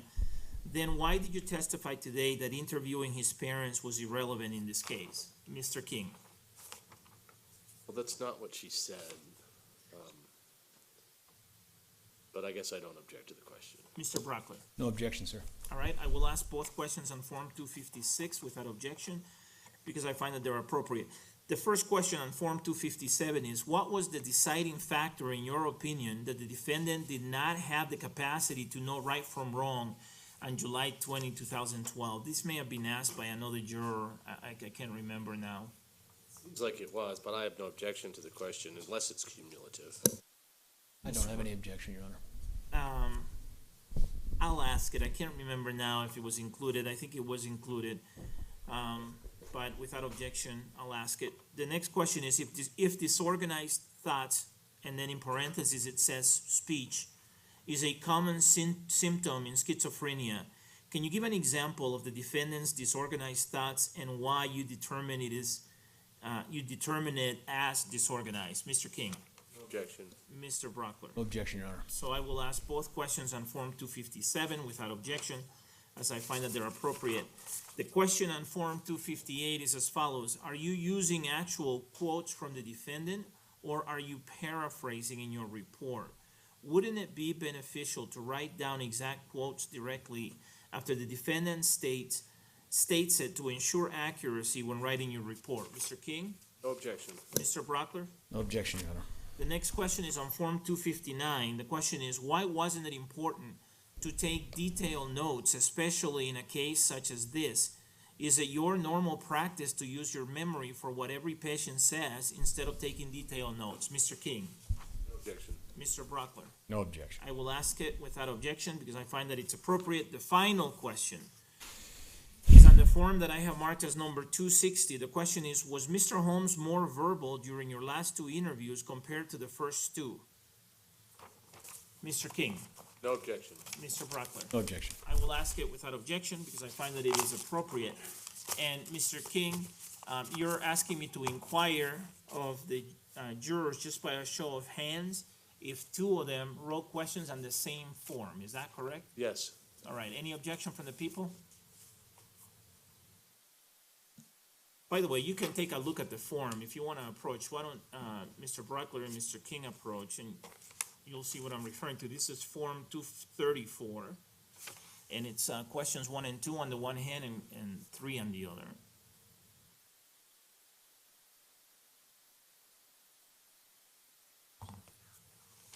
Yeah, I think both of them are saying that it could be the same person just writing in cursive, and that's a possibility. All right, let's bring the jury back in, and let's bring Dr. Gurr back in, please. Yeah, we can take 5 minutes, but let's make it just 5 minutes so we can get Dr. Gurr out of here on time. Actually, before you do, Mr. King, so after I ask the questions of Dr. Gurr and there are follow-up questions asked, if any, then at that point, I'm going to ask you for your next witness, and you're going to call your investigator. Is that right? Yes. Okay. And then any other plans after that? Then we're going to play 15 minutes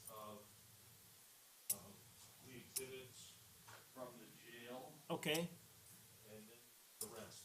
and, well, I have to do finish the Curtis advisement first before you rest. Oh, wait, Your Honor, I'm being reminded. Yeah. There are actually two videos, Your Honor. Okay, One is the surveillance video from hospital. okay, Was admitted, and then the second one is 15 minutes. The short video from the hospital is DTR 95.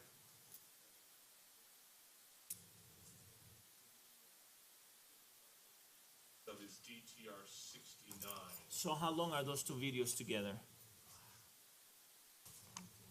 And when I say together, I'm not asking you and Ms. Spengler to answer the question together. I'm just asking the two videos together.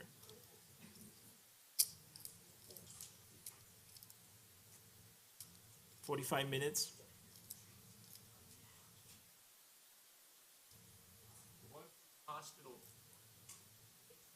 It's 45 minutes total. Mr. King? It's 45 minutes total. I know. Ms. Higgs was giving me the answer from the back, but probably less time than what we took to figure out how long it was, but that's okay. I think I'm hearing voices. All right. All right, we'll be on break for about 5 minutes. The court will be in recess.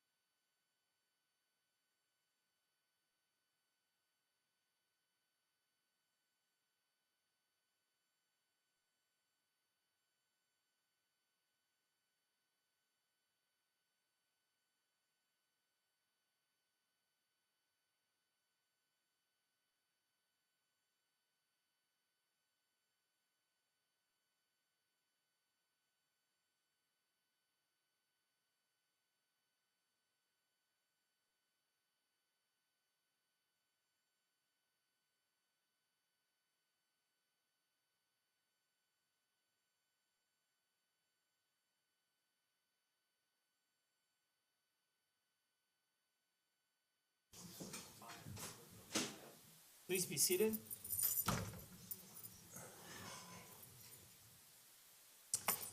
Back on the record, this is the people of the state of Colorado versus James Egan Holmes, case number 12 CR 1522. The record should reflect that Mr. Holmes is present with his attorneys and the prosecutors are present as well. We're outside the presence of the jury. Dr. Gurr is back on the witness stand. Doctor, there are a lot of questions from the jury. When the jury comes back in, I'm gonna ask you the questions. I know that you're trying to make a flight tonight, so I'm gonna ask you to answer the questions that are asked, okay? Yes. All right. Okay, let's bring the jury in, please.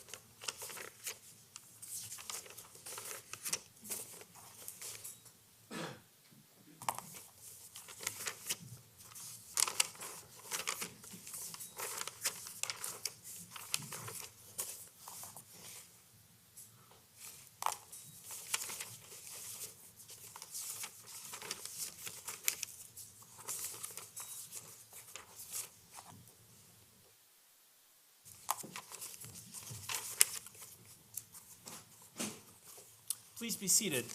The record should reflect that the jury is back in the courtroom. Members of the jury, welcome back. Thank you for your patience.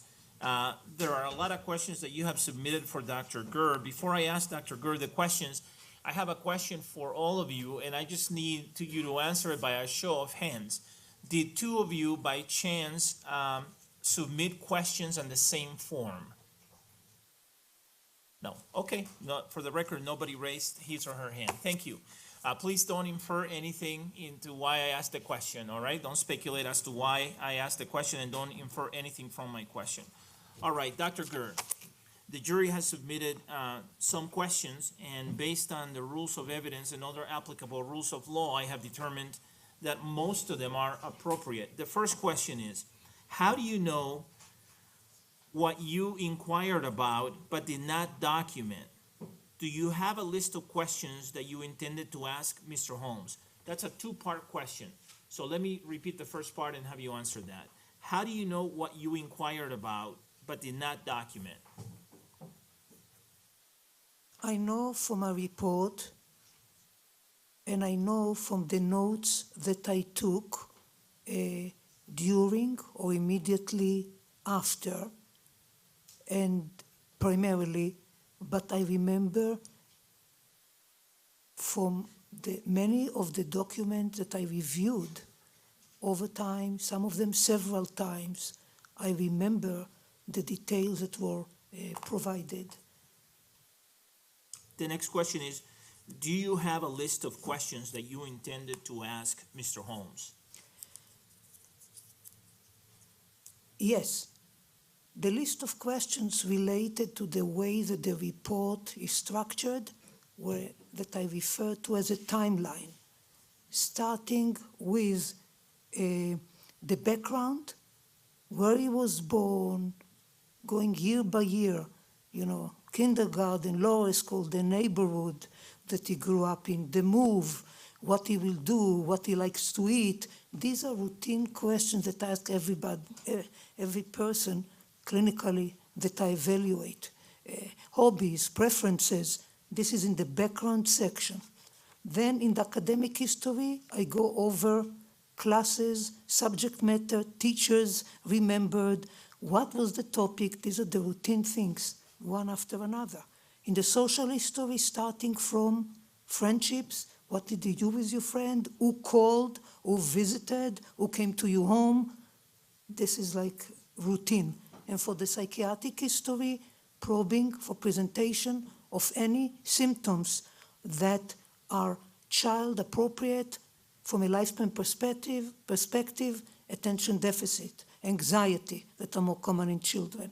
As we go into adolescent, oppositional defiant behavior.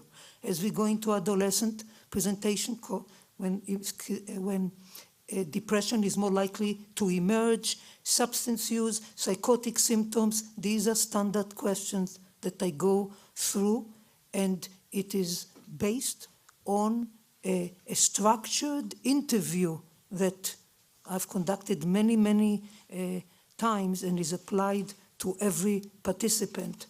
And then it includes also any help-seeking behavior, or that parents were looking counseling, seeing a mental health professional, a counselor, activities, playing soccer, any activity that gives me information on the person, and reviewing appropriate medical records that relate to each segment in the development. The next question, Doctor, is since there is no video or audio of your interviews with Mr. Holmes, is it possible that you suggested answers but do not recall? I did not suggest answer to Mr. Holmes. The next question is, since Mr. Holmes did not show neurocognitive deficits across the board, is this a contraindication of schizophrenia? No, it is not, because high-functioning individuals, which are a small portion of people with schizophrenia, because they're a small portion of the population, and I mean 2-3 standard deviation from the mean. It's rare. Most people are within the mean. Most of us are within the mean. To have this level of cognitive abilities is well higher than the mean, and the follow-up, and the neuropsychological evaluation is concomitant with IQ. It is highly correlated with IQ. Important in people like that is variability, and there was variability in his performance. Furthermore, the follow-up evaluation showed decline in IQ, commonly seen and documented in people with schizophrenia. The next question is, as a doctor, what are the effects of Vicodin, if you know? Yeah, it's for pain, so it's a pain medication. The next question is, you mentioned that schizophrenia has an onset period of 2 to 3 years. Do you find the fact that Mr. Holmes had delusions of murder for at least 10 years prior to the murders a contraindication of schizophrenia as a diagnosis? No, I do not. I said that the common, and when we talk about common, it's always a range. And commonly, when people come to an academic center across the United States, multiple studies, each 2 to 3 years, is it possible that the parents will become concerned in a teenager or young adult after 1 year? It's possible. Is it possible that it will go undetected for many years and a person coping and gradually decompensating? Absolutely. The next question is, what was Dr. Mel Lepsey's diagnosis that you referred to regarding Mr. Holmes? I think that I recall that it was, but I have to check, that it was a adjustment disorder, but I will have to check more. I think it was adjustment disorder. The next question is, did you ask Mr. Holmes about why he went to such elaborate means via his gear at the movie theater to protect himself if there's no meaning to life? For example, helmet, neck guard, leg protections, or leg protectors, excuse me. Yes.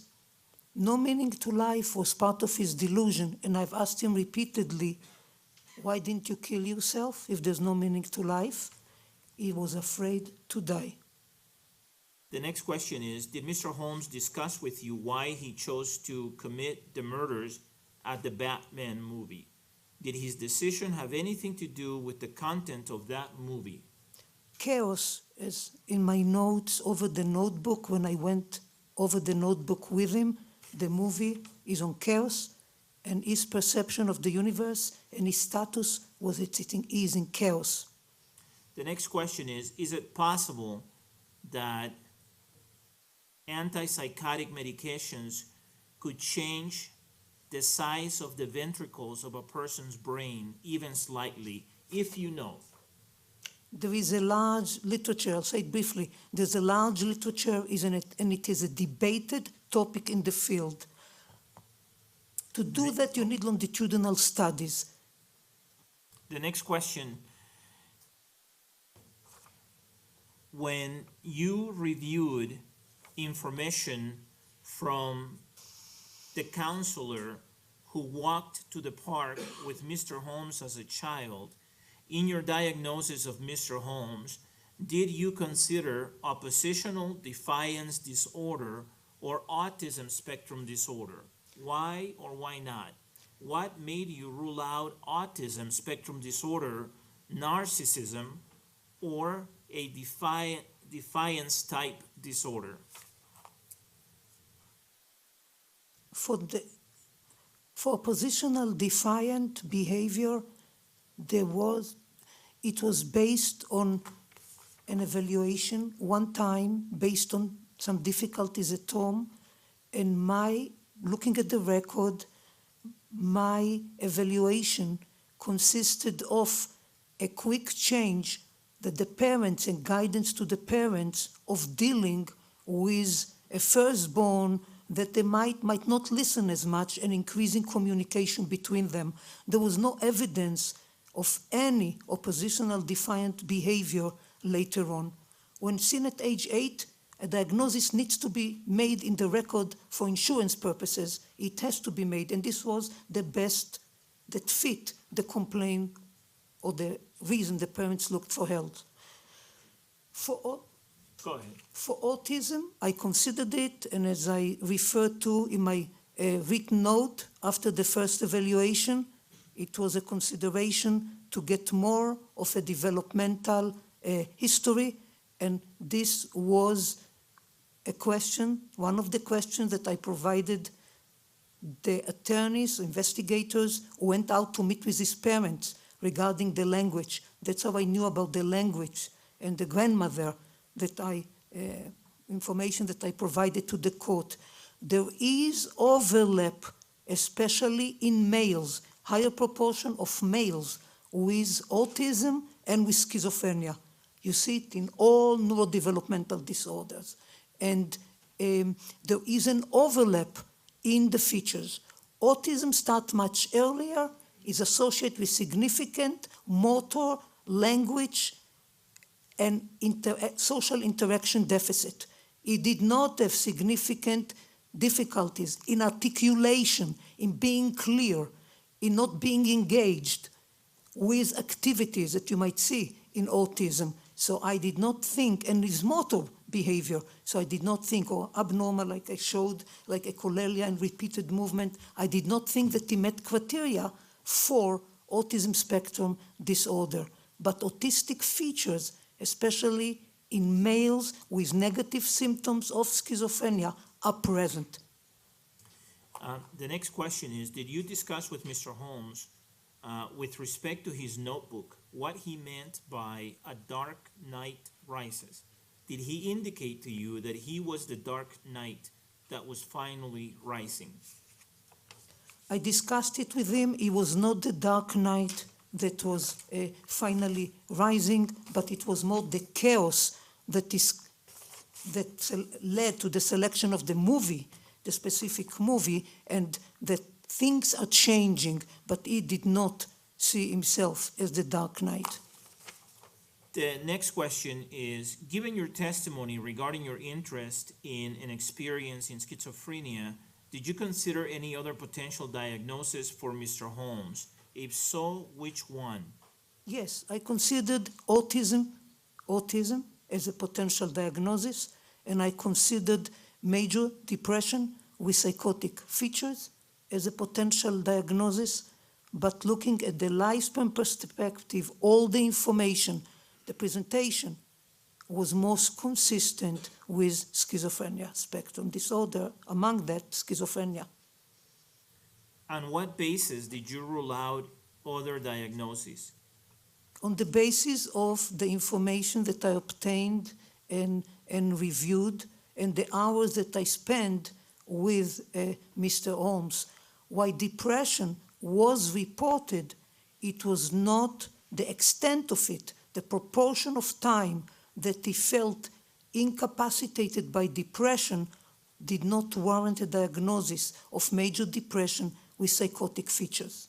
It was more the delusions that took over, and the bizarre delusions in nature that are not as common in major depression. But he was depressed, and I did consider schizoaffective disorder, but believe that this was not the most prominent features in his behavior. You may have answered this question already, but I'll read the question anyhow. The question is, could some of the 5 domains of schizophrenia spectrum disorder also be included in other disorders? For example, disorganized thinking. Yes, can be major depression with psychotic features, might have some disorganized thinking during exacerbation of psychosis. You can see it in more, older people with dementia, but most prominent, it will be in schizophrenia. The DSM-5, as shown to the jury, says that schizotypal disorder is a personality disorder. What does that mean? People can carry behavioral features that are part of the personality that are long-standing and this is who they are. So this is considered more of an axis 2, a second level. I did consider schizotypal personality disorder, but as I pointed out in my report, is that the features did fit better schizophrenia, and at times, as documented in the DSM-5, if there are previous features that are consistent with personality, you can have schizophrenia and schizotypal personality disorder. But the schizophrenia will be first, and that's on top of the ongoing features. The next question is, because Mr. Holmes always had anxiety regarding oral communications with other people and never had issues of cognition and drugs or alcohol, doesn't that seem inconsistent with a typical case of onset of schizophrenia?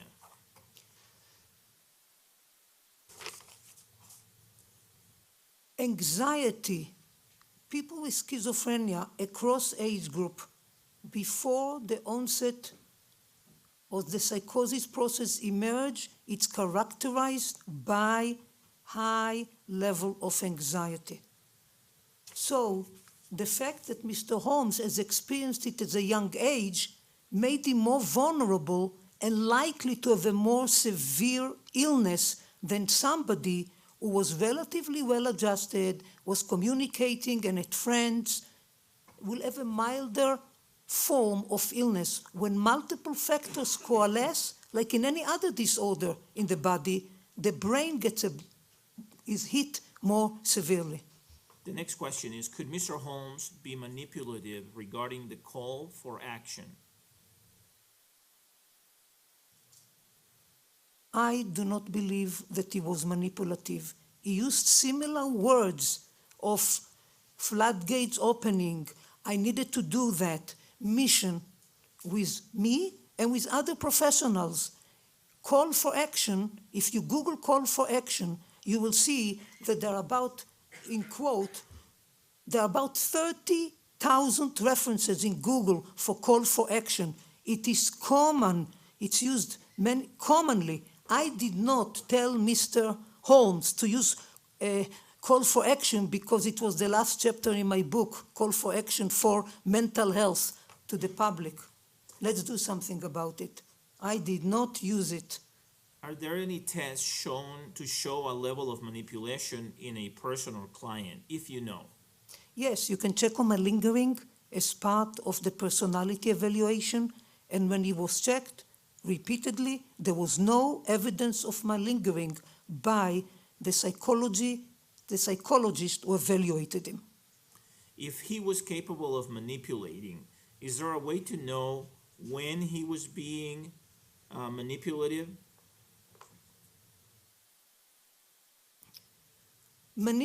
I will use manipulative here in the extent of not revealing all the information and not lying. There were times, and I repeatedly said it in my report and in the presentation here, that it was very guarded. It was like pulling teeth.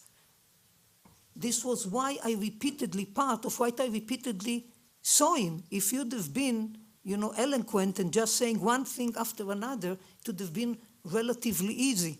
But I did not see evidence for manipulation. I asked the questions in different ways and repeatedly, and in looking over my note, it was consistent. And when looking at other reports, it was consistent. I did not learn anything new. So I will say guarded, and at times maybe difficult to say, to let me know how sick he was. What states are you licensed in? Pennsylvania. I was trained in Pennsylvania and lived in Pennsylvania throughout my professional life. Does having a mental illness make a person insane? No. As a person progresses in their mental illness, does that change? It will depend. Some people progress in the mental illness and remain totally sane and able to function or live in the community without support, sometimes with support, but they're totally sane. As a mental health clinician, isn't it important to document everything in case you are not able to testify?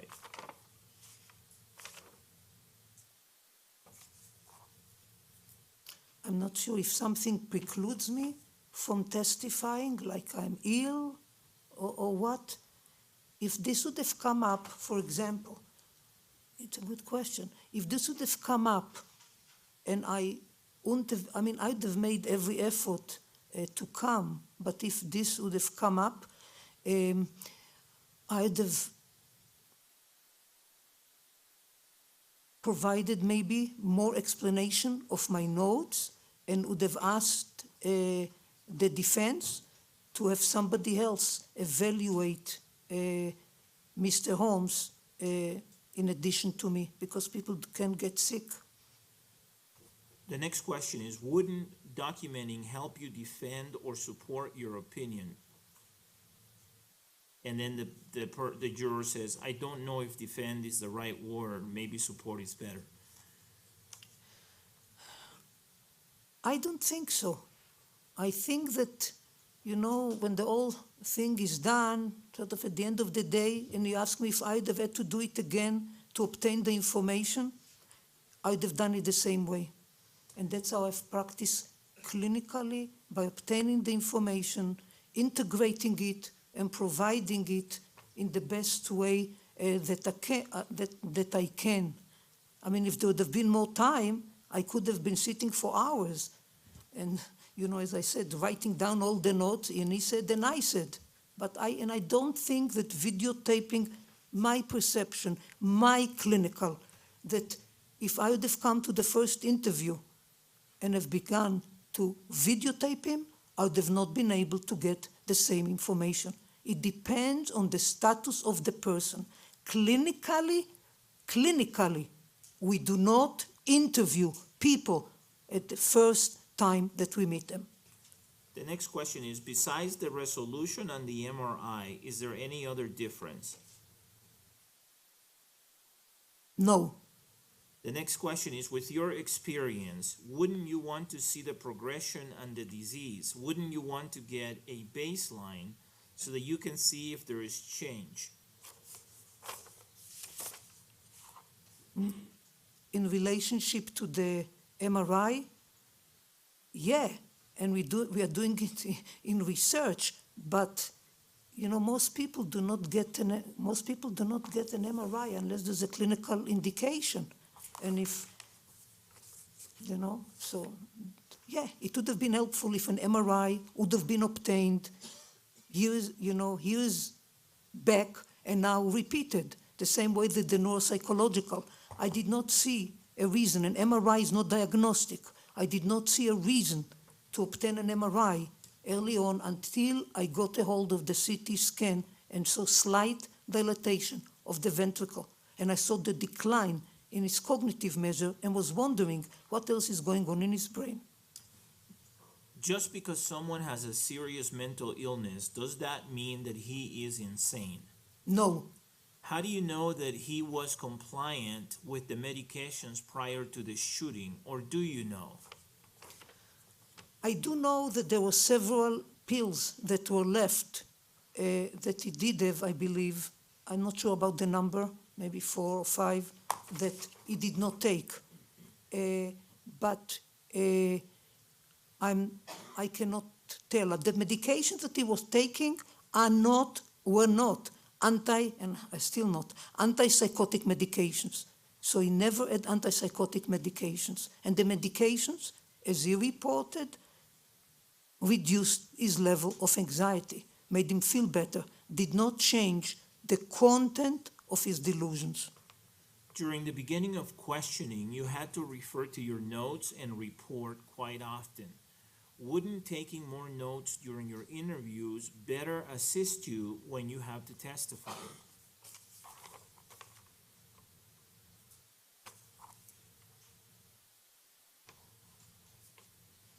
I referred to my notes in order to refresh my memory when asked specific questions. When did you get this document? Or did you see this document? And I've seen so many documents that at times I had to look at the dates, and I've prepared for myself a table with dates that I kept track of. When did I get it? When did I review it? So that I have a log of activities. But I do not believe that if I would have been writing another multiple pages and reading them, the result, the conclusion would have been any different. The next question is, the fact that Mr. Holmes had been recovering from mono, what effect could the illness have on his mental health, if you know? When Mr. Holmes went home in December of 2011, he was fatigued, he had a temperature, and he saw a physician and was diagnosed with mono. He improved at home to the point that the family did a family trip to Arizona. He saw Uncle Dexter, he enjoyed it, and by the time he left, he felt rejuvenated. So, fatigue, feeling run down, yes, mono does not create psychosis. The next question is, can someone who has schizophrenia appear normal to others, even friends and family?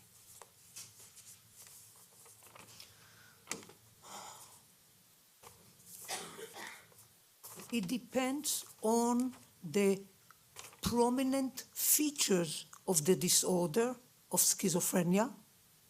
It depends on the level of disclosure of the discomfort that somebody might feel.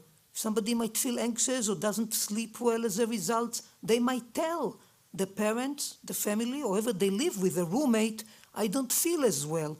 But when somebody is guarded, and at times when the family is away, do not live with the person, and are not that observant, most people don't know that much about schizophrenia, and they do not think schizophrenia.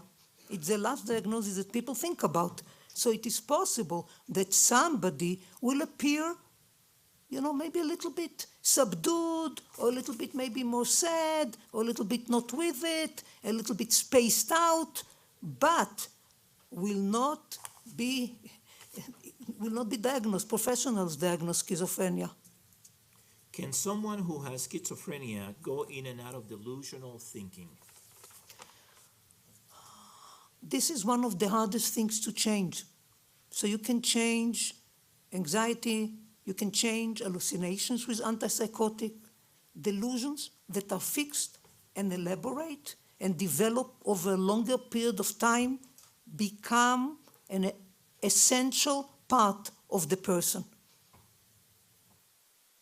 The graduate school application that you referred to that indicated poor interviewing skills, etc., what school, what was the date, and do you know if Mr. Holmes was aware of the comments, if you know the answer to the question? Let me start with the letter. He was not aware. Graduate school interviews do never provide such feedback. Faculty are professionals. They try to interact. Several faculty members, then they meet and discuss it. No, he was not aware of what they were thinking. University of Iowa, I do not remember the exact date. I believe interviews commonly take place the fall before school starts. So most schools make the decision by April, about April, spring. So people have time to move, find a room, place to live. So I believe that it was probably in 2011, but I'm not sure to the specific date. You refer to Mr. Holmes's IQ and level of intelligence a lot. Is someone who has a lower IQ or intelligence not capable of having a severe schizophrenia or mental disease, as someone who has a higher IQ and higher level of intelligence? Why is IQ so important to mental disease, if you know?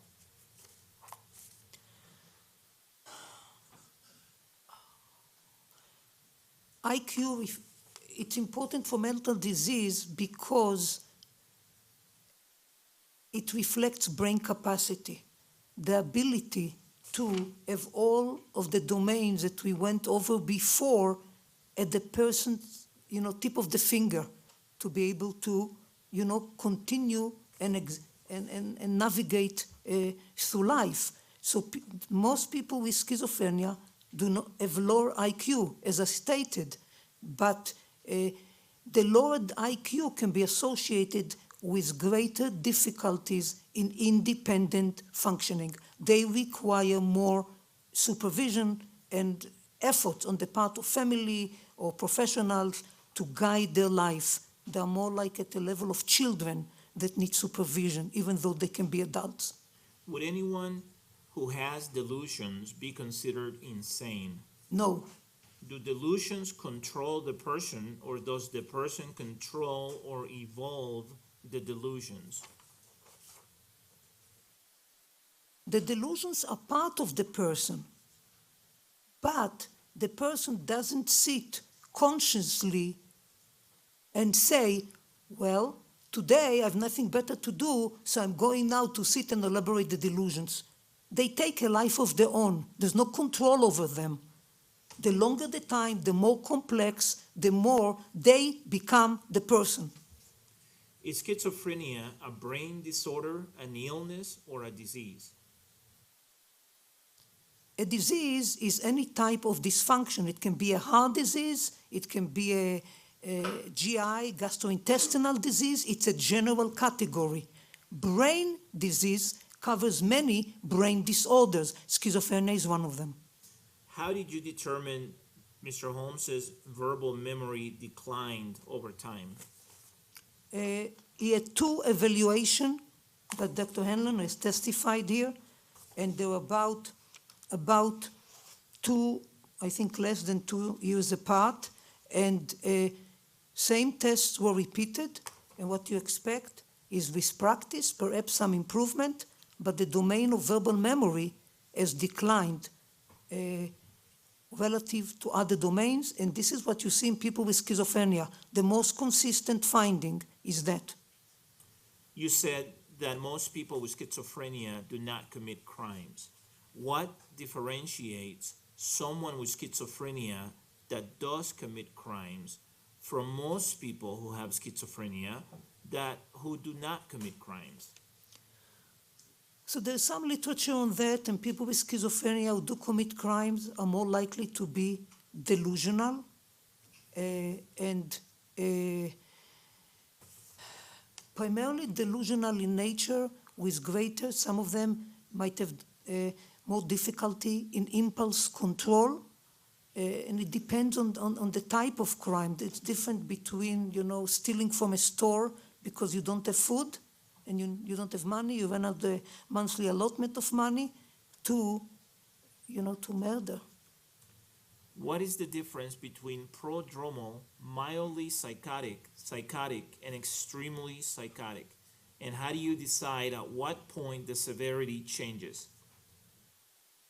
So prodromal, in any illness, it's the phase of the illness, early signs. So if somebody might have the flu, it doesn't hit you right like that. It can be initially that you feel a little bit run down and you just feel a little bit like not your usual self, and then it progresses.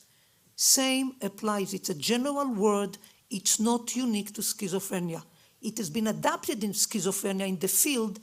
We always look for terms that communicate among professionals. So prodromal is the phase of illness before it becomes fulminant, and there is manifestation of multiple features that are consistent with schizophrenia. The prodromal phase can take years. All right, the next question is, if someone has one false belief one time, is that a delusion? Can delusions change or do they evolve? To have one false belief one time where it's gone away and it was not really fully formed, such, for example, I think that I will just proceed just for going through all the questions. So somebody can have, a brief idea and it goes away. This is not a delusion. A delusion needs to be complex, incorporating multiple components, and the more serious the illness, the more severe the delusion. The next question is, do you quantify delusions to determine severity? I look at the extent of the delusion, the complexity of the delusion, the bizarreness of the delusion, and how it permeates the life of a person. Is it up to each individual psychiatrist's opinion to determine how severe someone's delusions are?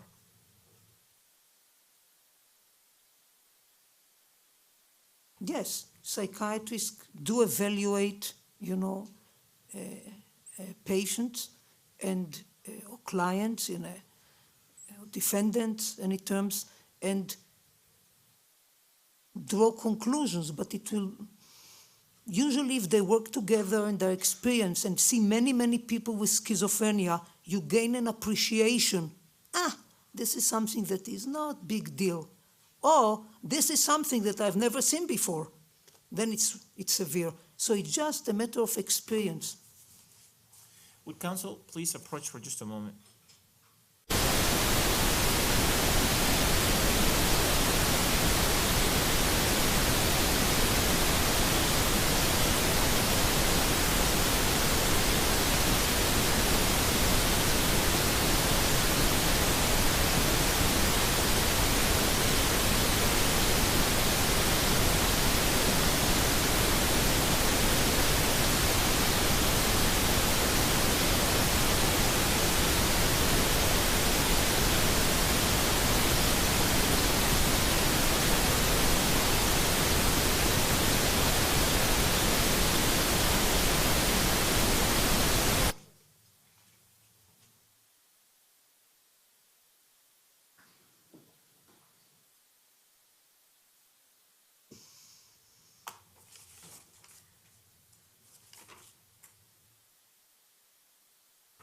The next question is, what was the primary reason and evidence for you that helped you determine that Mr. Holmes was insane at the time of the crime?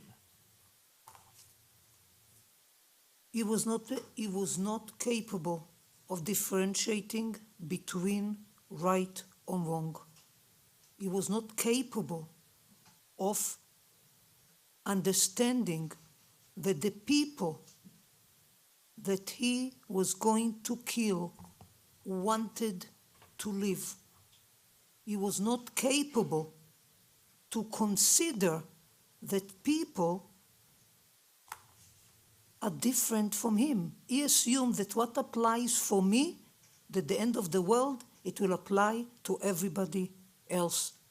So there was inability to consider the morals that we share as healthy people did not play a role.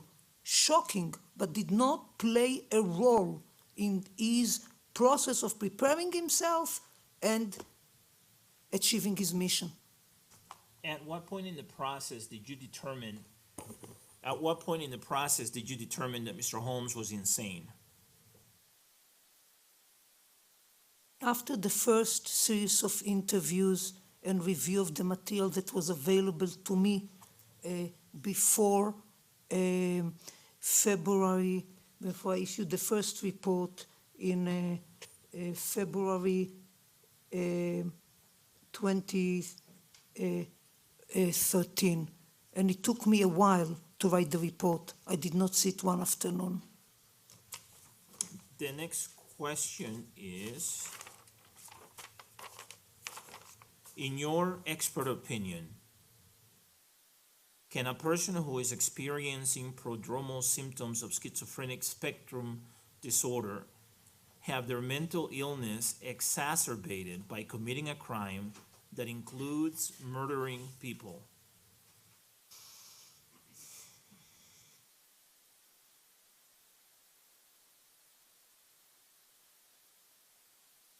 I have to think about that because I haven't seen any person like that, fortunately. Can the experience, so this is just, I'm putting on my clinical hat without experience, because I've never seen somebody like that. I think that the experience of going through the execution, doing what was done, what Mr. Holmes has gone through, committing the act, the arrest, being in prison, can have influence on a person's on behavior. But for most people who commit a crime, the crime does not create psychosis. The psychosis is before the crime, and depending on the crime and the consequences, there might be some deterioration. The next question is, for the MRI study that you conducted, would the MRI machine be considered the constant variable of this research? Wouldn't the difference of the machines affect the study that you conducted with his brain and the 79 others? There are ways of pulling data together and adapting the algorithm across machines. When pulling data, one of the papers where there are multiple authors that I was referring to today, we are collecting data to see the consistency of findings across people with schizophrenia in Europe and the United States and gather thousands of people across machines. There are now methods of doing it together that are reliable. How does the way that Dr. Reed asks questions differ from what you called probing as your way of questioning and pushing the defendant to answer or give answers?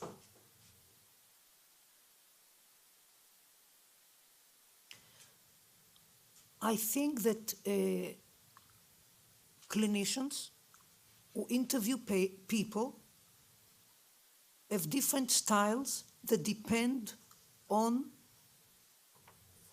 not just on their experience, but on who they are. And sometimes there are sex differences. Men can approach somebody, a patient, different than a female approaches. I wait more for the person to talk and try to push them in a way that will give me more information. I talk less, especially at the beginning. I talk less. It's not like, I think this will summarize it. I more go around and around observing the person so that I can try to get an answer for them. Making sure, did you understand what I asked you? What did I ask you to repeat? Why can't you answer? What is not clear about what I asked you? Let me try and put it now a little bit differently to try to get the information from them. Are your notes that you take during evaluations, clinical or otherwise, an important piece of documentation in your practices? And do you often rely on those notes in your practice? And do you teach your students to rely on those types of notes? When a patient is seen clinically, you are required to have notes. Systems have changed now, and in the United States, including the University of Pennsylvania, it's all electronic medical records.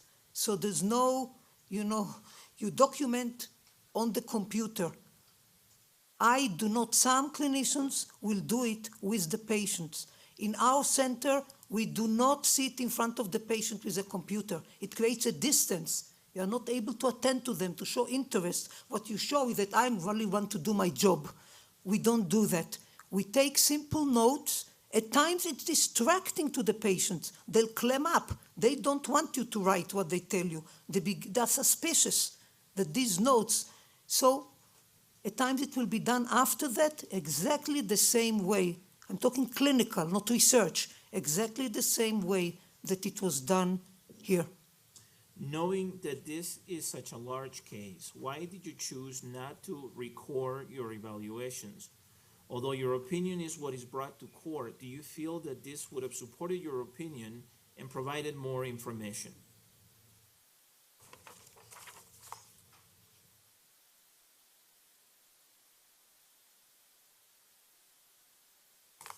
I'll say maybe briefly several points. I think that to ask the jury to look at 28.5 hours of videotape from me would have been a burden. And I considered that the information that I summarized is sufficiently strong and can be portrayed, and that I've no interest in putting anything there. My integrity and professional experience in my career are more important than this high-profile case. Nobody knows, except for my family that knows she's in Colorado now, knows about my participation in this case. And nobody will. No media, nobody. I do not talk. It's not my interest in doing that. The next question is, the diagnosis of Mr. Holmes is within the same spectrum of mental illness between each of the evaluating doctors in this case, but the opinion of sanity varies. Can you tell us what facts regarding legal sanity you disagree with and why, compared to Dr. Reed and Dr. Metzner's opinions? So I do not have their report in the file that I brought to the court. What I have are my notes that I have taken and my reports and my curriculum vitae. So I will partly rely on my memory, and the essence of what they've said is that they have considered the planning that Mr. Holmes has taken,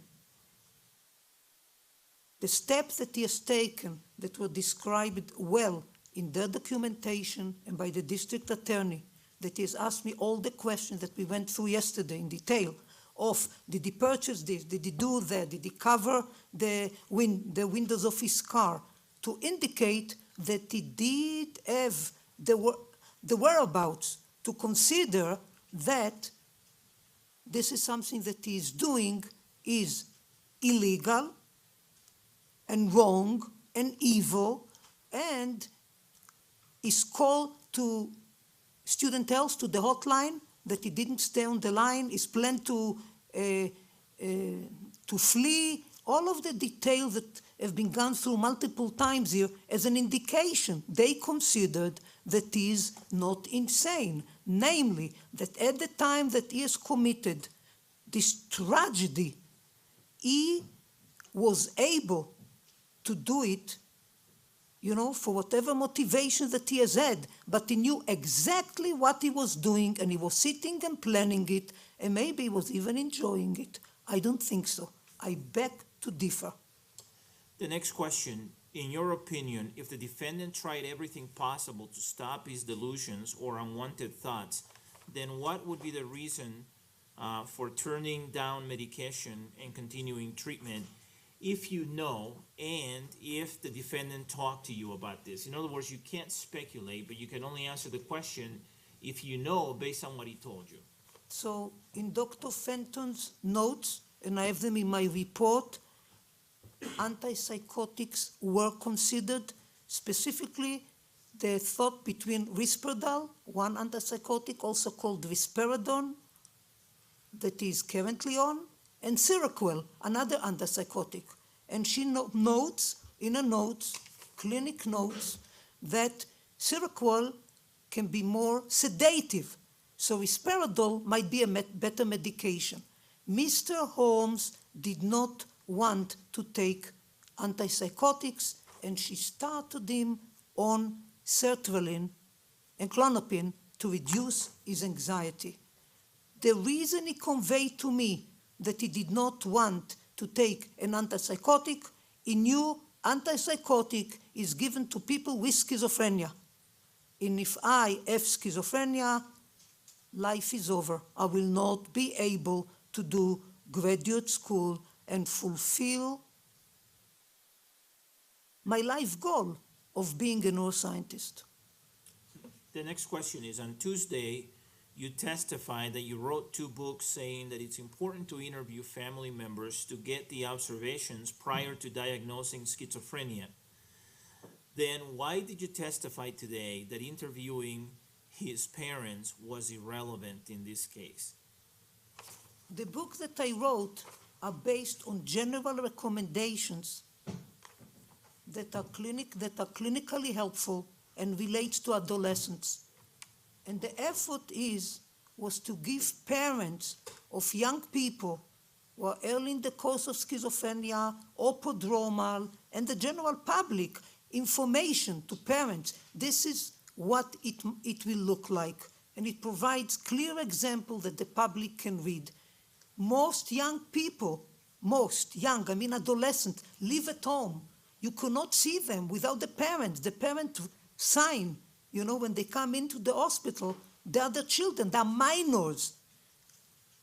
Having information from parents is very important. Going to California was difficult for me and his parents to come up with the time for that. I tried to think of a time to go there and it didn't work out for me. I had information, I asked the team, I looked at movies that related to his parents, you know, so them with him, obtained as much information as I could, and I say it was irrelevant because the information that I got from them, I knew more about Mr. Holmes than his mom or dad knew. He revealed to me, provided me with details, more than he has provided to his parents. There are times that parents do not know. And his parents are not the similarities. His parents, and I say it openly, his parents are reserved, quiet people. In some respects, he's similar to them. And this is when Dr. Fenton did not get permission from Mr. Holmes to get information from his family. She did not get permission. She was so concerned about him that she wanted to know, was he always like that? And she called Mrs. Holmes. She did not disclose to Mrs. Holmes that her son has homicidal ideation. And Mrs. Holmes she said, it's always been like that. She said, Mrs. Holmes told me, so it's not hearsay, that they're all quiet people. And many people are quiet. They are quiet people, and that that was what it was. The information that I have obtained when I interviewed them was fully consistent with what I obtained from the investigators and from the pictures and the movie. They did not reveal to me iota of new information about him.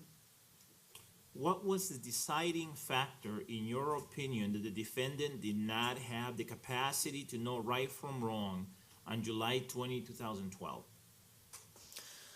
The acute level of his psychosis at that time, the belief that he must act, that there is no value to his life, other people's life, that other people share the difficulties that he shares, and that by killing them, he will incorporate value to himself. The next question is, if disorganized thoughts or speech is a common symptom in schizophrenia, can you give an example of the defendant's disorganized thoughts and why you determined it as disorganized? His speech was so terse at the time that I was seeing him that his speech was not disorganized. It was too brief. The sentences were so brief. And it took so many efforts to get information from him that it was not. There was no, you need to produce some speech, a paragraph at that time to say that it's disorganized. He did not do that. It's his writing. Both is writing in the notebook that are psychotic and disorganized. While they're written in English, you read them. I had to read them a few times and go over it and ask him. The thought process is disorganized, not the actual putting the words or the letters on a page. Disorganization as a thought process is reflected in language and is writing. Are you using actual quotes from the defendant, or are you paraphrasing in your report? Wouldn't it be beneficial to write down exact quotes directly after the defendant states it to ensure accuracy when writing your report? When I was taking the notes, while evaluating him, I put quotes. When asking the question of him, as I stated, I took over each question, I had to go over and probe again and again and again. And at that time, when I left the room, so he will repeat, I will go, and the same phrase, I went at it several times. What did you mean when you say? So the phrases stuck in my mind. And I wrote them down as a quote. Is it possible that among the 28.5 hours, sometimes I put the quote not at the end of the sentence? It is possible, but by and large, these were words that he told me. Why wasn't it important to take detailed notes, especially in a case such as this? Is it your normal practice to use your memory for what every patient says instead of taking detailed notes? So in common practice, in people with schizophrenia, as I said, we might jot a few words, but we do not take notes. It's the most important thing to be totally focused on the person at the time. Taking notes can inhibit, in my clinical experience, I might write a word or two that I might want to come back to, check later on. And the last question, was Mr. Holmes more verbal during your last two interviews compared to the first two? Yes, and I noted it in my notes and in the report, and I noted in Mr. Reed's evaluation, 2 years later, different, more verbal, more responsive, there's no question about it. Yes, antipsychotics in a limited setting, limited interaction with people, and repeating the same information again and again and again has an effect on him. Are there any follow-up questions, Mr. King? Yes, Your Honor, very few. You were asked about how you ruled out various disorders, autism spectrum disorder. There was one other, and then there was narcissism. And I don't think you addressed narcissism or narcissistic personality disorder. How did you rule out that disorder? Just by all the information that I had available to me, I did not consider that it fits the narcissistic, the important, of self, that everything has to serve me as the main feature, persistent features of his personality. You were asked about manipulation and malingering. Is there any indication, according to you or any of the other mental health professionals, both psychiatrists who interviewed him and psychologists that administered testing to test for malingering, that Mr. Holmes is in any way malingering his symptoms or manipulating his symptoms to appear mentally ill? No. You were asked about being guarded. Is being guarded part of his mental illness? Yes. In the case of this crime, did the crime cause the psychosis, or did the psychosis, in your opinion, clearly precede and cause the crime? The latter. I think you said, and I may be wrong, that you wrote your first report in February of 2013. Is that true? No. I think, wait. Write your first report. Report June 17, 2013. Last question, believe it or not, for me. You talked about delusions and not being able to separate the delusion from the person. How ultimately did the delusion affect Mr. Holmes' life and the circumstance of this case? So all of the goal-directed behavior toward accomplishing the mission was the delusion. So the delusion, his beliefs, were an integral part, was the part that is propelled to the planning and execution of the crime. I don't have any other questions. Mr. Brucker, do you have any follow-up questions?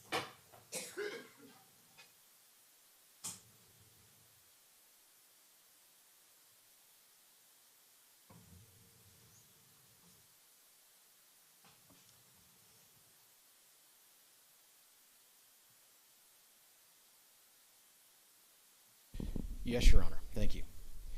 A couple things. Doctor, you have repeated here that it is not your practice to take notes at the first interview. Do you recall that? Yes. And in part, that's because, as you testified in the 2009 case, the Billiot case we've talked about, it is that your common practice and the practice of those at your clinic to videotape, as you did in the Billiot case, the first interview, correct? Research, not clinical. Let me read Make this. a clear separation between clinical practice and research. And I've made it in the court that in research we videotape. This was the case of Mr. Billiot, who was a criminal defendant, correct?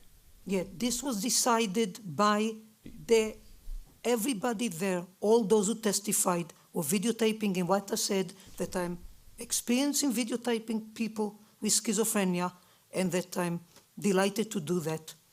So it says, I applied the same standard that I apply to an evaluation of any new patient that I see. I review the records carefully. I present for myself a timeline that includes what are the most common features that are identified by mental health professionals and by staff members at the facility. I review all of this, and then I conduct an interview. Commonly, I videotape my interviews, and I was delighted that this was done in this case. And then you go on to say, so it is the records that I review, the interview that I commonly review again, and provide a summary in the form of a letter or a report. Do you remember testifying to that? Yes. Thank you. You also had said in response to a question about why would this guy go to such lengths to armor himself if he didn't care about his own life. He thought his life was valueless, and he was suicidal. Do you remember that? Yes. And your answer was that he told you that he was afraid to die. Do you recall that? Yes. You also recall that on page 6 of your notes from the May 2nd, 2013 visit, he indicated to you that he was ready to die. At times he did. Okay. It's now, not something that he had a very clear. Dealing with death is difficult. This gets us to the malingering discussion that people ask. You would agree with me that the malingering tests and the validation tests test for malingering and validation only on those tests and those questions, correct? Yes. In fact, what those malingering tests that say he's not malingering and he's giving valid responses and effort on those tests, what they can't do is they can't keep him from telling you it was a call for action, disavowing that statement to Dr. Metzner, never bringing it up to Dr. Reed, and then repeating it again with you in November of 2014, correct? Yes, but... So the answer is, he can pass multiple malingering and validity tests and yet still give answers inconsistent with one another about just the same set of words over that same period of time. You'd agree with that? No, because the words that he provided to other professionals are similar. I mean, it didn't provide to other professionals the idea that I was just sitting in front of the television and I had this wonderful idea. He was telling them about a mission, about that he had to accomplish. So if he used with me the word call for action and he didn't use it with them, it's very similar, the words. No, doctor, I'm referring to the part of Dr. Metzner's detailed 120-page report where he says he specifically asked the defendant if he ever used the phrase a call for action, and he said no. I know. Okay. I know that. Thank you. And just to be clear, because there's been a couple questions about this, it's your understanding of Colorado law from having reviewed it really just for this case, right? Correct. That having mental illness, even serious mental illness, is just simply not enough for insanity, correct? Correct. In fact, you'd also agree that the law in Colorado says irresistible impulse or that sort of lack of control, that too is not the standard for sanity in the state of Colorado. Correct. And it hasn't been since before you were a psychiatrist. Did you know that? Yes.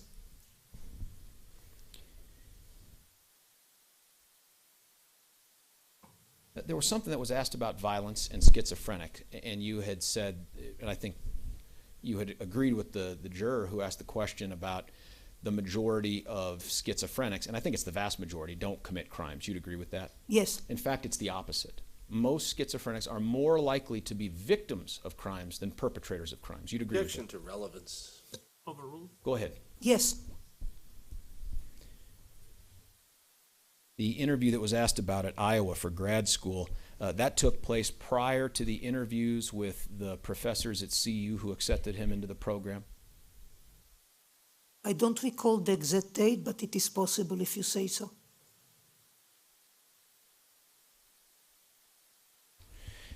You had commented on what you believe to be the reasons why you differ from Drs. Metzner and Dr. Reed on their finding of sanity. And you had said they placed a great deal of emphasis on the planning. Do you recall that? Yes. Do you remember from their reports that there are a significant number of other points, including ones such as the defendant immediately after his arrest being taken through Aurora Police Department and expressing some concern by way of question that a child was hurt. Do you recall that? Yes. This is also something not explored in your notes or your report. You'd agree? I did talk to him about, and it's in the notebook, there is a note about children. You're going to agree with me if I tell you, having gone through your report a gazillion times. Yeah, in the report it's not, in the notebook. And in your notes leading up to the report, there just simply isn't any reference to killing children at all. You'd agree with that? Yes.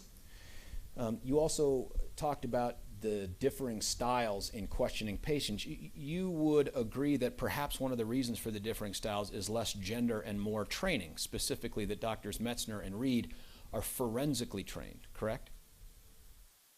It might be, although I believe that maybe not in the weight of the report, but in the type of questions that asked, of going through the details, state of mind, everything that is asked by forensic, I've asked, perhaps less in an interrogating manner. And you'd agree that they have more experience interviewing murderers than you do? Yes. You also, I just want to confirm this, you, in your decision-making, in part about not doing a video, is you were concerned about the burden on the jury of watching it? No, that was not a major concern. It's just that now, going through it and knowing that I didn't know at that time that Dr. Reed will, do 23 hours of videotaping. The major aspect was my impression or thought that from the information that I gathered about him before, that I will be able to get more information from him without a videotaping. Two last questions, all about that antipsychotic he refused to take from Drs. Fenton and Feinstein. That portion you just testified to where you discussed his reasons why he wouldn't take it, you'd agree, again, not in your report, correct? If you went through the report carefully, it's in my note about the antipsychotic, the notes on which the report was based, and I said repeatedly that my report does not include question, answer. It's a summary to convey the major points that led me to conclude about opinion about Mr. Holmes. And finally, you would agree that in Dr. Woodcock's notes, 4 days after the shooting, the defendant, according to those notes, indicated to him that he didn't take the antipsychotic because it would have prevented him from carrying out his desire to kill people. After he has done it, not when he was before that, when he was still seeking out help with Dr. Fenton. It's a different period in his psychotic process. We're talking several months before that. So the answer to the question is yes, that's what he told Dr. Woodcock? Yes. May I have a moment, Your Honor? Yes. No further questions, Doctor. Thank you. Thank you. May this witness be released from our subpoena? Yes, Your Honor. Any objection? No, sir. All right, doctor, thank you. Thank you. Would counsel please approach Mr. King and Mr. Bruckler so that we can talk about scheduling for just a moment?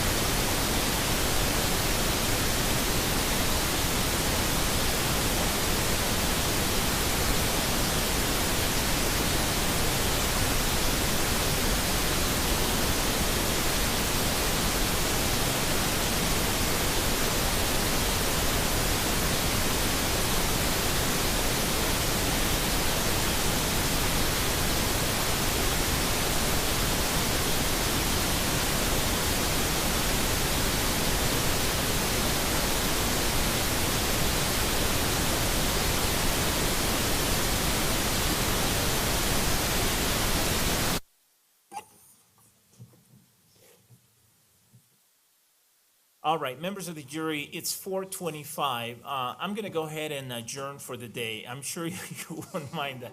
I see some of you are seem happy and relieved with that, and so we'll go ahead and do that for today. Please make sure that you abide by all my admonishments overnight. I know that you know them by heart, and I'm going to repeat them to you tomorrow, probably before the weekend. But please make sure that you comply with every single one of them. They're all extremely important. And then get some rest tonight, and we'll plan to see you tomorrow morning. Let's plan on letting you sleep in a little bit tomorrow morning, all right? So how about if you come in at 9 tomorrow? Is that good with everyone? Yes. All right, let's have you in at 9 tomorrow. You can get a little more sleep. So get here a little bit before then, 8:45, to make sure you're all here, and we can start at 9. All right, get some rest. I'll see you tomorrow morning. Thank you.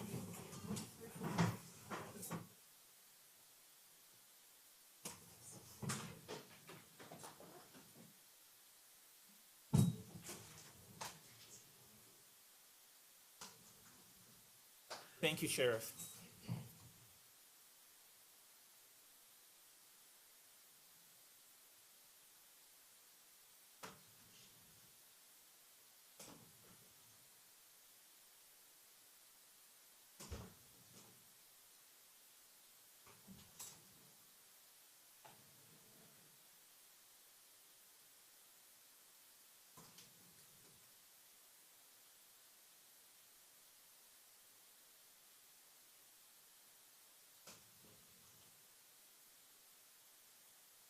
Please be seated, everyone. The record should reflect that the jury has exited the courtroom now. What I propose is that we take a break. I need to give my court reporter a break. We only took a 5-minute break earlier, so let's take about a 15-minute break, 10 or 15-minute break.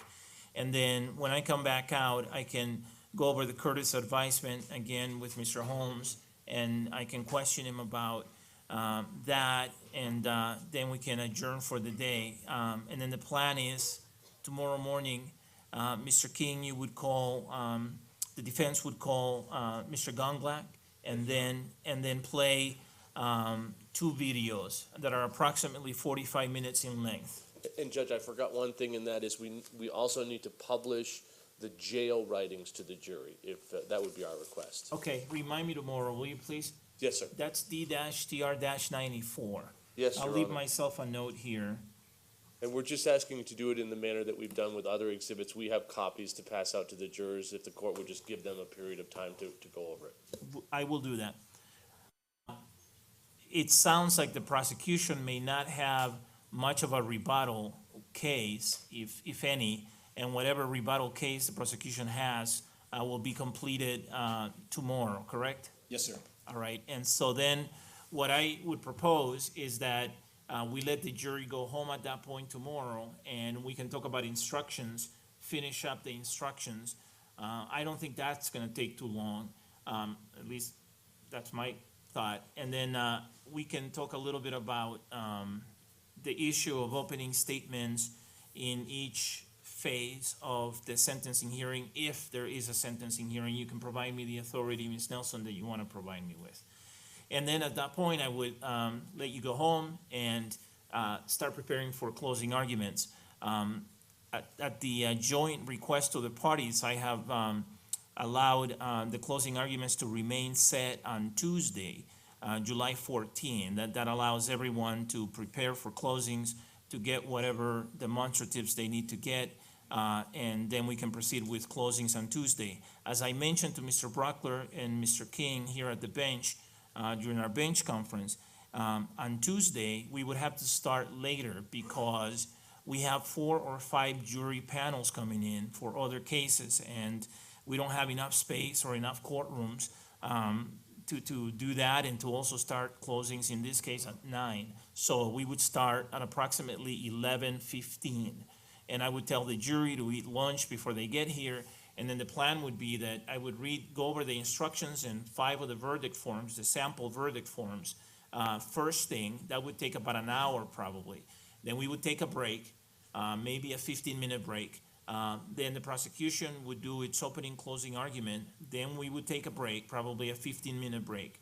Then the defense would do its closing argument, and then we would take a break, probably a 15-minute break, and then the prosecution would do its rebuttal closing argument. And then at that point, I would still have more remarks for the jury in terms of who are the alternates and who are the deliberating jurors. And maybe we can have a little bit of a discussion about that tomorrow. I looked at the statute last night, and the statute says that in a case like this one, at the time that the jury goes to deliberate, the alternates have to be sequestered.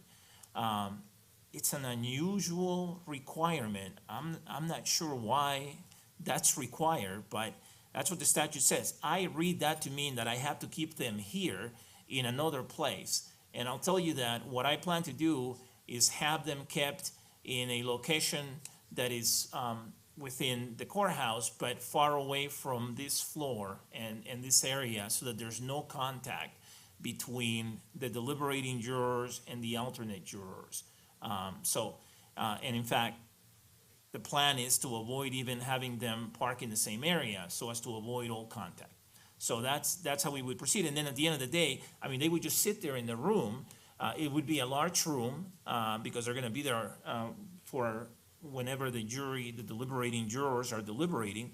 At the end of the day, when the deliberating jurors go home, then we would tell the alternate jurors to go home as well. I would give them the same advisements that I've been giving them throughout in terms of the alternate jurors, and we would proceed in that fashion. That's how I understand the statute. So if anyone disagrees with that, then please let me know by no later than tomorrow. All right, let's go ahead and take a 10 or 15-minute break, and then we'll proceed with the Curtis advisement, okay? All right, the court will be in recess. Thanks.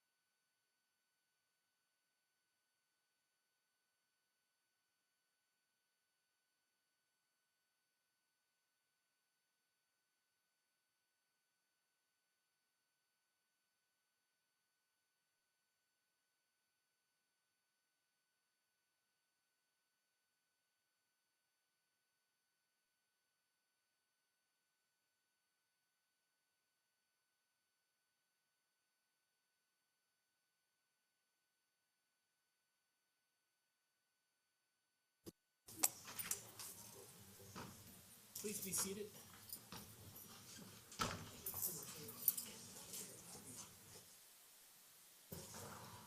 All right, back on the record, this is the people of the state of Colorado versus James Egan Holmes, case number 12 CR 1522. The record should reflect that Mr. Holmes is present with his attorneys and the prosecutors are present as well. We are outside the presence of the jury.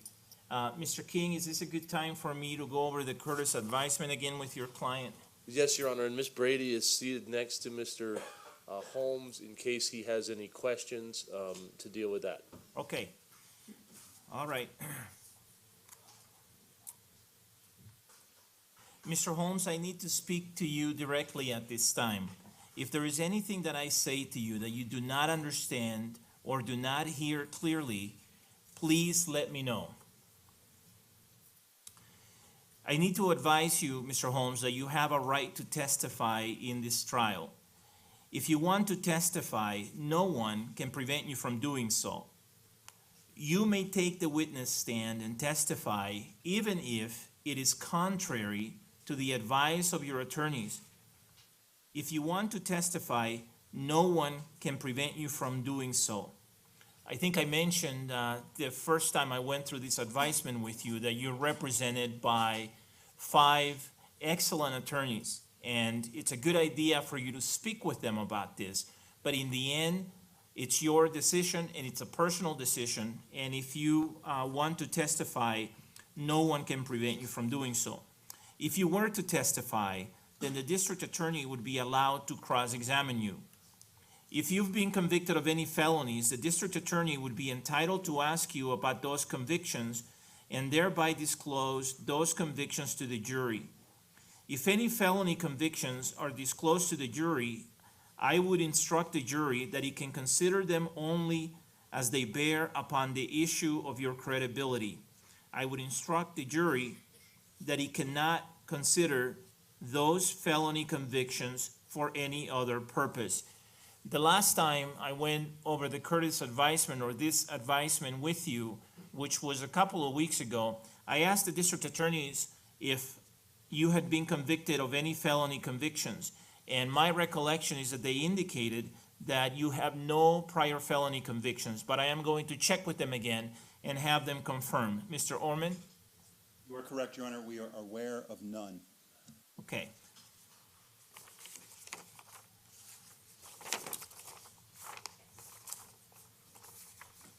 In this case, jurors are permitted to submit written questions that they would like to have asked of witnesses. The same rules of law, including the rules of evidence that apply to attorney questions, also apply to juror questions. The court will not permit improper juror questions to be asked of a witness. If you decide to testify, and if the jury submits one or more questions that the court determines are legally proper to be asked, you will be asked those questions. And Mr. Holmes, you've seen the process that we have followed throughout the trial in terms of allowing the jury to ask questions of witnesses who testify.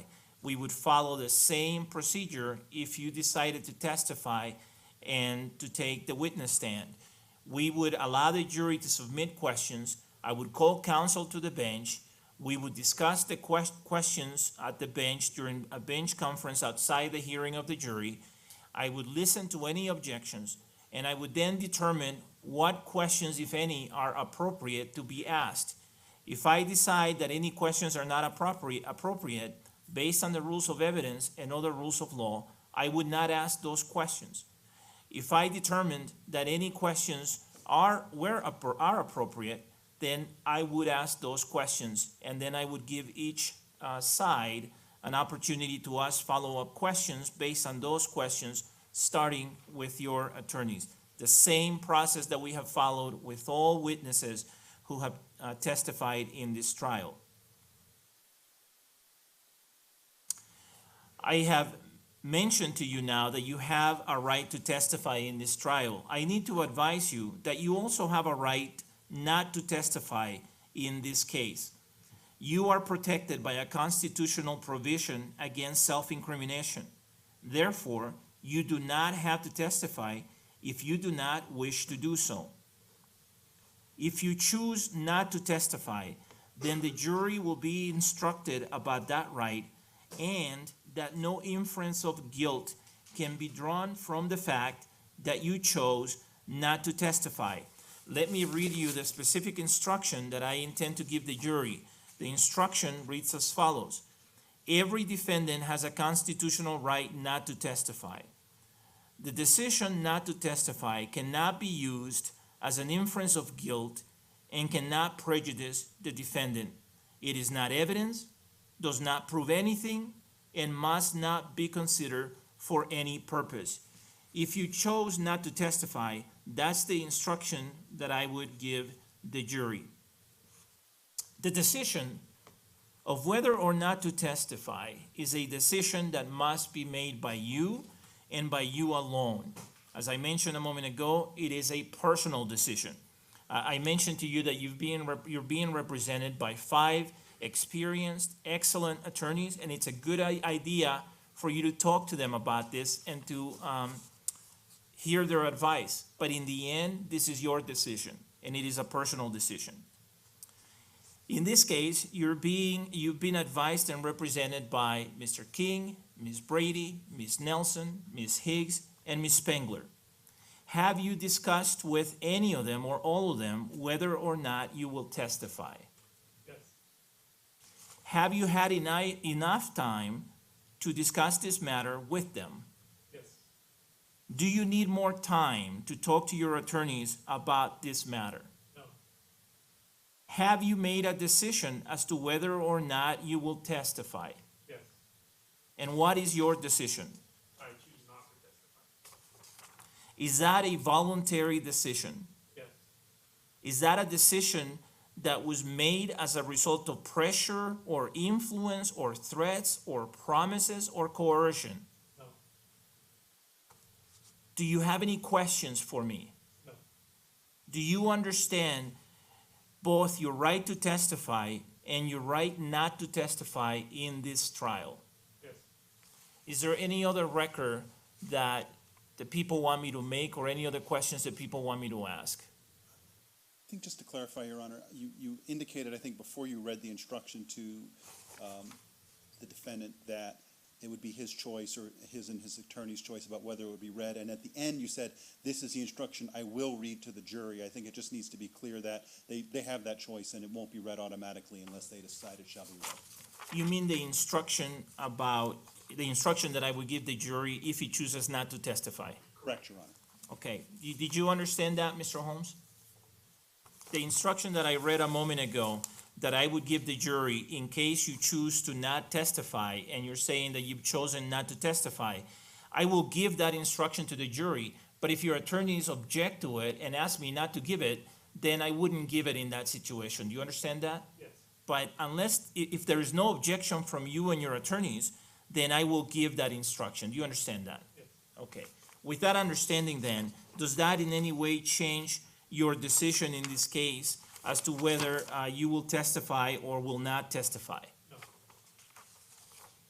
And is that still a voluntary decision? Yes. And do you have any questions for me? No. And do you still understand both your right to testify and your right not to testify in this trial? Yes. Mr. Orman, is there any other record that the people want me to make or any other questions that people want me to ask? No, Your Honor, thank you. All right, any other record that the defense wants me to make, Mr. King? No, Your Honor. Any other questions that you want me to ask? No, thank you. All right, Mr. Holmes, do you have any questions at all for me? No. All right, based on the record made here with Mr. Holmes, I find that his decision to not testify is one that has been made knowingly, voluntarily, and intelligently, and one that has been made after he spoke to his attorneys about this, and one that he has made personally. All right, is there anything else we need to talk about at this time? Oh, I know there was one thing, Mr. King. I think you were going to tell us what type of time warnings you want for closing arguments. Do you still want to wait until tomorrow to tell us that, or? I think if I could get 30 minutes and 5 minutes, please. Okay, 30 minutes and 5 minutes. Anything else at this time? No? from us. Thank you, Your Honor. Anything on behalf of the defense? No, sir. By the way, the statute that I mentioned earlier in terms of keeping the alternates sequestered is 18-1.3-1201, subsection 1A, just so that the record is complete. All right, folks, I'll see you tomorrow at 9 tomorrow, so you get to sleep in a little bit. All right, the court will be in recess. Thank you.